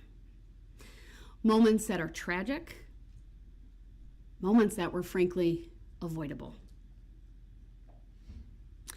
My sentence here today is, the purposes of it are twofold. Really threefold if we think about the community. One, it is punishment. Two, protection of the community. And three, what I hope is justice and closure for the families and the community at large. I, of course, want to recognize and give due respect to the guilty verdicts that were rendered by the jury in this case. Not just 76 guilty verdicts, but the special verdict questions that they answered, including for counts 1 through 6 and 7 through 67 that had the special verdict question related to the use of a dangerous weapon.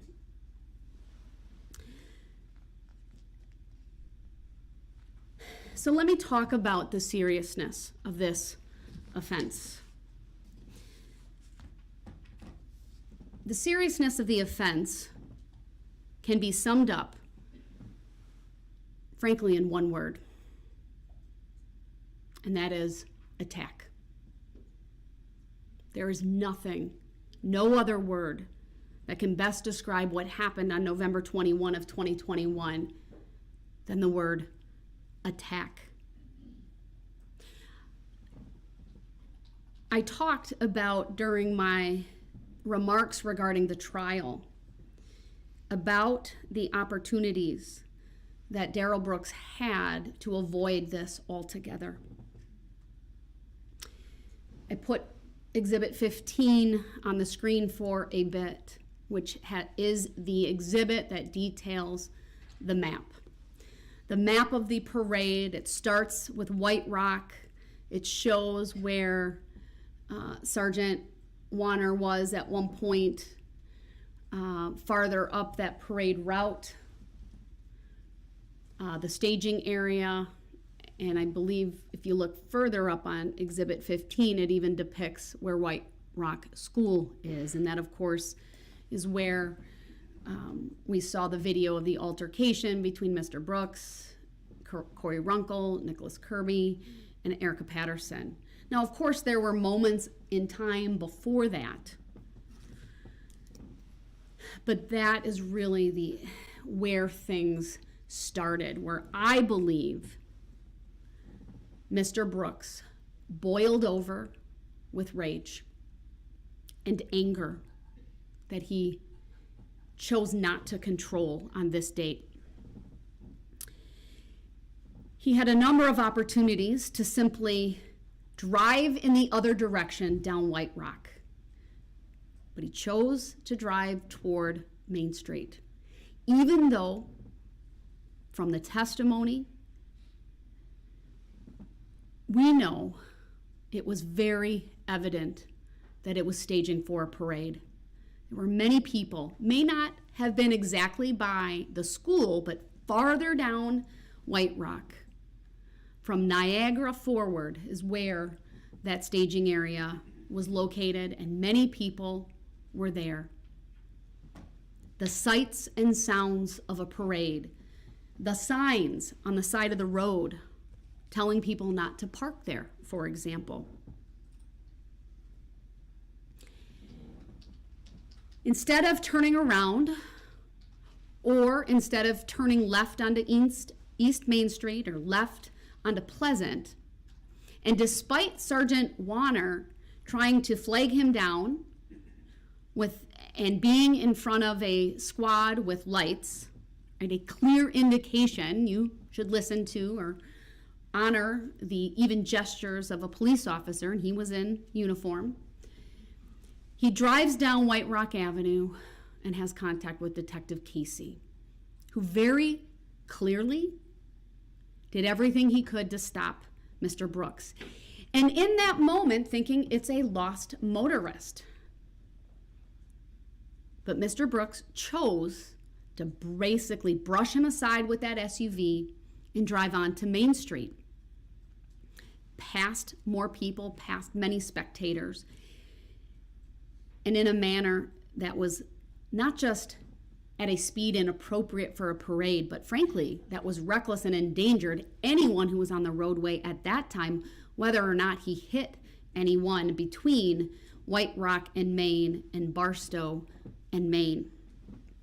But during that 3-block section of Main Street, he could have turned off Buckley, Northeast Avenue, Martin Street, or in either direction on Barstow. He could have stopped, asked for the police barricades to have been removed, or frankly turned his car around even at that point and gone back the way that he had come. But he didn't do that. He chose to drive recklessly, carelessly, and maliciously through a parade route and at anyone in his path, where he struck not one, not two, not three, but 68 different people. We actually know that number's higher because we now know, we heard from the 2 individuals who were with Extreme Dance, the one girl who was struck by one of the individuals who was clearly struck, and that person flew into her. That would qualify for a charge based upon the state's description of how they chose to charge. It's just they didn't know until closer to the sentencing hearing. So 69 individuals if you include her.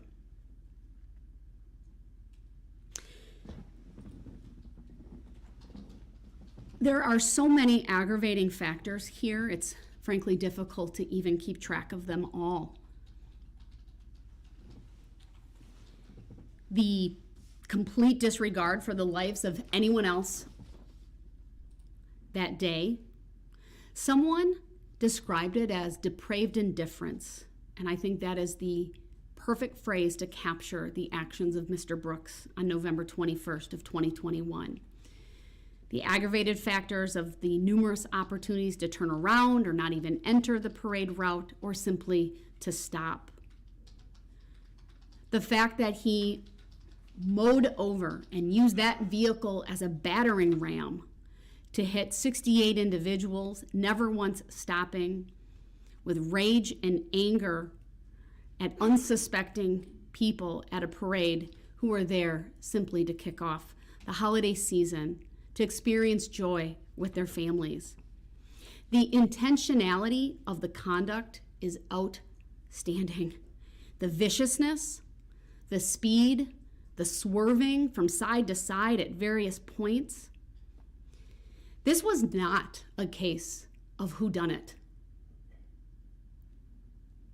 From the very beginning, from when this case was charged, it was clear who did this.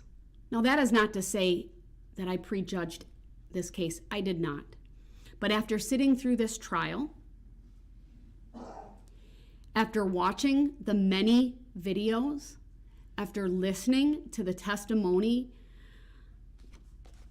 of the many, many dozens of witnesses, it is clear the state had overwhelming evidence of Mr. Brooks's guilt. What's also aggravated is his complete and utter lack of remorse.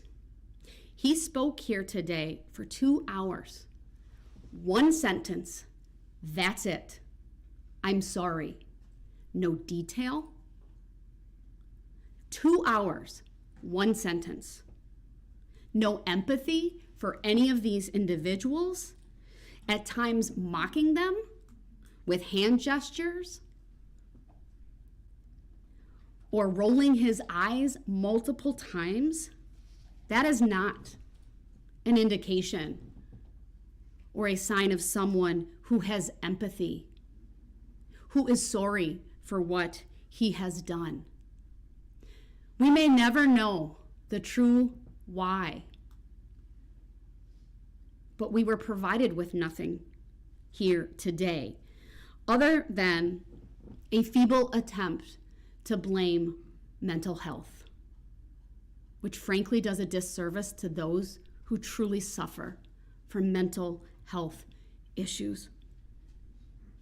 I understand why his family might cling to that because of the difficulty in coming to grips with a loved one doing such heinous things. But for Mr. Brooks, it's nothing more than indifference, deflection, and outright denial of what he did and the impact that he has caused as a result of his heinous actions. I searched for a mitigating factor in this case. I waited patiently for an apology, a true apology. I didn't get it. And not for my benefit, but for the victims.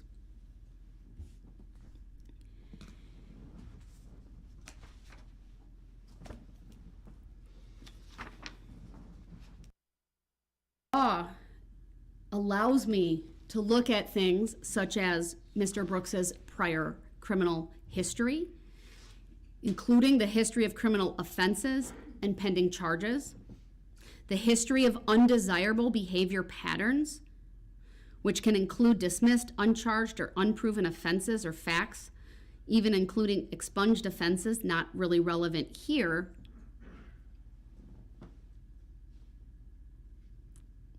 Acts resulting in probation revocation.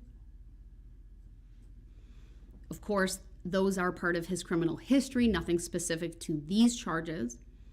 I can look at his personality, character, and social traits, the vicious or aggravated nature of the crimes, the degree of his culpability, his demeanor at trial and truthfulness, his age, his educational background and employment record, his remorse, repentance, and cooperativeness, his need for close rehabilitative control, the rights of the public, the recommendations of the interested parties, including victims and family members of homicide victims.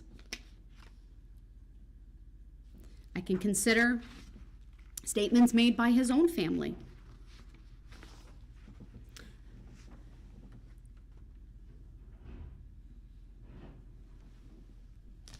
I can certainly consider the length of pretrial detention, which I'd note, though, when facing 6 life sentences, is really a fraction of the time available to this court.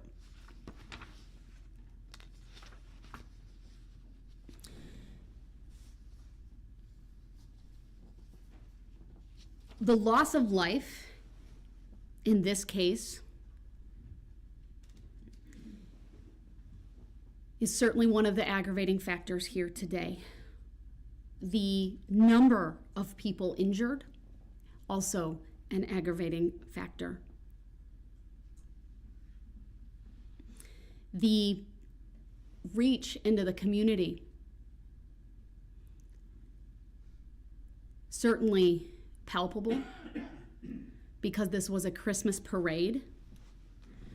I think it was a comment earlier, either today or yesterday, that this was not like one act where Mr. Brooks drove into a crowd of people.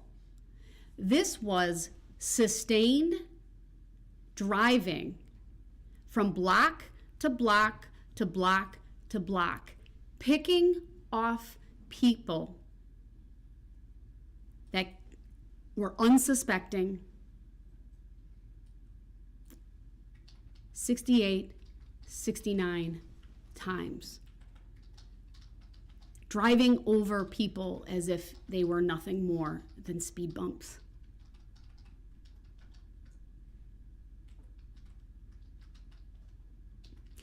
What's also aggravated is his conduct after he drove through the parade.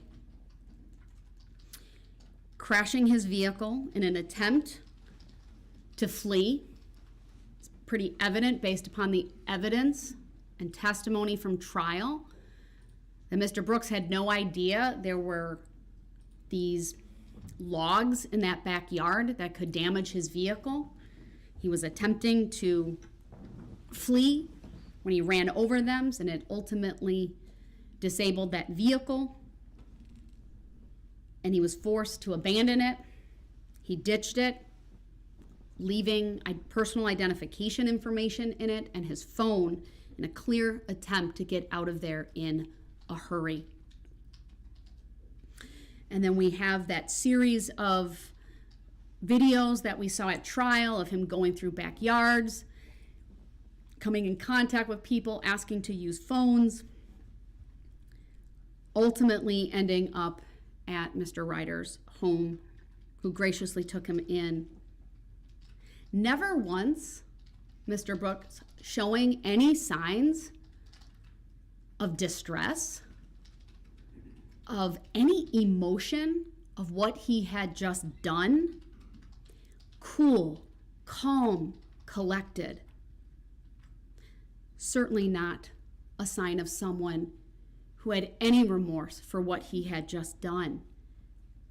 Someone who's involved in an accident, even a tragic accident, one where they flee the scene and are later caught, oftentimes show incredible remorse, tears. Not tears for themselves, but tears for what they've caused. A recognition of the loss of life, for example, from their conduct. Nothing. An individual who simply wanted to flee. That is the epitome of consciousness of guilt evidence. Fleeing, changing your appearance, taking off the sweatshirt, not even caring that your shoes are off your feet because you're so intent on fleeing the area. Putting your hair up from it being down.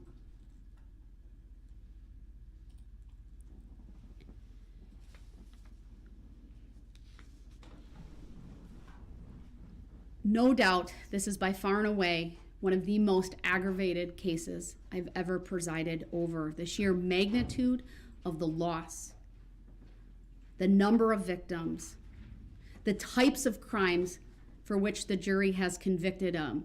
6 counts of intentional homicide, 61 counts of first-degree recklessly endangering safety, 6 counts of hit and run, 2 counts of felony bail jumping, 1 count of misdemeanor battery. What's further aggravated is the fact that he was out on bond. He should have had no contact with Erica Patterson. But the rules mean nothing to Mr. Brooks. Nothing. He didn't care. This was someone who on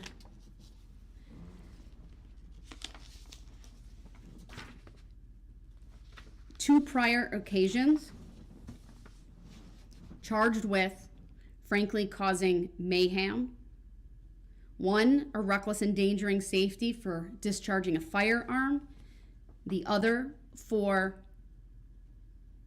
battering and then running over Erica Patterson's foot.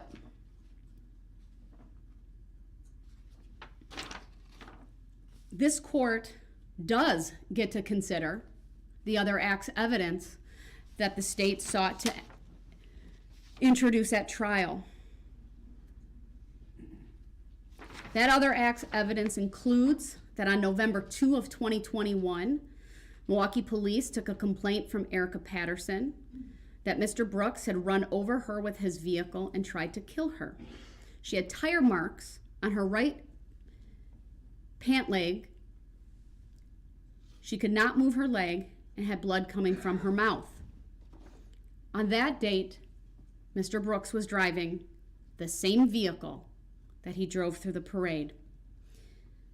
Erica Patterson was conveyed to Frederick Memorial Hospital.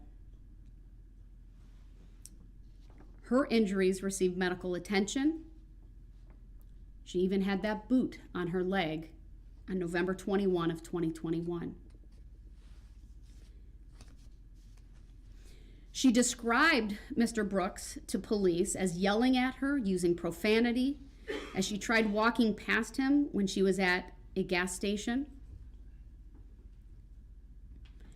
I think initially before that, at another location, but ultimately where he allegedly ran over her was at a gas station and caused the injury to her leg. Struck her in the face once with a closed fist, causing pain and bleeding without her consent. And then it was after she walked away that he followed her.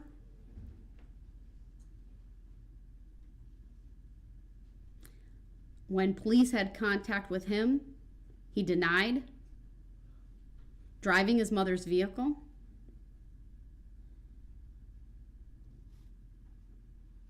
When police had contact with him at his house, he ignored their commands because he was found in the vehicle, claiming that he was having an anxiety attack upon the sight of the squad car and needed to get into the home to get his inhaler.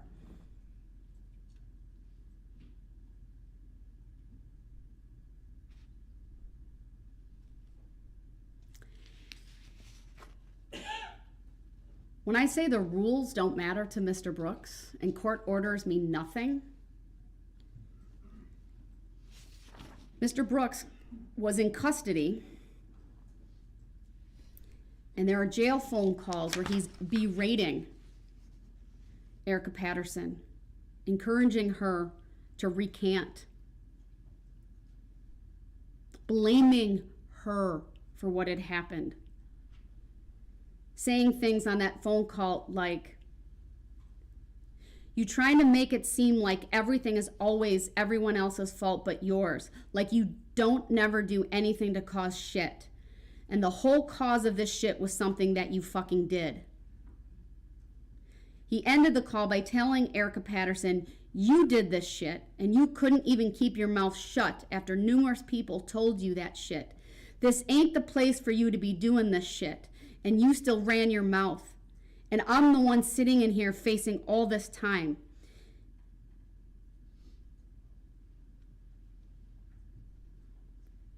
Repeatedly calls her a bitch.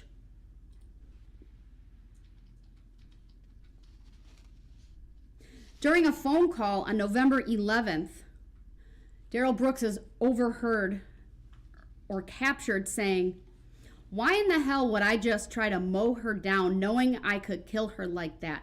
Like, okay, I probably got a few screws loose, but I ain't hardly no goddamn fool." He's complaining that she won't help post his bail. "You didn't put a cent on my bail. Why should someone else have to pay for some shit you caused?"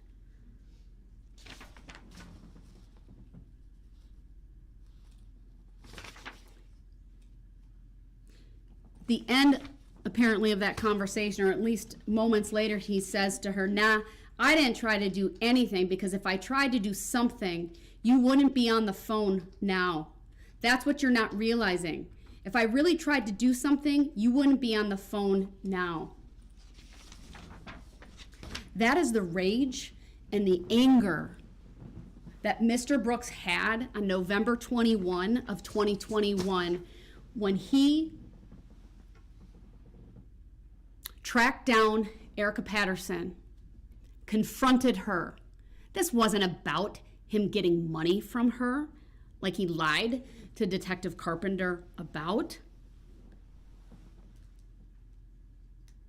This was to confront her. He clearly hit her, we know that. This is the type of man that drove through the Christmas parade, enraged because, frankly, it's entirely possible that Corey Runkle and Nicholas Kirby saved the life of Erica Patterson. It's clear Mr. Brooks was hell-bent to cause harm to her. But she was able to get free, run back to her friends. Who knows what would have happened but for their intervention. If you think back to the testimony of Nicholas Kirby,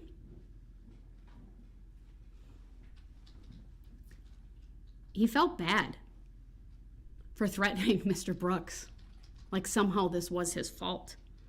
He was just trying to be there for his friend, someone he recently met. So, Mr. Brooks, that other act's evidence is a very clear indication of your poor moral character.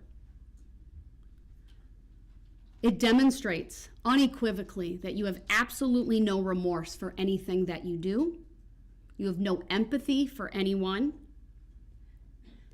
and that you are justified in the actions that you take.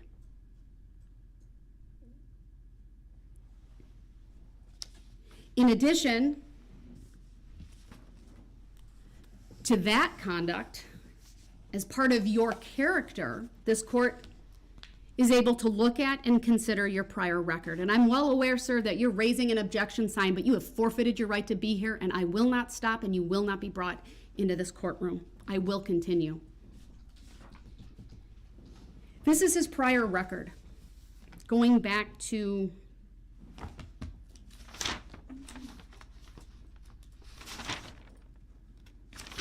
2000, spanning what? Nevada, Georgia, at least police contact in Georgia. We have an unknown disposition, and Wisconsin. Substantial battery in 2000, party to a crime. Put on probation, ultimately that was revoked, he went to prison. 2002, felony possession of THC, jail time. 2003, resisting obstructing, jail time. 2005, a disorderly conduct ticket, but he failed to pay the forfeiture and ended up serving an alternative to incarceration. Sorry, he ended up serving for failing to pay 30 days jail. 2009, obstructing, 2 days jail, meaning he lied to police. 2010, strangulation. Battery was dismissed and read in, put on probation, ultimately revoked, serving 11 months jail. 2012, misdemeanor bail jumping, possession of THC, with a number of other charges being dismissed and read in, 180 days jail concurrent. Also in 2012, a misdemeanor resisting or obstructing, so either he lied or he fled from police or did something to make their job more difficult, 37 days jail consecutive. In Nevada in 2006, domestic battery, a suspended sentence, obstructing after being found guilty at trial, for which he served jail time. 2007, statutory sexual seduction as a felony. This is for impregnating Erica Patterson when she was a minor. 2016, charged with not being in compliance with the sex offender registry requirements, for which there is an outstanding warrant. In Georgia, a 2021 arrest for battery, domestic violence, presumably with Erica Patterson based upon where she came from at that time. But I won't make, I say presumably, but frankly doesn't matter who it was with. We also know that there's the 2003 paternity case out of Waukesha County. Why is that relevant? Because 8 times during that case, a warrant has been issued for contempt of court, meaning for failure to pay his financial obligations to a child or children.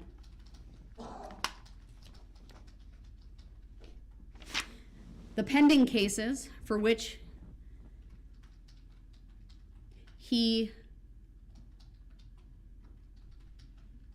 one pending case, I should say, he was, I don't believe, charged with bail jumping for that one. The 20 CF 2550, 2 counts of recklessly using a weapon, felon in possession of a firearm, released ultimately in March of 2021. He's accused in that case of firing a shot. There were two occupants in a vehicle. One was his nephew, and when he was picked up by police, a loaded Beretta, 9mm, which had previously been reported as stolen, was found in his possession. I already talked about the other acts evidence, that is the for which he was charged with felony bail jumping, the second-degree recklessly endangering safety for allegedly running over Erica Patterson, the battery DV, DCDV, and a resisting obstructing. And then the second would be those he was charged with intimidation of a victim, felony bail jumping for conduct on November 8th. So November 2nd, November 8th.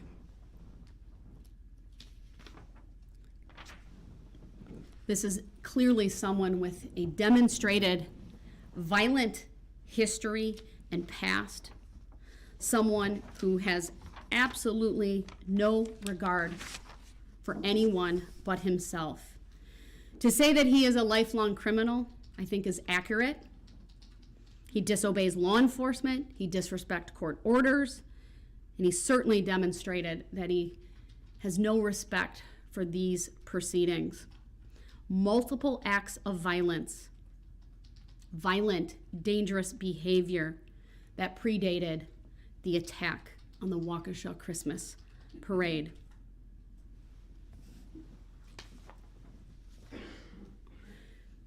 His character, or lack thereof, is also demonstrated by his complete and utter denial of culpability in this case. His blaming of his mental health or alleged mental health. There's no evidence that he was suffering from a manic episode. I went through all of that earlier today, going through the 4 reports related to the special plea. None of those doctors found support for his special plea.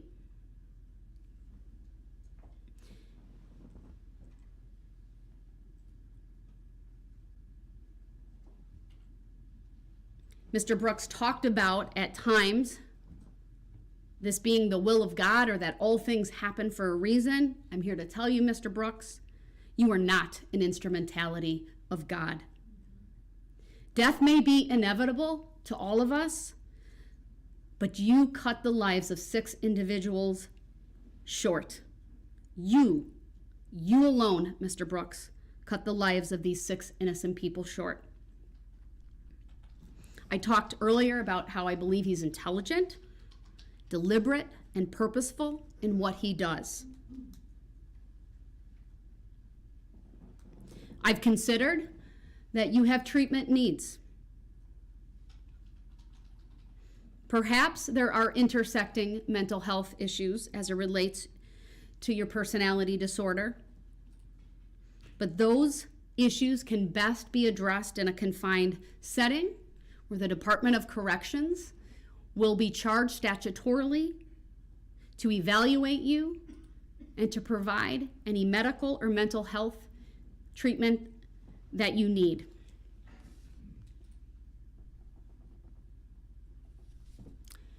This is a case that falls squarely on the need to protect the community. I referenced this earlier. There's really 3 primary reasons for the sentences I will impose here today. One is punishment, one is to protect the community, and the other is to provide justice and closure to the victims. Because under that category of need to protect, the court does get to consider the impact of these crimes on the victims.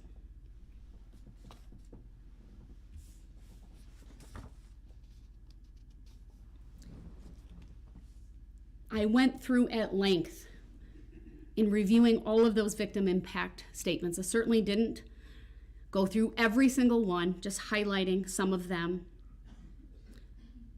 but doing so with purpose, because it is very clear to this court that Mr. Brooks has caused carnage, mayhem, It has resulted in many people suffering from PTSD, from mental and emotional trauma that will take a lifetime to recover from, and for some, perhaps, if at all. You have taken away from these individuals future memories. They will never have birthdays with the 6 individuals who were killed. There will be no weddings. There will be no graduations. There will be none of the milestones that these families were looking forward to, whether it be for an innocent 8-year-old or an innocent 79-year-old.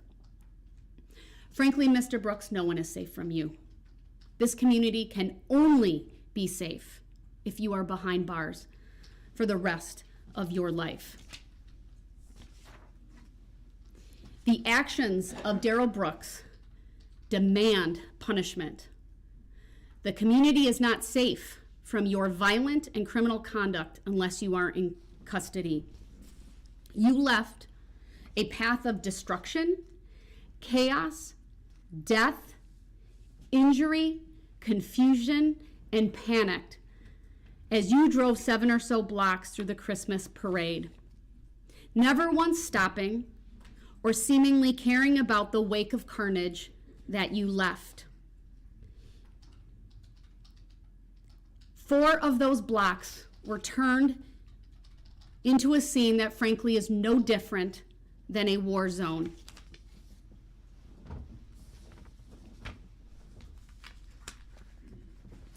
On counts 1 through 6, this court is imposing a life sentence without the possibility or eligibility for extended supervision consecutive to one another. 1 life sentence for Virginia Sorensen.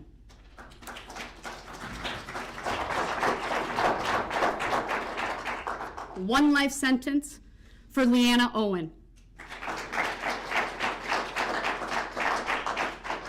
1 life sentence for Tamara Durand. 1 life sentence for Jane Kulik. 1 life sentence for Bill Hospel. And 1 life sentence for Jackson Sparks.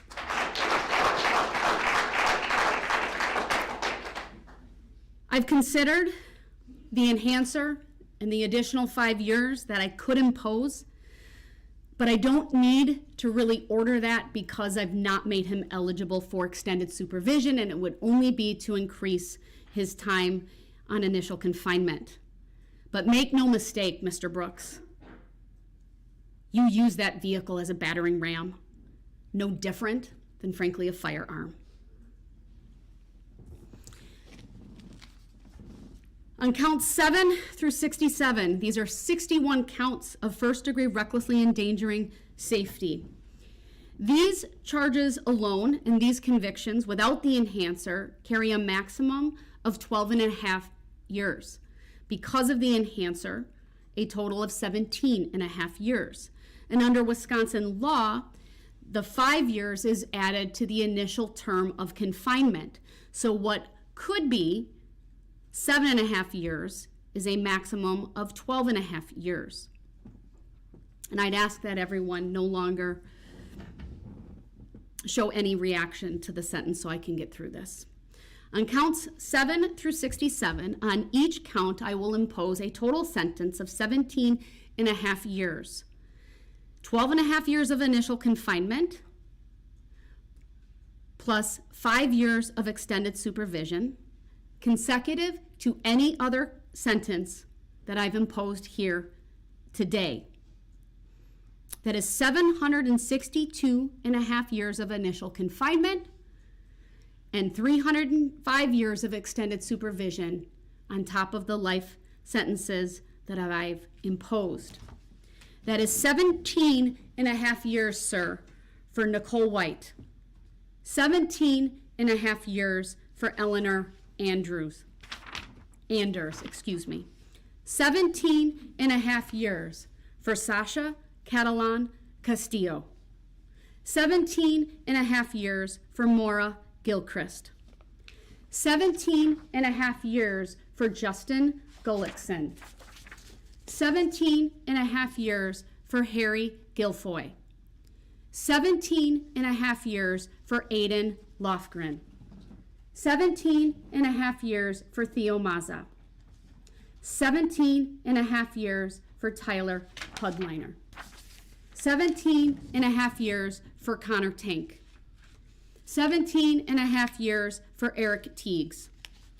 17 and a half years for Adelia Maffioli. 17 and a half years for Kelly Graybow. 17 and a half years for Josh Craner. 17 and a half years for Riley Rogers. 17 and a half years for Caden Rogers. 17 and a half years for Tucker Sparks. 17 and a half years for Isabella Bartlett. 17 and a half years for Yaritzi Becerra Montez. 17 and a half years for Samantha Coelho. 17 and a half years for Madison Hollingsworth. 17 and a half years for Mackenzie Hollingsworth. 17 and a half years for Mitchell Lampine. 17 and a half years for Kathleen Pielmeyer. 17 and a half years for Julia Schleichow. 17 and a half years for Olivia Stover. 17 and a half years for Jennifer Stover. 17 and a half years for Jesselyn Torres.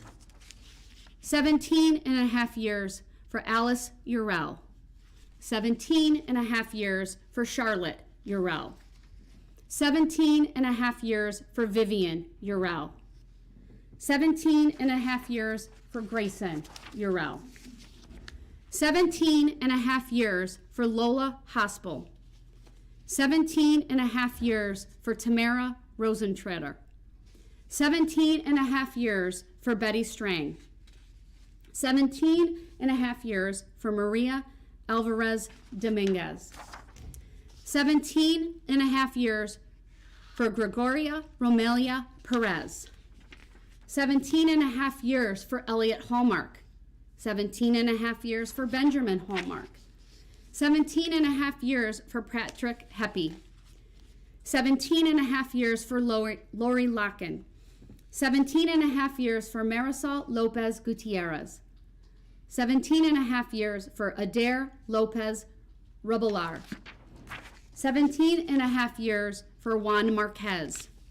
17 and a half years for David Marquez. 17 and a half years for William Mitchell. 17 and a half years for Jason Petchloff. 17 and a half years for Margaret Pachulis. 17 and a half years for Yamilet Perales Alvarez. 17 and a half years for Island Perales Alvarez. 17 and a half years for Ashley Perales Alvarez. 17 and a half years for Jose Perales Alvarez. 17 and a half years for Maria Perez. 17 and a half years for Camila Perez Gonzalez. 17 and a half years for Isaac Foglia. 17 and a half years for Deborah Ramirez. 17 and a half years for Charles Green. 17 and a half years for Lily Green. 17 and a half years for Brinley Harris. 17 and a half years for Kelsey Knapp. 17 and a half years for Owen Ricciati. On count 68 through 73,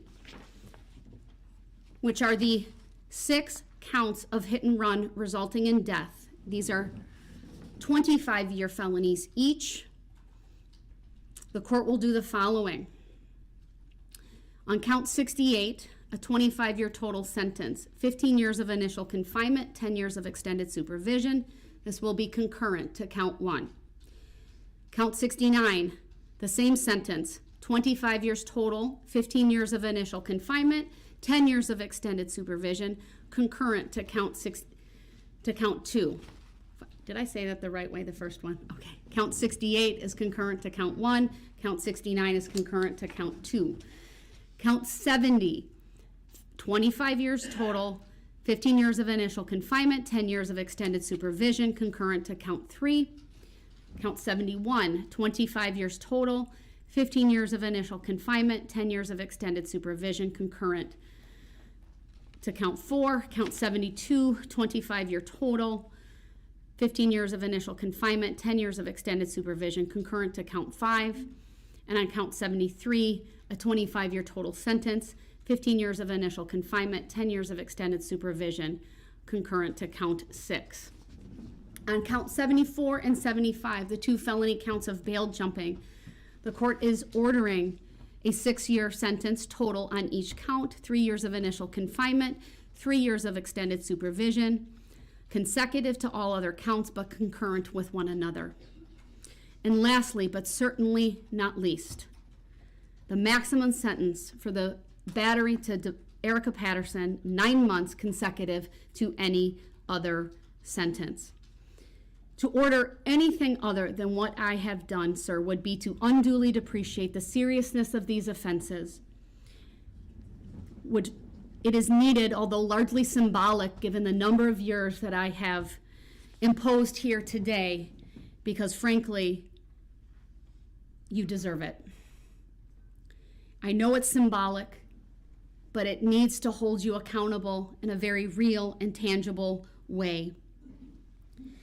For all of these sentences that I have imposed, I will order the following conditions: no contact with the victims as identified in the amended victim key or their families, no contact of any kind with Erica Patterson. You are to pay restitution in the amount of $47,193.29 to EMC Insurance Company, that's on behalf of the Waukesha School District, and $124,000, $220.65 to the Crime Victim Compensation Program. I am ordering DNA surcharges on all counts. On counts 1 through 75, it's $250. On count 76, it's $200. Those are mandatory under the law. I'm also imposing the domestic abuse surcharge on count 76 of $100. I'm also imposing all standard court costs on all counts, although my primary emphasis is that restitution be paid before costs, surcharges, and fees. I will order that restitution, costs, and fees be paid out of prison money. In other words, that all financial obligations shall be collected pursuant to statutory provisions as requested by the state. That's frankly a standard, it's customary, but it will be in the judgment of conviction. And then pursuant to 949.165, I'll find that it is appropriate for this court to order an escrow account under 949.165 for payment of restitution, costs, fees, surcharges, and even for costs associated with prior legal representation or future representation under the statute. Mr. Brooks has been convicted of a number of serious crimes for which this section is appropriate. I will order 360 days credit as to count 1 and count 68. Only all other counts, 0 days credit because of the consecutive nature of the sentences that I've imposed here today. I calculated that with my sentence calculator. Of course, that is through yesterday because these sentences commence today. There are a number of advisements I must go through. First of all, Mr. Brooks will be provided with a written explanation of determinate life sentence regarding the first-degree intentional homicide charges. Of course, he's not eligible for release to extended supervision. That form defines extended confinement for him, and there's other language on here that he can read at his convenience. He also will be provided with the notice of right to seek post-conviction relief form. The court will fill out the caption for him. He is instructed to review it.